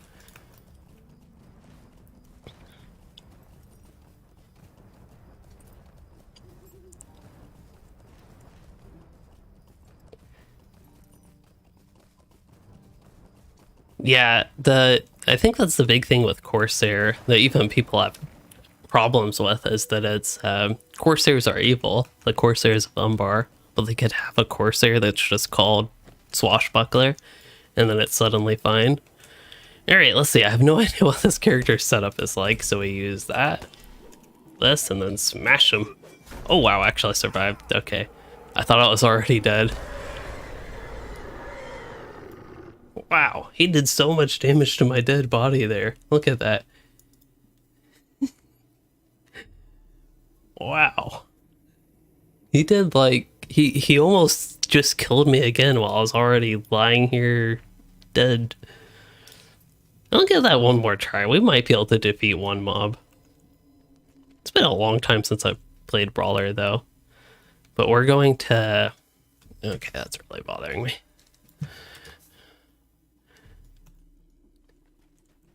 You know what? I want to get this nauseous one out of the way. Oh, I used my abilities in the wrong order.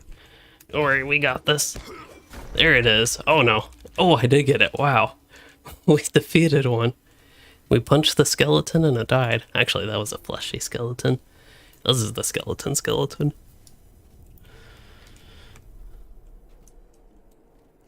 The original one had too much meat on its bones. Oh, wow. Okay. Maybe Brawler really does have some surprise in its maybe headbutting there. Oh, that thing took a lot of metal. Okay, if we can catch these one by one, I am actually doing some decent damage. I do have nice level 20 gauntlets, so there's some of the contextual factor there. This character is actually really well equipped. I think I used the wrong button there, but that matters absolutely zero, it appears. Surprised the interrupt, that is the interrupt, right? No, that's the slow. I don't actually need to use knee strike. Okay, this is the corruption removal. That's, if I remember correctly, a really strong attack. I don't know if that's actually still the case. There's my interrupt. Why? Oh, that's on R. I remember that now. This is okay, though.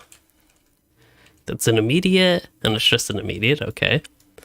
I didn't expect to survive this long on Brawler, so I'm going to take a second to get it a little bit better set up. That's a defensive cooldown. This is a daze if I get headbutt. We're not going to get that. Well, we could, but... And I'm not spec'd. Wow. Is Pummel still terrible? I don't actually know if they ever... I would describe it as fixed, but I don't actually know if they ever fixed it. Setup skill damage. I think First Strike is a good one here. Finisher skill damage. Ooh, finishers generate a medal. Definitely like that. It's been so long since I've done anything with Brawler. This actually, it makes me want to play one. I don't really like this Dwarf Brawler. But...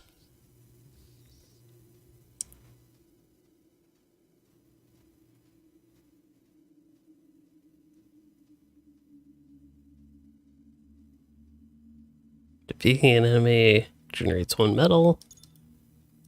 Sure, why not? And then Fulgurant Strike, reduce cooldown of that, that's probably good. If I remember correctly, unless they changed the balance, Latent Light wasn't really that impressive. Alright, this looks to be a little bit better. We'll see if we can punch this fleshy skeleton. Oh, wrong order. Killed him anyway. Let's see, Pummel. I don't know if it's best to just test this on tier 9. That actually wasn't terrible.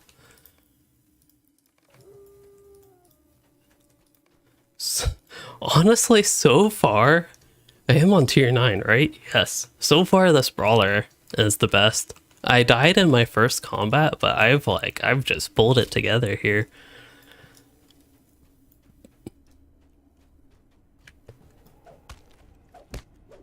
I should actually make sure I have the right setups in the right order. So this one reduces armor, that one... Wait, Shattering Fist does more damage than Overhand Smash. Alright then. Helm Crusher does slightly more than both of those.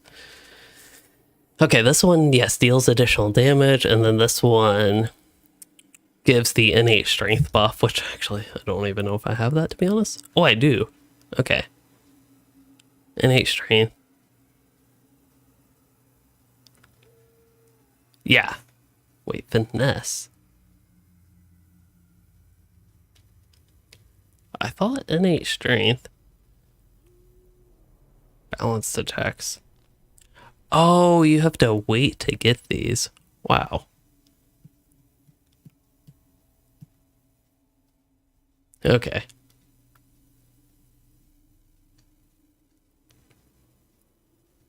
That's kind of annoying. But I do think that this one, is this a quick attack?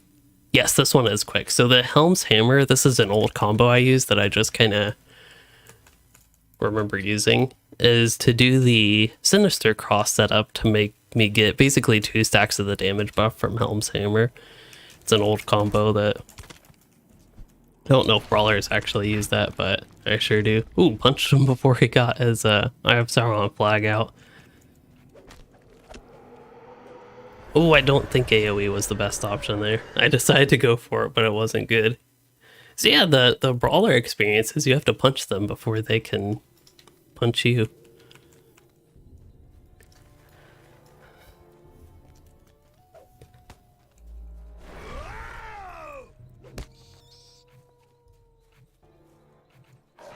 Surprised setup abilities do this much damage.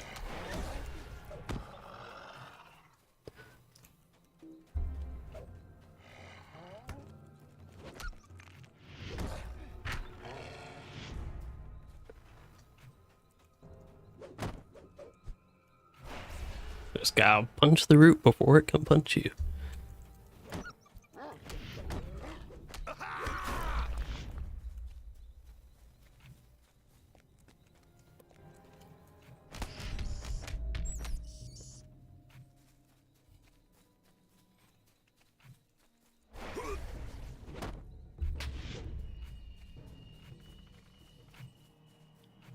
I'm pretty happy with the Brawler if y'all cannot tell. I'm going to go to Ekadunnan. I'll see if it takes me there or Thorin's Gate. I really hope it takes me to Ekadunnan though. That would be pretty awesome. It looks like Thorin's, unfortunately. Yep, that's fine.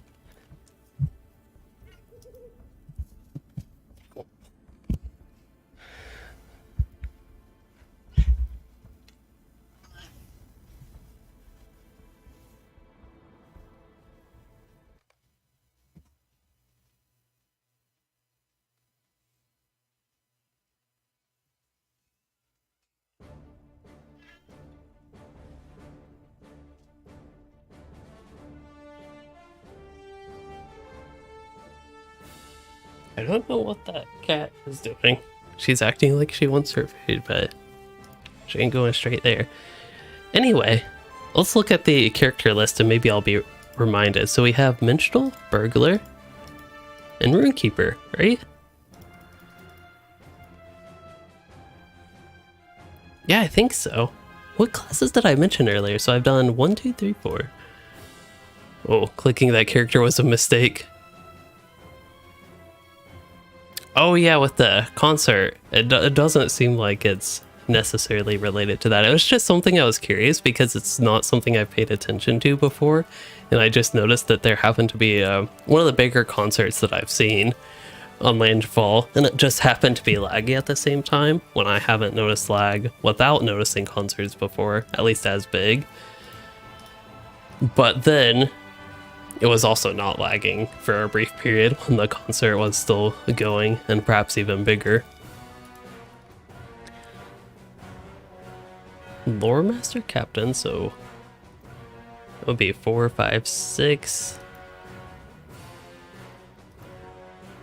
Oh, Beorning, that was the one that I missed in my list earlier. So we only have 3 classes left, which I would say we've made pretty good timing. If I went to the 15 minutes to 30 minutes for each of these 3 classes, we actually will meet my original expectations for timing with this stream.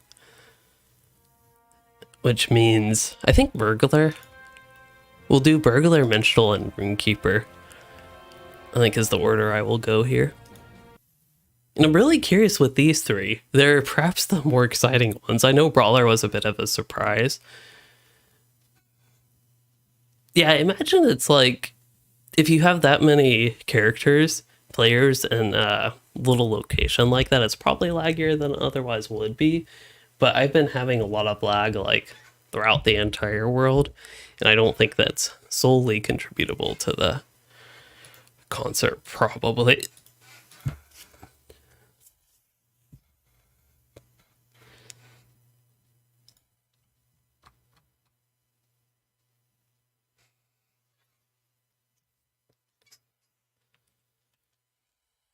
This character For anybody that has not seen, anything involving Burglar has basically been in this particular location for me lately.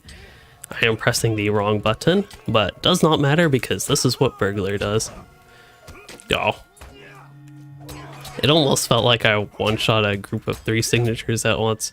But basically, he attacks from stealth and eliminates small groups very, very rapidly and gets a random 35 self-heal.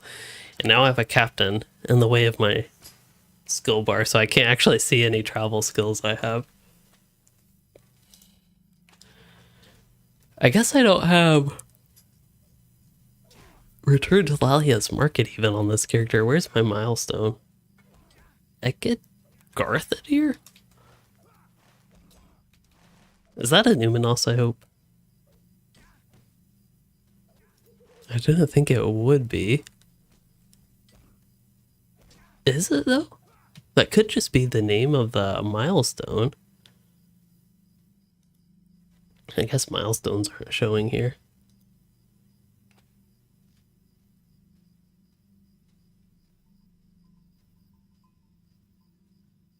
Yes, okay, the point of interest shows that. Okay, I'm going to try something that I have probably done at some point, but have not done recently. Used to be fairly easy to do this with the old kin house. You know, another point of complaint for the new one.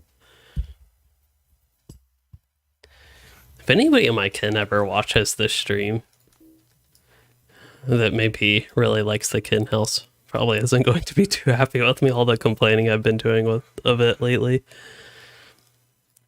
Maybe we'll mount up.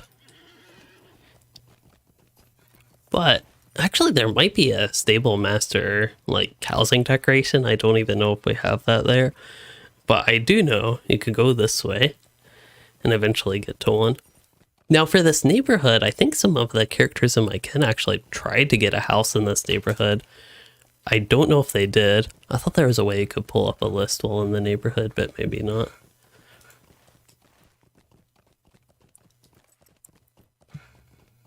Did not know there was a button for stable masters on the minimap. Well, I might have, but not something I've used. Spend 2 mythal coins to go to Breland. It's actually somewhat tempting. It's a stable master right down there, I believe. Wow, that was close. I think I actually went flying for a second. And good confirmation on the Ekad Garthadir goblin mode. Did your name used to be Goblin Snacks, maybe?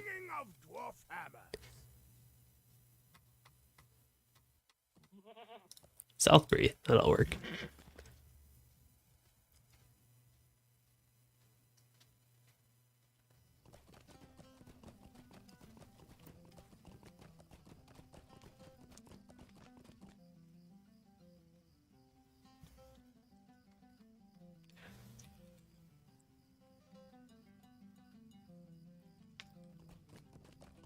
This inventory.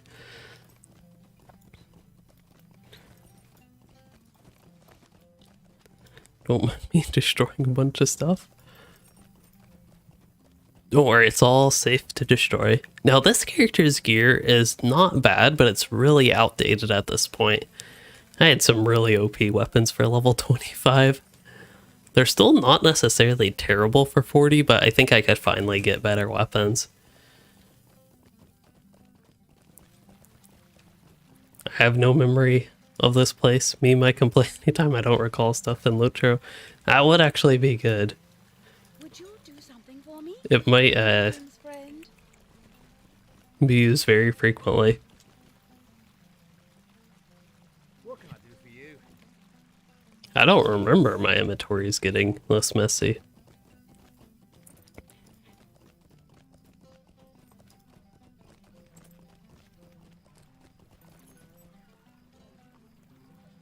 Would you do something for me?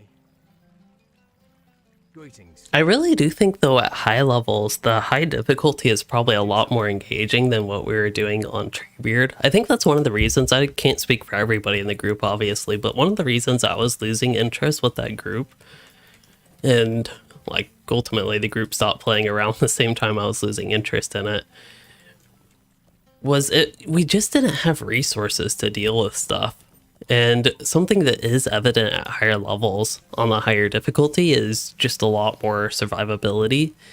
Actually, my Beorning level on 29 Beorning was actually relatively squishy, but especially on like my Warden, even in DPS back, even my Guardian and Mordor, they all had some little bit higher baseline survivability than like even the Brawler. As much punching as he did, he kind of got knocked down easily when he took a couple hits. Other characters were getting one shot or enough damage to actually one shot them, just about two shot.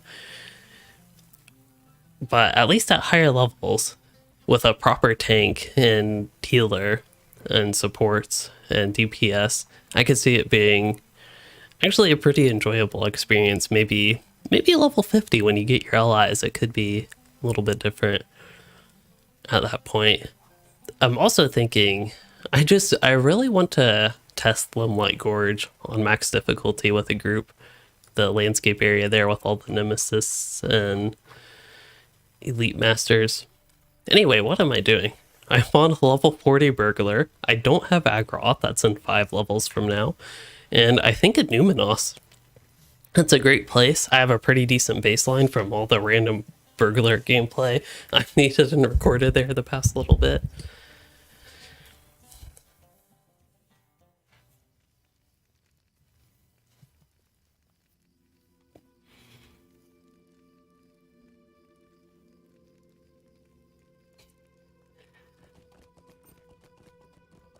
And I think the location I was at was just up around, probably would have been better to go the other way, but we can still get there, I think.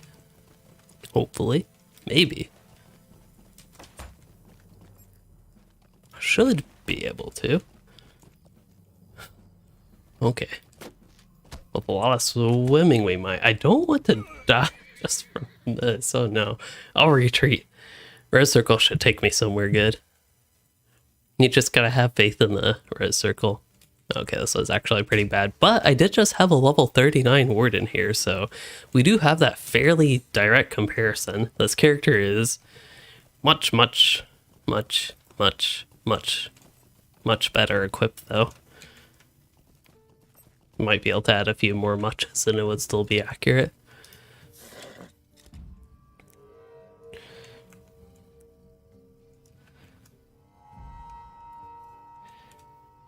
Alright, tier 9 burglary did nothing. How does this swarm of flies still see me? Like, that's the only reason I'm not attacking these mobs. Those and the light balls are like two of the most annoying things in LOTRO.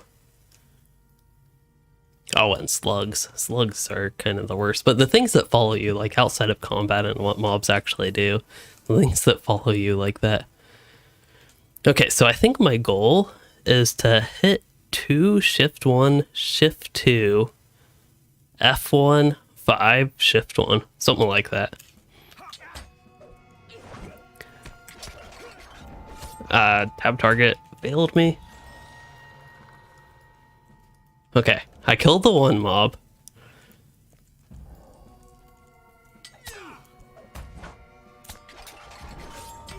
Ooh, I killed 2 mobs without kiting. I don't know if that's a new... I don't think that's... Well, without kiting. That might be a record for without kiting. But I had to use some trickery. And I wasn't necessarily the most efficient with it.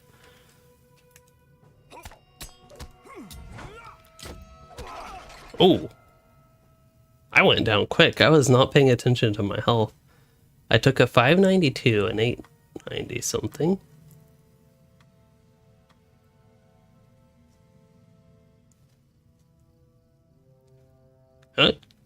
Didn't take that much damage from the combat log, it looks like.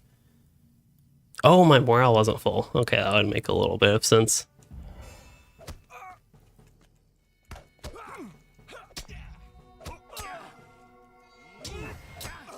Oh, for some reason the animations were broken there.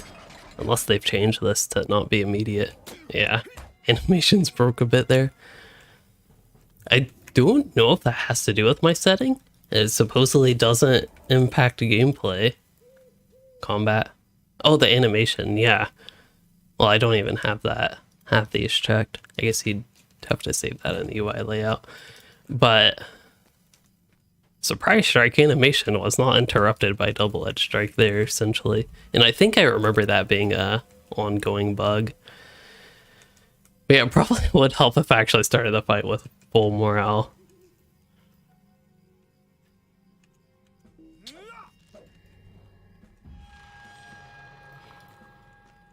Alright, confuse that guy with the riddle.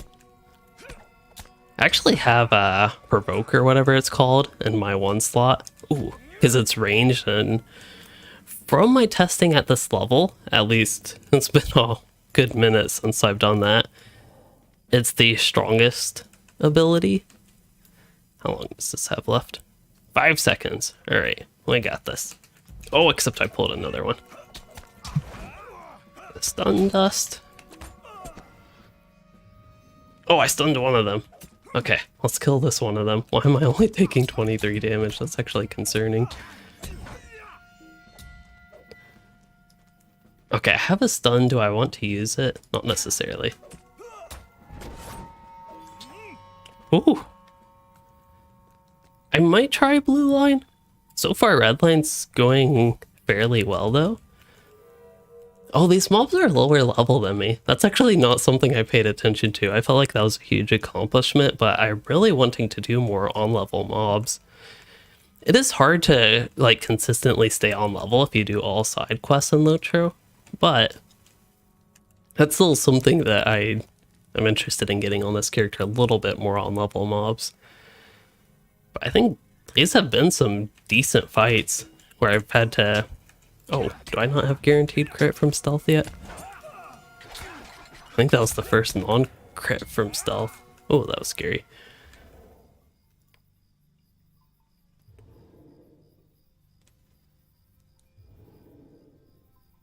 So, oh yeah, improve sneak.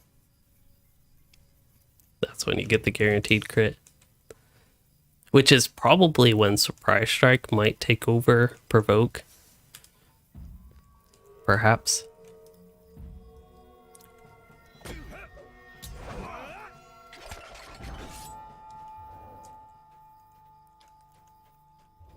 This is kind of similar to Brawler, perhaps for a bit of a parapsodic comparison. I think because it's not too much unlike the Champion and Hunter, but basically try to defeat the single mob quickly type thing. But I don't know. I find it, just playing it, a little bit different than how I was doing it with Hunter and Champion. I guess I perhaps burgled him, but I don't have enough room to do that.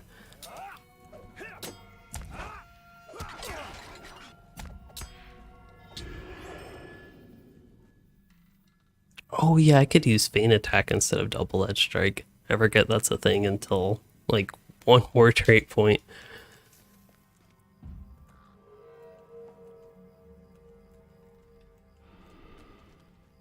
Oh, stealth broke. That's fine. Not fine. He did 2? Wow, he did 3 attacks? Looks like he attempted 4 attacks of Chilled, which did 847 each time. And then Ingworm, Lookout. Was not Archivist. Was high in combat with a Lookout? There's a priest there.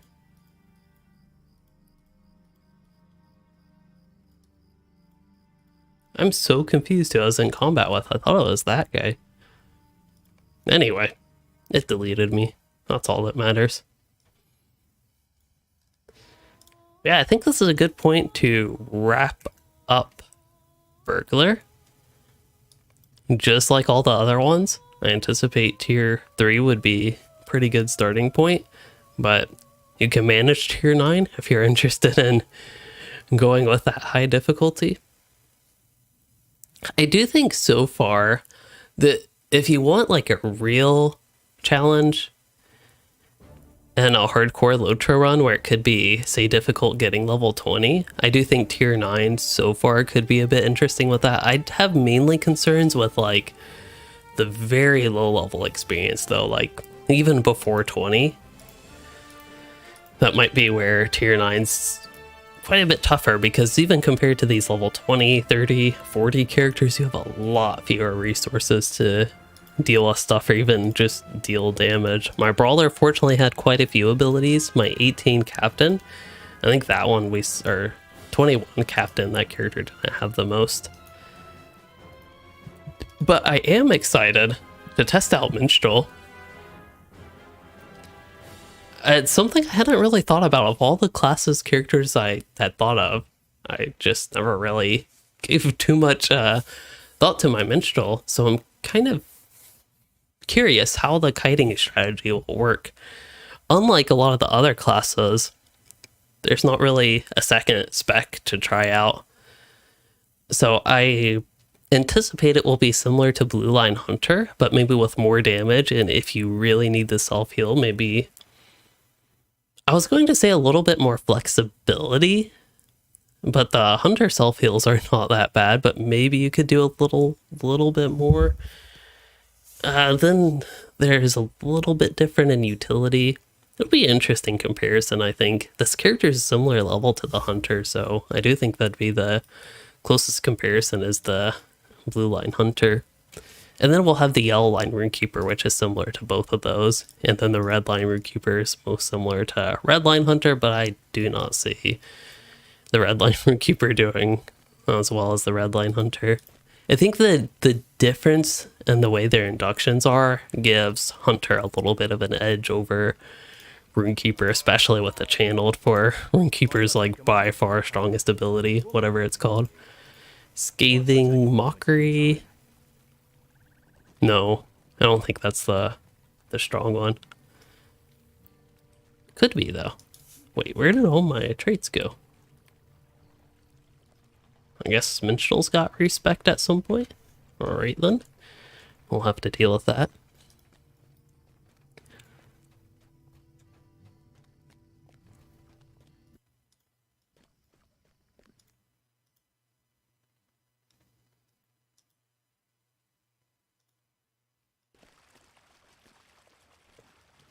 Could I speak with you a moment?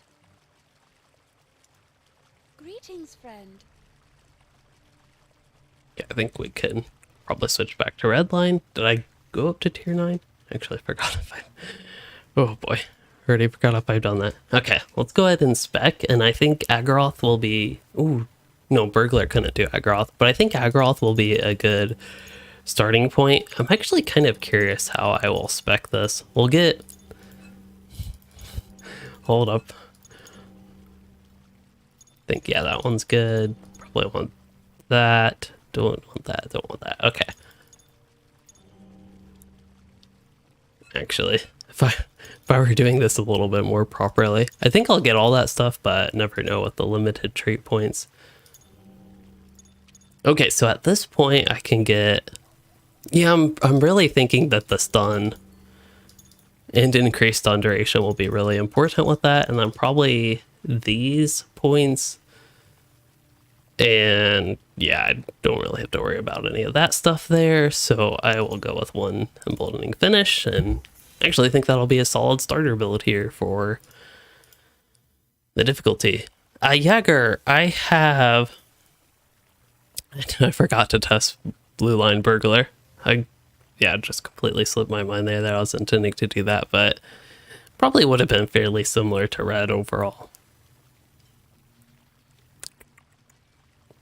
Minstrel and Rune Keeper, those are the two I have left. And Minstrel, we could go to Inidwaith, my milestone is already there, but I do want to There we go. Check out Agroth to have that comparison that we have done on all the other characters that are eligible for running it.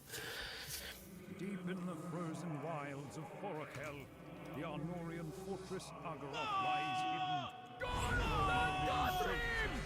Oh, I might actually have to pay attention to what order I use these different abilities in. That'll be new to me. Oh, I could have, if I had built all my buffs, I could have been buffed for this fight. Alright, let's try it. Oh, I have the other group. Yeah, once that other group got involved, now it's down. Can't do much kiting in this, but like just from a raw damage perspective, like we clearly saw that wasn't like immediately bursting them down instantly. The hunter is also ranged, which doesn't help. Oh, why is my fear on that? Oh, don't hit the wolf. It hit the wolf. Okay, the wolf is howling for its friends. Do I have a corruption removal? Is that a corruption removal? That actually is. It just made sense for it to be a corruption removal. Okay. Okay, I mishit those abilities, but that's okay. We're going to... Oh, I was going to stance. Okay, I'm going to stance anyway.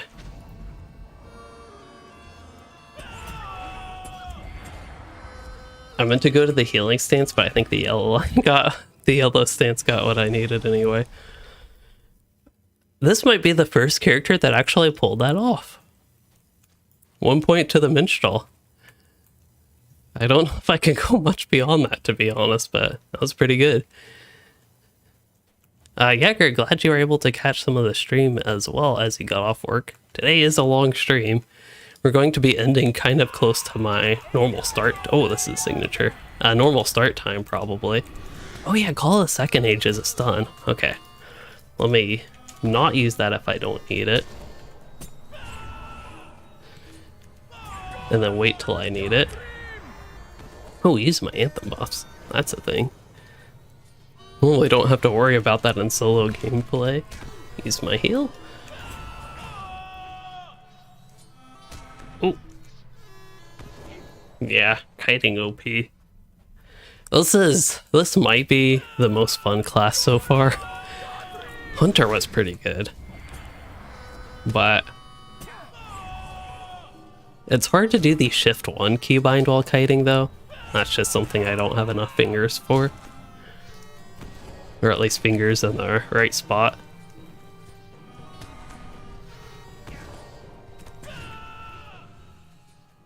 Pretty solid. I'll see if I can clear much of this camp out.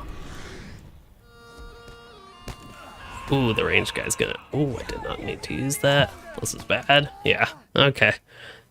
Once we got somebody ranged, I was down and out.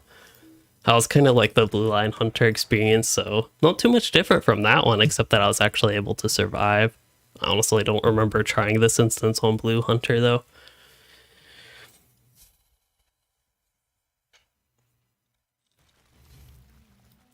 But yeah, I anticipate Minstrel might not be bad for missions as well.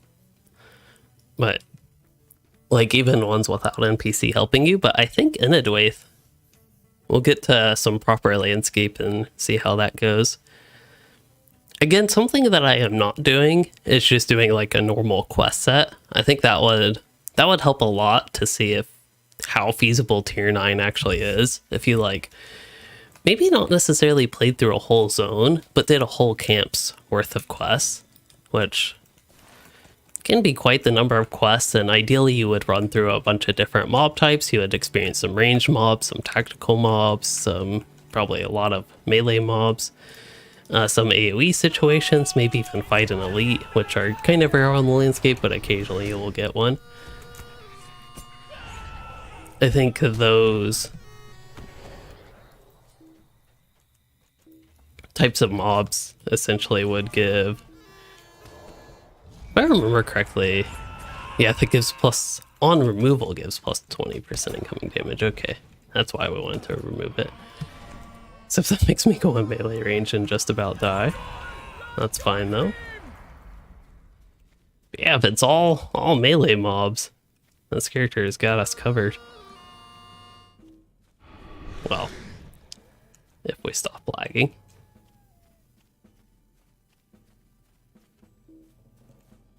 Lag does not go well with trying to do T9 difficulty.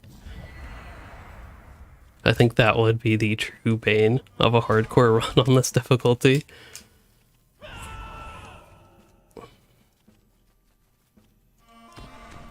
Still surviving though.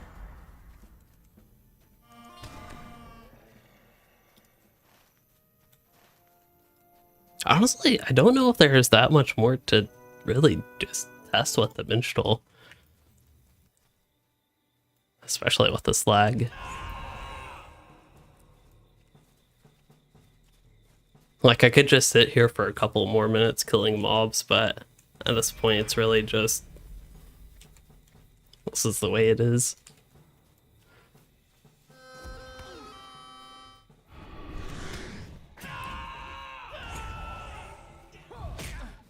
Oof.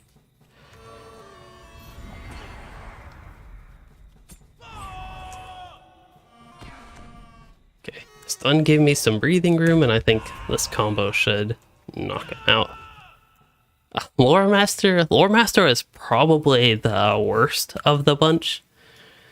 The pet, unlike a certain captain pet, one of the captain pets seem to be impacted. Two of them actually seem to be impacted by the debuff, but two of the captain pets were not. So the captain could, the damage was tiny, so it's super slow, but basically the captain could just use the pet to slowly whittle the mob down while providing healing or damage support. Kind of, to me, fairly boring gameplay, but it's something they could do. Kind of have to remove the corruption. They're getting minus that much incoming damage, 75%.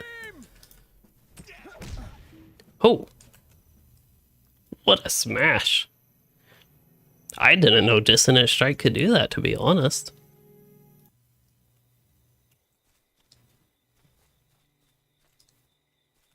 Must have sent him back to Sauron.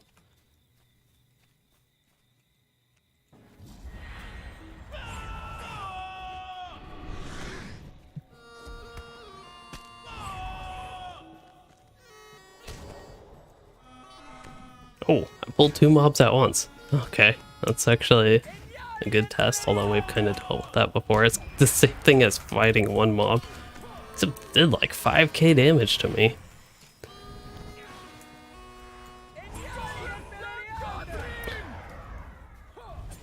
Oh, we're doing it. We're going in melee for that. Okay, stun gives me breathing room, which I like. Especially when they're not wearing their masks.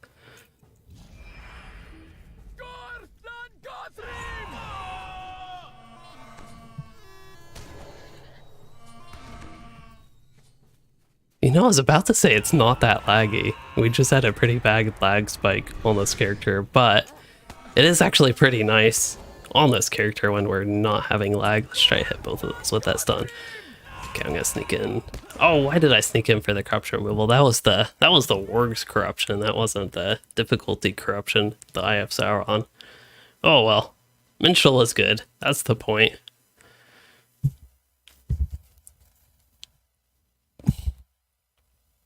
I think the cat's just the most OP though. I think she wants food too. Gotta navigate around my mic to get to the food. Okay, so next up and last up actually is Rune Keeper.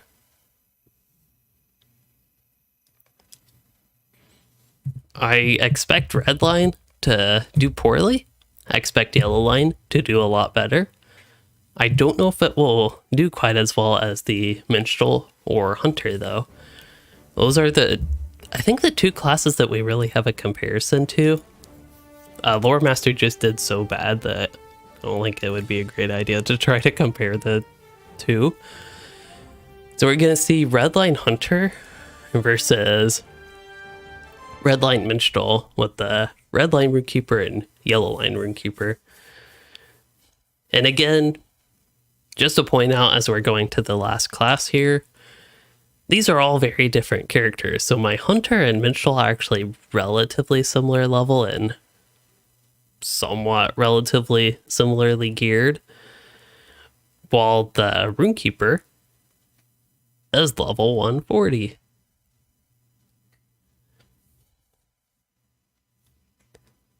Yeah, I could have kited on the Lore Master, that is true, but that would have been painfully slow.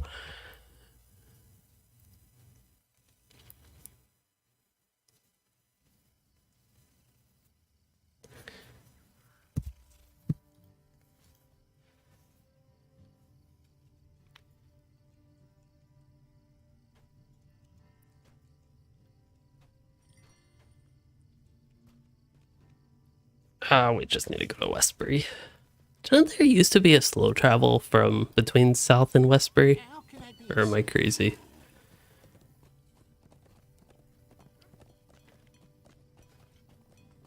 That cat is staring very intensely at my hand. It's quite concerning.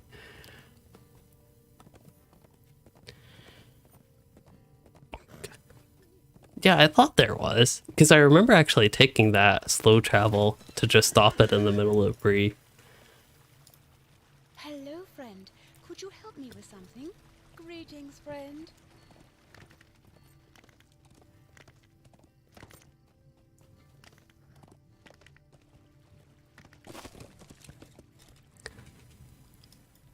Stay a moment.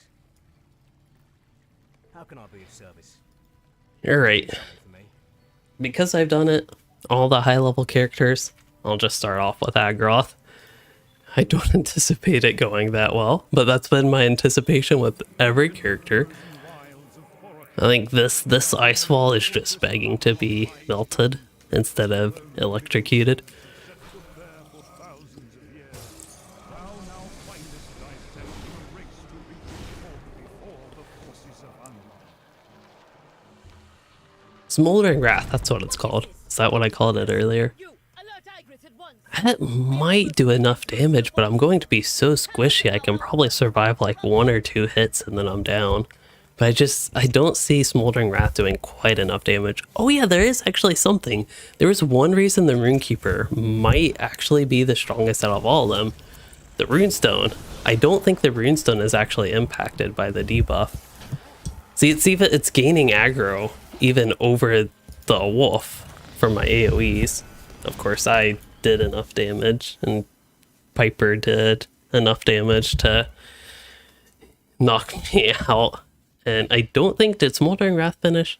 I wasn't able to pay attention at that point in the fight. But what I'm more excited for is testing Yellow Line. And here I actually have 2 runestones to abuse. I'm guessing at low levels the runestones would actually have an even greater impact. Ooh, I noticed a strong lack of stun there. Oh, Volcanic Runestone. That one's hitting 50k. Wow. Yeah. If you keep up the Runestone.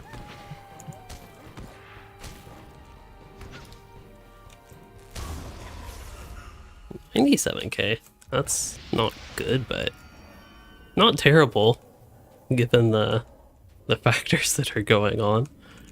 But yeah, if you keep up that fire runestone, I think that's a little bit cheesing it seems. That does way more damage than usual. Corruption removal is on control 5, and it was resisted. Oh, he wasn't stunnable. Yeah, I could have healed there.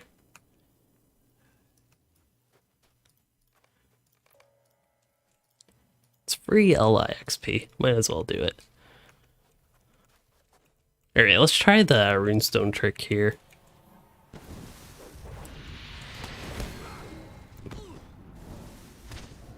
I don't know why I'm attacking the big baddie first.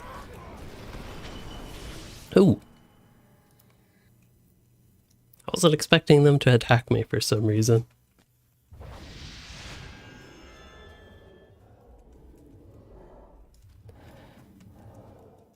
Well, now I'll do the perhaps actually useful strategy of attacking the weakling first.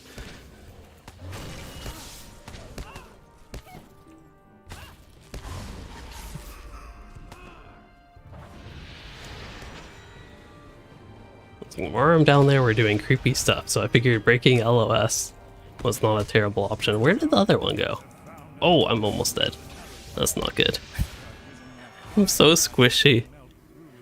So this character, I think, is a counterpoint to my Warden, who is actually decently geared, and even in DPS spec, was a bit tanky, but this character is super squishy with this. This is Agroth, though. We can check landscape. I don't know if I'll bother going to Gondor. I might. I don't know if they've updated it to the Stable Masters map. That seems to usually trail updates actually being added, but it's possible. Oh, I won't completely rule it out. Just kidding. I'll completely rule it out. They have not seemed to have updated the Stable Masters map.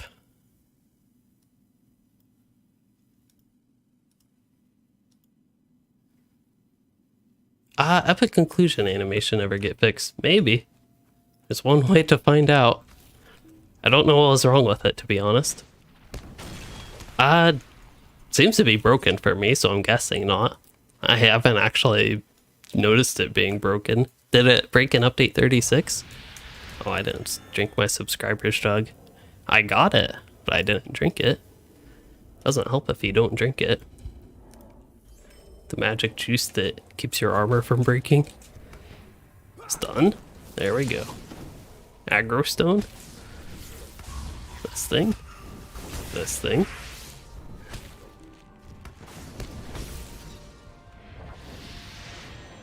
Okay. I just need this guy to not one-shot me, please.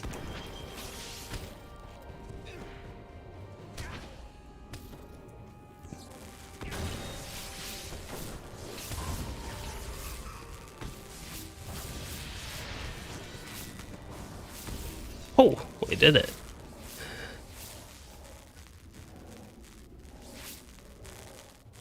This might be the first character that got through that group, though. Well, sort of. I kind of did it in 2 parts, so that's kind of cheating, but... And using the runestones feel like a bit of cheating. Whew, that was good timing. Yeah, the lightning bolt is missing, which is...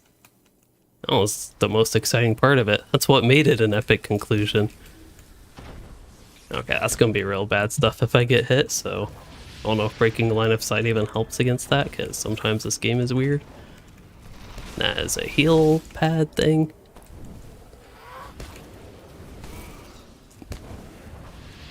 I sure hope they aren't targeting me with that fire. There's a lot of ground circles this fight. One of them's got the Eye of Sauron. Actually, they both have it. Oh, sneak attack. Oh, the sneak attack did so little damage. Then he just decided to, like, chop me in half. It worked effectively. Okay, we need to take this character to the actual landscape, though. Probably not Cardillan. Alright, this character, You actually have to discover that. Ooh. Oh, can't travel from this encounter. Yeah, I'll go. I think Southbury can take me where I need to go. Hopefully.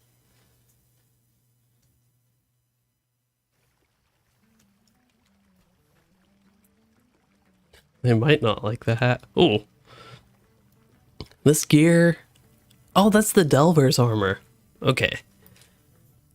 That's really begging to either be medium armor or be dyed.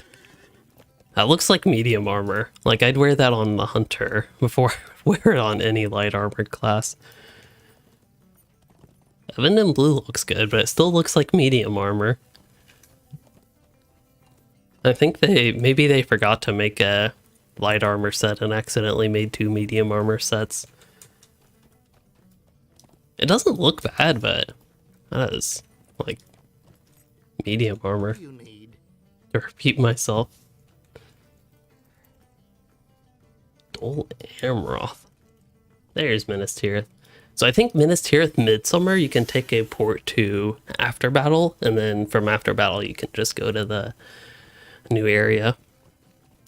I'll probably, like my Warden, just go ahead and spend 2 Mythal coins to get there and have it unlocked. But I think you can take a quick travel to After Battle Minas Tirith, but I'm not 100% sure.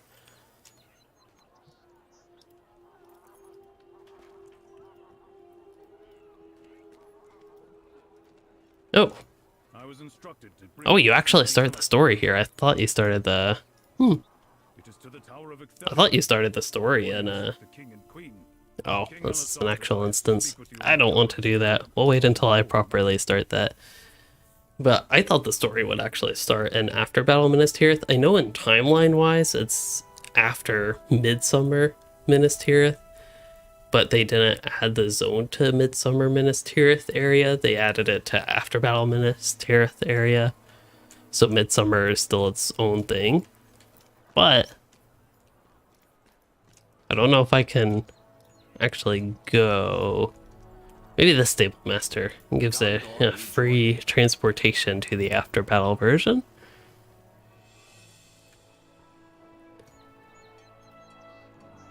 Area, that's After Battle. I'd have to, okay, I'll spend a Mythal coin. I don't want to, but I will.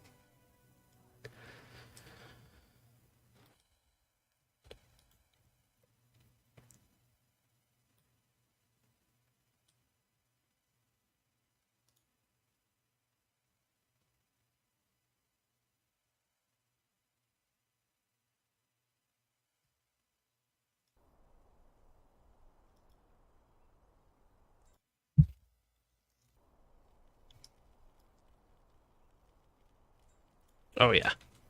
Well, I was looking for Stable Master, and I was like, oh yeah, I have to ride there, but I don't actually have to ride there. We'll go to Harland. Gondor needs your aid.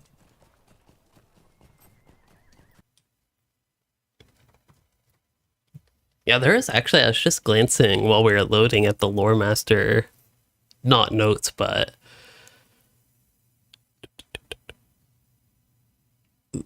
some potential changes. And there's actually a lot more than I remember initially seeing, but maybe I just didn't get to everything. I had a little bit of focus on the idea of blue lines becoming an alternative to red line captains that wasn't the most appealing to me. Red line, though, it looks like Sticky Gourd would become exclusive to the spec. Nature's Fury potentially be ground targeted, but sounds like there's a little bit of a debate on that. Sticky Gourd could apply Sticky Tar debuff, and Scout of War reduce cooldown. There's actually very little that they have for that. Maybe in the general changes, you'd start to see a little bit bigger.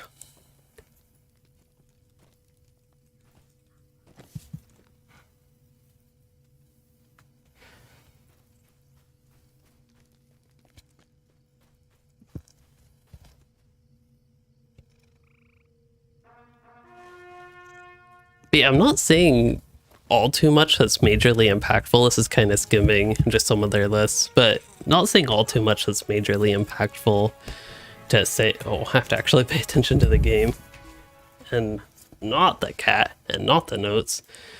Well, I guess my fear of stinging bees was perhaps a little bit warranted when I was on my Warden. I just didn't really interact with them all that much.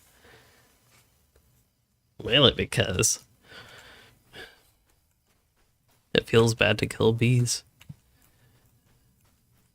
Especially how tiny and innocent they are. Like, at least with Aurochs or whatever. Sure, you feel bad killing them, but at least they're giant.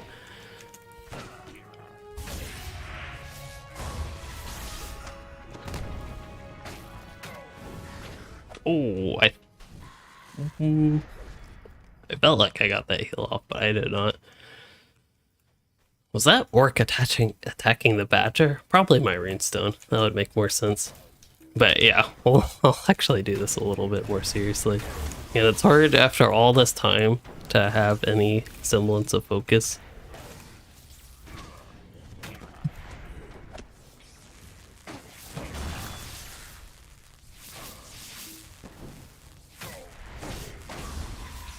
Oh, I'm doing too much damage.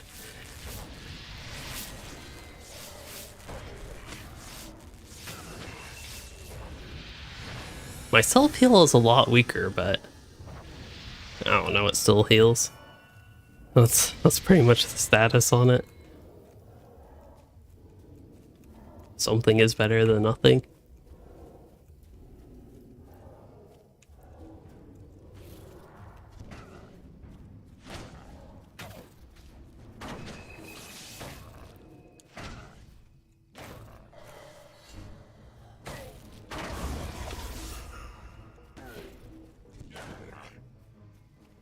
Alright, we'll try a signature and then maybe I'll switch to redline. Rune Keeper is another one I did test in the beta, and this does actually seem kind of similar to my beta experience on them.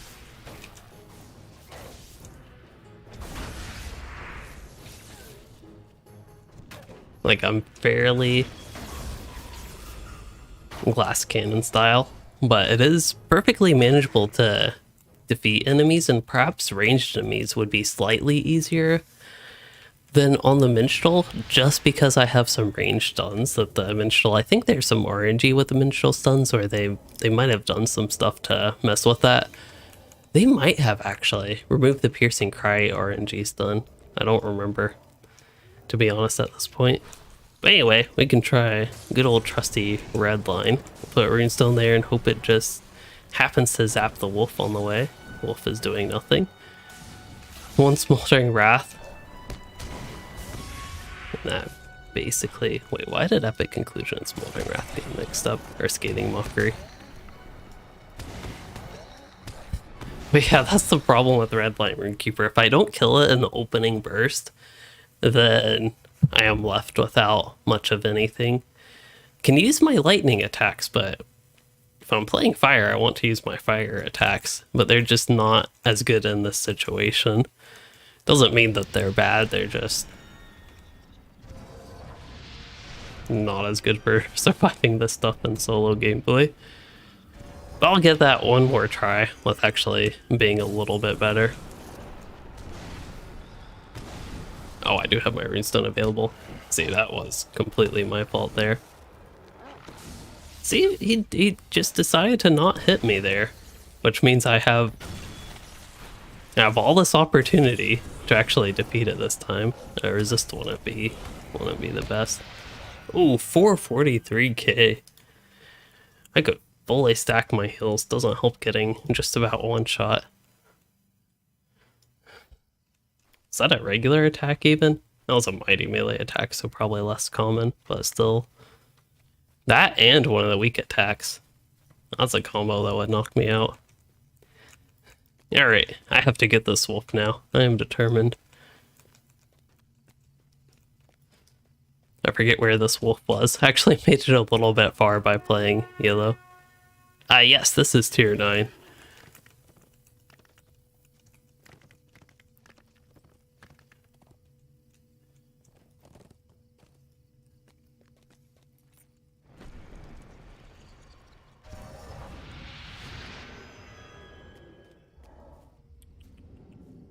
Alright.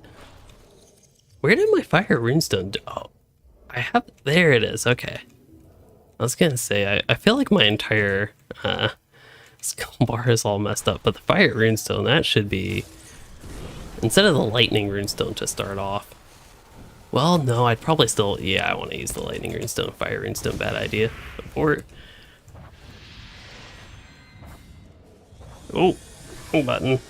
That doesn't help. Okay. Doesn't have any dots on him. See if I can... I don't think I can heal myself to 4k here.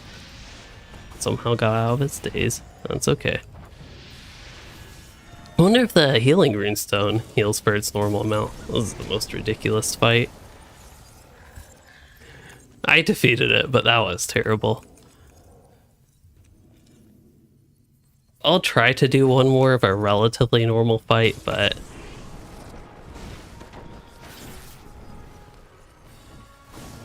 basically what I need to do is to defeat the mob during that portion of the fight, or maybe an epic conclusion. There we go. That was a fairly epic conclusion. I don't think I want to continue after that one. I want to make my milestone or do something here while I'm here before I leave this area. 1, 2, 3. Oh, 123 of those essences. Wow. Why do they have 123 of them? I guess why not is a better question. Dwarden at tier 9? Okay, we can end on Dwarden at tier 9. Just because you're a channel member. I gotta make sure you're getting your value.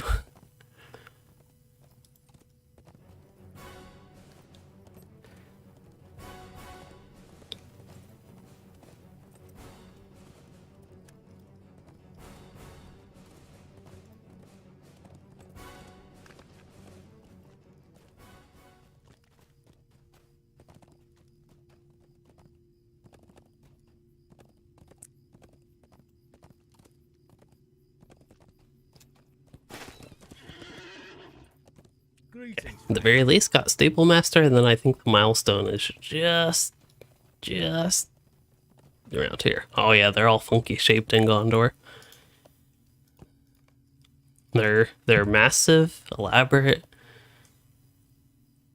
waterless, water fountain looking milestones.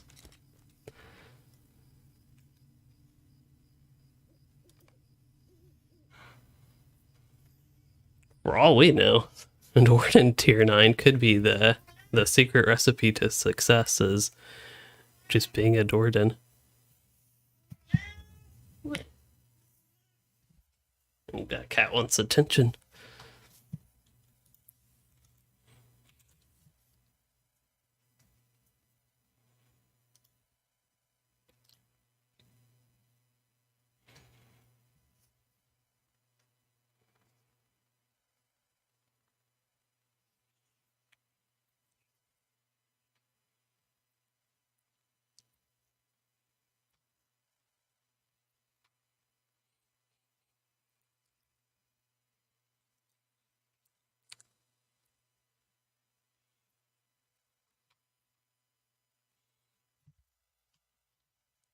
There we go.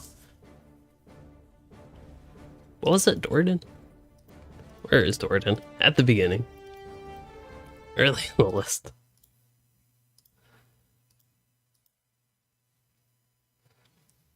That is true. It is Gondor. It has to be flashy. I wouldn't really expect anything less. It's just everywhere else in the world. I'm used to the normal milestone, but they had to step it up for Gondor. I think even in pre-battle, or not pre-battle, but during battle, and then like right after battle, everything is torn down except the milestones. Still perfected, flashy architecture figures of some sort. I would say that serve no purpose, but as a milestone, they do serve a purpose. Oh yeah, Rohan does have similarly elaborate milestones, don't they? With horses. Something like that, maybe? Or am I just imagining that up?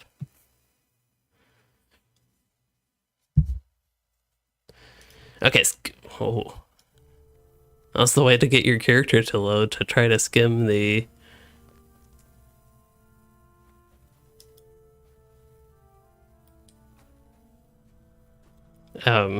skim the lore master notes. Actually, just reading something interesting with staff strike and staff sweep. I don't mind having melee options, but I do hope they go the route where they aren't actual DPS improvers. I'd rather them have some other melee utility. I think it's fun to have those, And maybe, I don't know, 4th Lore Master spec melee hybrid that actually uses staff and sword attacks. That would be pretty fun. Talk about getting rid of specs.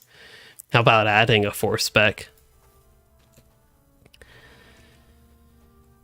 Alright, let's get a baseline for Dwarden.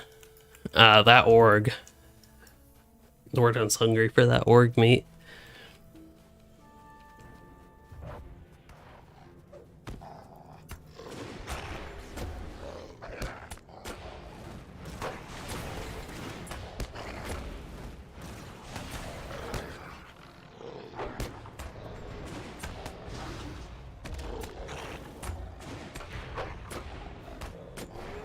Lore Master Survival Hunter spec. Exactly.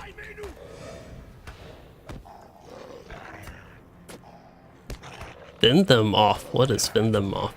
That sounds like a Lore Master thing. Is that the... I can't think of it. Control F, fend them off. Other red thoughts. Fend them off should be incorporated into Inner Flame. I think that's the only mention of fend them off, which is from Asylum on the LOTRO forums. And the pets. That's actually one thing I did like seeing, was their ideas with the pets.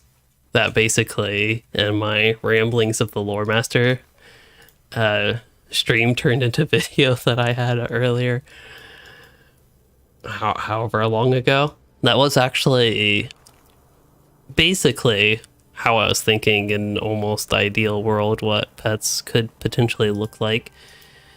And essentially, what on Macmahal, that's the one that looks like covering the Lore Master.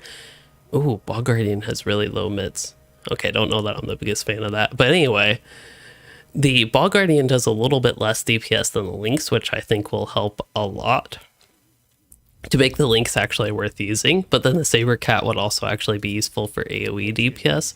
I think my big hope with that is that they actually do something useful, though. Like each pet you have, to perhaps further emphasize their role, or just do something where you don't just pick your pet based on the debuff. I think that would be the big concern there that I, at least in my skimming of this, haven't noticed them bring up too much. They still seem to be pondering how to do the pets. They're just saying pet skills will have cooldowns. Pet summoning skills would have cooldowns, rather, to rephrase it.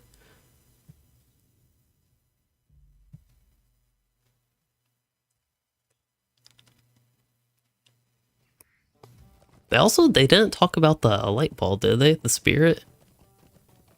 Healing oriented. But that's why it wasn't listed in the DPS list, like their target DPS of it.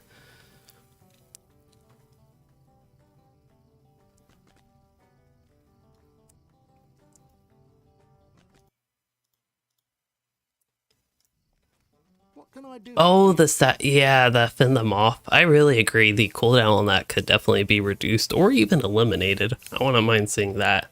That could spice up Lore Master. Maybe even give... Doesn't necessarily have to be eliminated, but maybe on a... See, having hidden timers like that, I don't like hidden timers. Like, you have a hidden 20-second cooldown for fend them off to trigger. But I wouldn't mind seeing that incorporated into Staff Sweep as well. That seems like that could be a good Lore Master thing. I don't know. That just sounds fun to me. Which is how I would, if I had all the power to do it, how I would design the class. Where am I going? I'm going to Central Bury. We need a swift travel to like the boar fountain. Probably spend more time on the loading screen than it would take to get there. I sometimes question if it's worth taking a swift travel between West and South Bury if you have long loading times.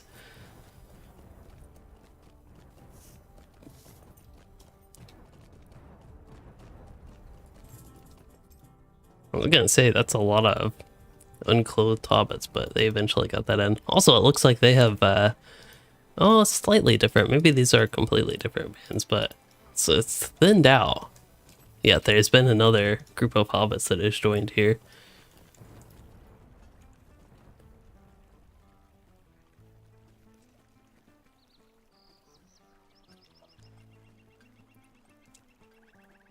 Could I speak with you a moment? What can I do for you? Might I take a moment of your time? Alright then. I expect nothing short of complete destruction of the entire Misty Mountains.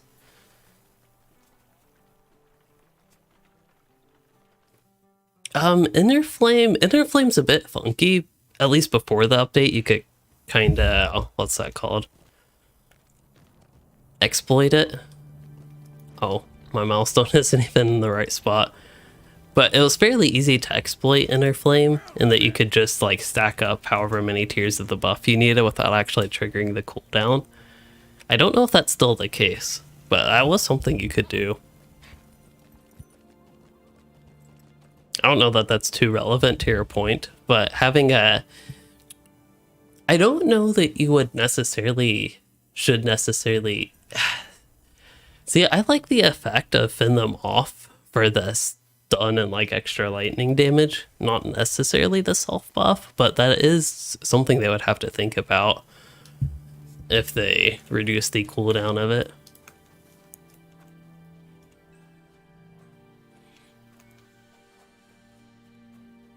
See if there are any more wargs.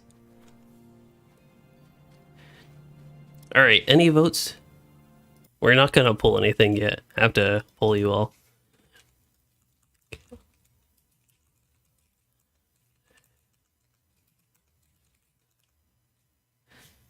Okay, the reason no has 2 exclamations is because that means I will get 2 shot or more. And yes has 1 exclamation because I will get 1 shot. In the meantime, I will chill here with the Longhorn. Chill. I meant to do sit.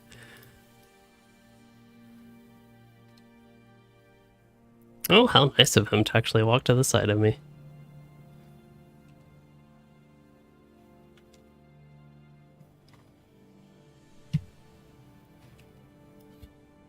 Wow, I can't believe 50% of people don't think I will get 1 shot.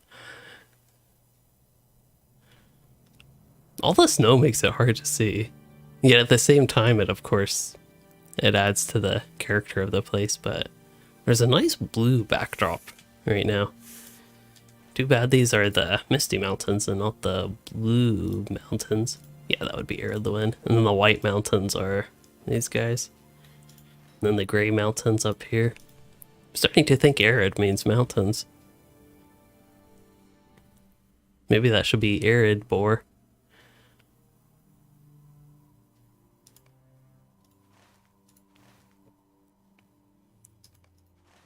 Yeah, I wonder when Umbar comes out if Parad will just be clickable here. Or if they will... I don't know if there's any more of this map for them to expand. But... I forget how far south Umbar is. It's after the little hook inward.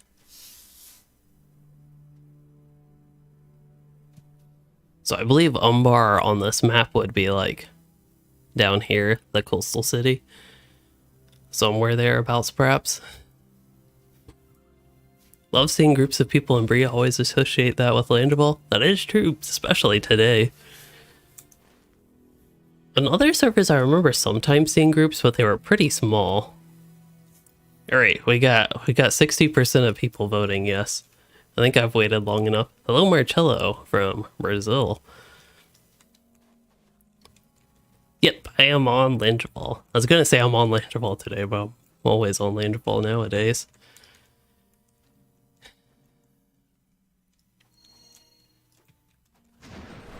Alright. Bring it on. Oh, I was not 1 shot. I was not even 2 shot. Okay, whoever voted no, won. I must end my poll so people don't switch to no. I expected to get one shot, to be honest. Okay, that means it's possible. That means it is possible for me, without any gear, and with level 1 Warden shield, level 1 javelin, level 1 spear, it is possible for me to get a kill. We might be here all night, but I'm going to defeat that org.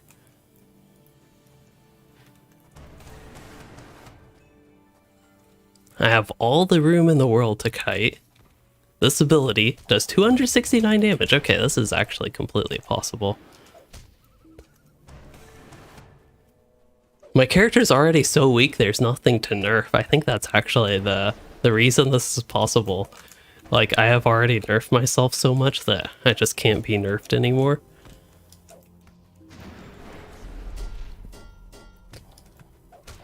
Oh, that lag spike scared me. It made me think I died. Oh no, he one-shot me that time. Oh, that was disappointing. I thought I was safe from the dreaded one-shot. I could go with a really funky yellow line build and get adroit ambush. That would give me an additional layer of hope.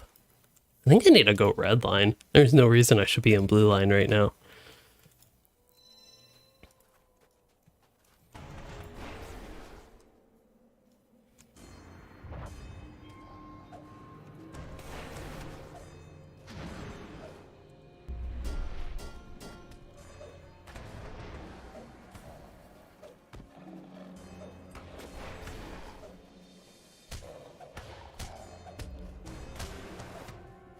Oh, he's almost touching me. Ooh. Oh no, why am I targeting that thing?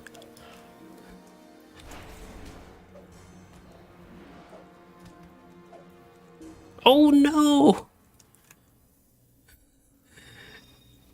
Did I really run that far away? I could still touch him from that spot. Wow, that was terrible. I had him down to 300 health. Had all those dots ticking. Now he just gets one double claw swipe on me and I'm toast. This org is really cheating. Playing completely unfair. Like, why can't I just decide to run away back to my original spot and become unattackable?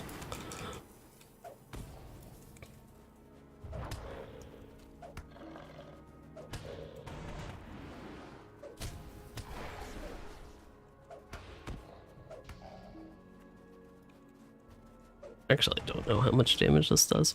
Probably not that much. I think there's a reason that my main attack was ranged wall of steel. Okay, I feel like I've been in this spot before, so I'm... Oh, see? He's probably gonna end up like right... Okay, that time he actually did run kind of far away. This org is not playing fair. I think this org is tougher than the Balrog, though.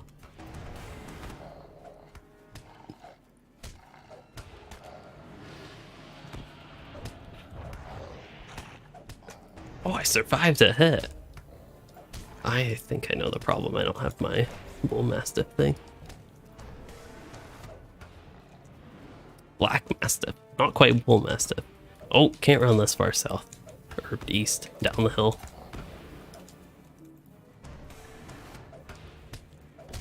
Gotta slow it.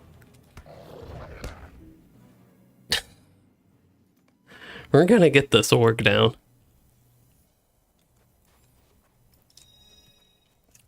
There we go. Never mind. There we go. Now we got it.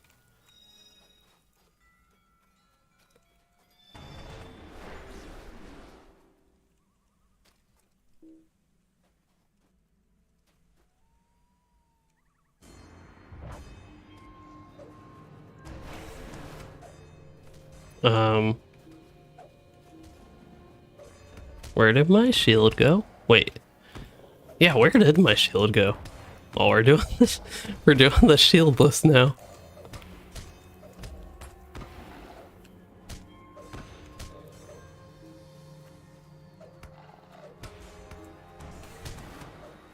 Is it just me, or am I doing a lot more damage now that I don't have a shield?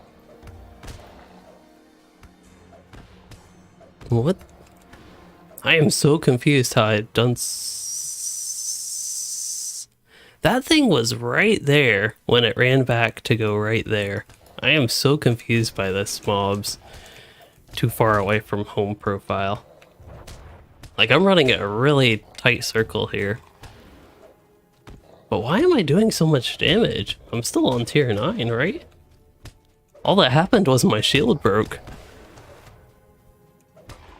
Maybe I'm not using the bleeds. Like, this thing could practically touch me. I'm running. There we go. I don't know why things got easy. Easy when my shield was destroyed, but I have 3 armor pieces that could be damaged, plus the crafting tool. And I end up with a broken shield. But alright, I have been here messing around with max difficulty and some different difficulty levels. With all these different characters, we finally got to one of every class, unless there is one that I'm forgetting. Other than the upcoming TBD named class. At some point later. I think to finish it off and summarize my thoughts, I might head on to my high level Warden to get a little bit of revenge because I was playing it terribly earlier. So maybe while paying 0 attention to the game, I can perhaps do a little bit better.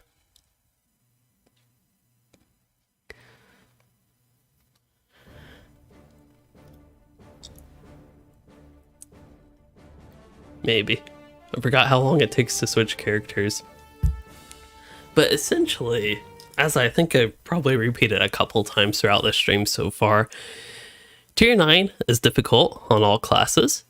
If you are a level 40 Warden, it is possible that if you are using level 1 weapon, shield, and javelin, and then no other gear, it is possible to kill a mob above your level. Don't know how, but it is.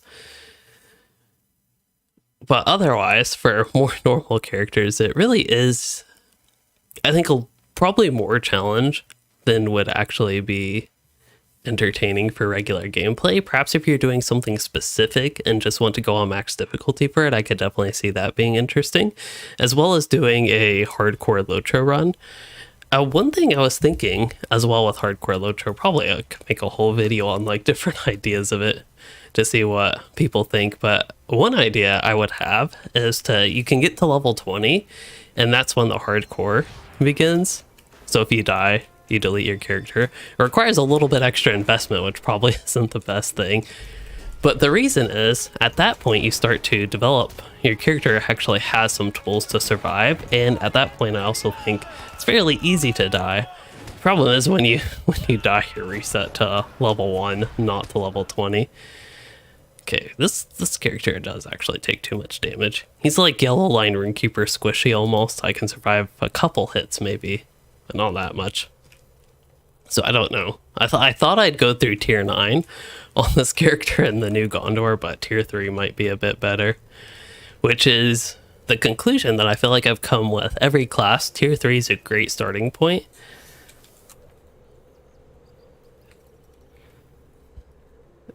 Tier 3's what is that? I forget. But that might actually be their main character's name. But somebody asked in chat if I'm still streaming after over 5.5 hours. I am. Anyway, I forgot what I was saying. Oh yeah, tier 3 is a great starting point, I think, and from there you can kind of finesse it towards where you want to go. If I were to engage with the difficulty system, I think it would be always at a minimum of tier 3. I wouldn't have much point in running tier 1 or 2, especially considering tier 3s when you really start to get into the rewards and the such. He has the Eye of Sauron, he's going to get the corruption, okay. I'm still dying. I could actually use my cooldowns, but That seems kind of ridiculous to use those on a little wolf. I am impressed how the difficulty scales with high levels, though. I expected it to actually become relatively easy at these higher levels, so that is another thing that I have found.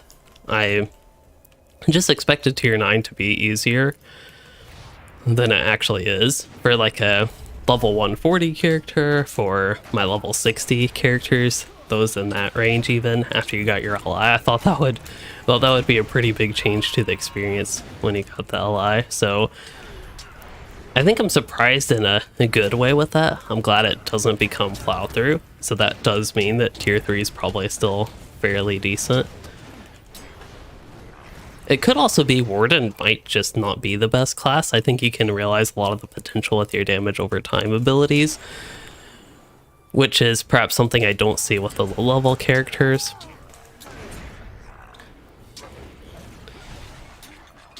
In the low level Warden, I mean, because your upfront damage abilities are actually relatively strong at that point.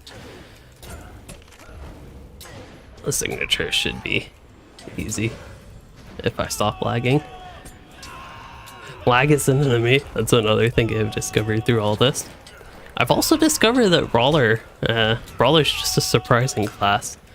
I haven't played it all that much recently, but my Brawler did handle things surprisingly well. But yeah, I think tier 9 is definitely meant for groups. I think that's pretty much just a true statement. But that was another thing that's a good reminder, because I really think tier 9 has a lot of potential for groups when you're especially maybe level 50 plus and you have the tools, you have, say, a tank, you have a healer, because at that point you can probably start actually surviving and not just getting one shot. It can be kind of entertaining when you're low levels just to experience the difficulty for the first time. And everybody in the group basically gets one shot by little green mobs because they do so much damage. Especially if you're fighting mobs that are above your character, above your group's level. But once you get higher level and actually develop tools to survive things, like I can probably fight a decent group of mobs off on this character if I actually use my defensive buffs, heals, and, you know, play the game not terribly. That would actually be a possibility for me to actually have a pretty decent challenge trying to take out large groups of mobs.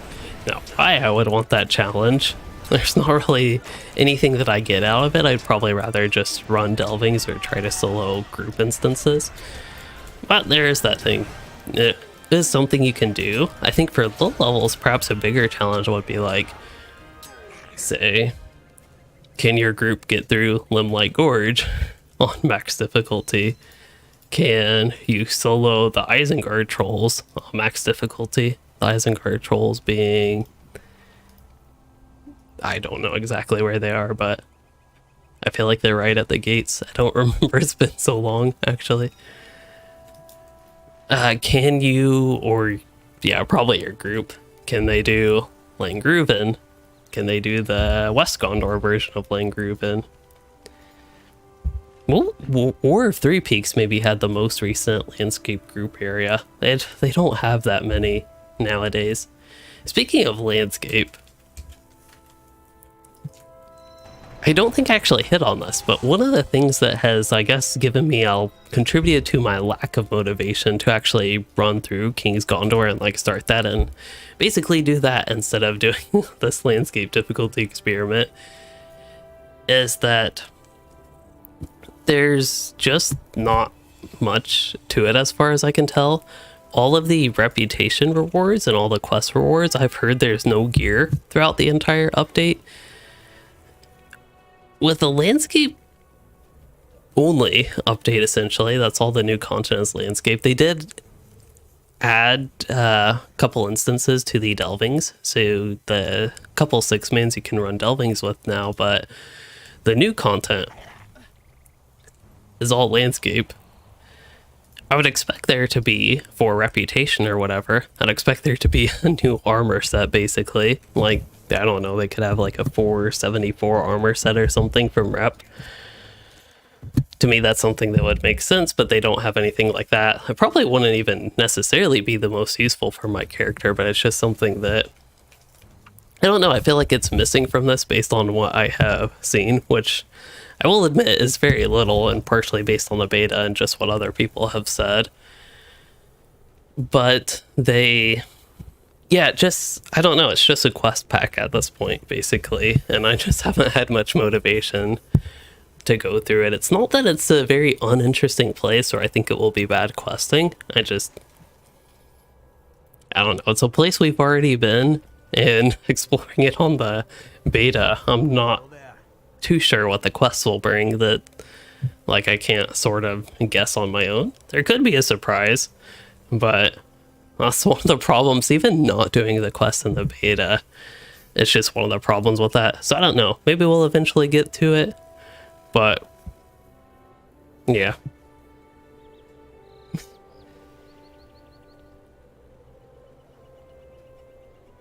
Oh, and it's one of those, if you don't have the enhanced reputation, you could still need rep for the faction. That's not good, especially if they don't have dailies or just rep boosting content that you can do repeatables.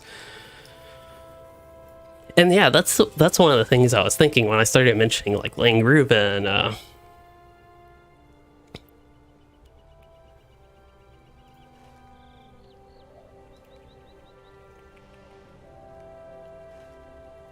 what is that place called?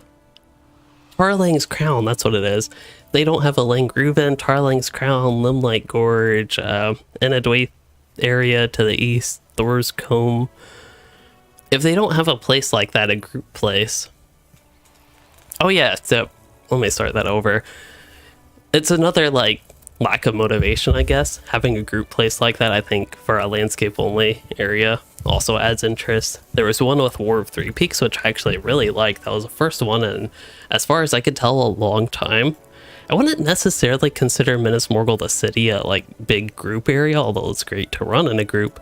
There's some tough stuff in Circle of Despair, but it's not like a large group-oriented camp with tons of elite masters, some nemesis, and things like that. I wonder if they plan to, like, they even have a 2 outer Gondor. I wonder if they, with the expansion or update 38, how much they intend to add. I think that's another thing. I kind of hate to think this way, but I feel like they're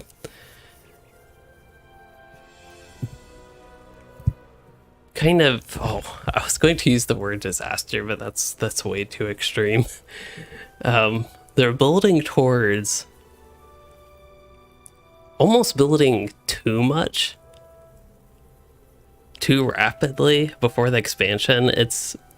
See, I'm already planning this video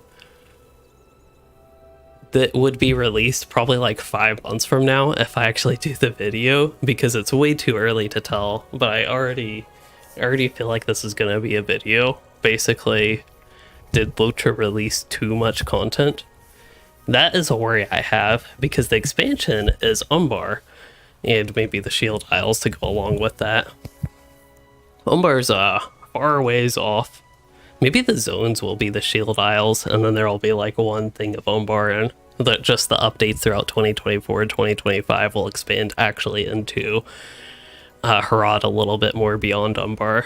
But anyway, however they do that, the whole point is update 36 released at the end of May 2023 released all of this, Lossarnak, Upper Lebanon, and Lower Lebanon in King's Gondor. So large region with King's Gondor. Sure, it's similar landscape area to what we had, but just like updated, newer version. They still had to design quests for this entire area, these 3 zones. Then we have what appears to be grayed out. I don't know if they'll go all the way to Blackroot Vale, but they're heavily hinting at Ringlow Vale, Dor Urnil, Cape of Belfless, Havens of Belfless, Lamedon, and I think a bigger hint towards Umbar and the Shield Isles for the expansion, maybe even Outer Gondor. And they also have expanded, I don't know story-wise from the quest, so there's no spoilers here, but they seem to be doing some dwarf stuff in the White Mountains. It's another thing they could expand up north, perhaps unrelated to the expansion. I don't think that would be that great if they go that route, because I mean, we're going to Umbar. That should be by far, I think, the most exciting like priority for developing content. Let's see, I think I somehow ended up in the old map. Yeah, this one looks slightly different, but it's actually fairly similar overall. But I don't know. That's just why I've had this concern and idea for a video, or almost a prediction for a video I will do at this point. But again, that doesn't mean that anything's here is bad, and they might defy these expectations in a good way. It's just some of the contributing factors for why I haven't been the most motivated to run through this. Anyway, on a more positive note, the reason I went with landscape difficulty is it was more positive, and I think I have had a pretty positive experience with it overall, even though I got defeated a lot. That is a good thing if you're running tier 9, and that definitely was good to see. Hopefully can get some good group activity, especially for higher levels. I think it'd be pretty fun. We have a kin group that's like level 50-ish. Perhaps almost converting that group to a mixed landscape difficulty and instances group could be pretty fun. To do some higher level stuff than the same old level 10, 15, 20, even up to 30 stuff we did on Treebeard that got a little bit tiring because it was getting a bit repetitive without us making much progress, is at least what I was personally feeling like. But yeah, I'm definitely excited to play around with the landscape difficulty more, and especially with my captain. That's a character that I have not even logged into, but I think he will go to tier 3 to start, and that is my hardcore captain, so there's a little bit of extra pressure on him to survive. I think that will really help the hardcore series. I think that will start with him, and then I don't know, at some point we might try a tier 9 hardcore character, see how far we can get. Can you get to level 10? I actually don't know. Maybe with a Rune Keeper, if you get your runestone at that point, although I don't think you would have to ban crafting in that case. Anyway, apparently I logged out of this character. I don't know what I was planning on doing. I was going to get onto the captain to go ahead and turn the difficulty on, but I think I'll go ahead and wrap up this stream as it takes forever to switch characters. I hope you all have enjoyed it and maybe learned a bit more about the landscape difficulty and just what it's like on different characters, various levels, various classes, various specs, various gear, various setups, various all sorts of stuff. And if you did enjoy, consider liking and subscribing for more. And thanks for joining, chatting, and watching, everyone.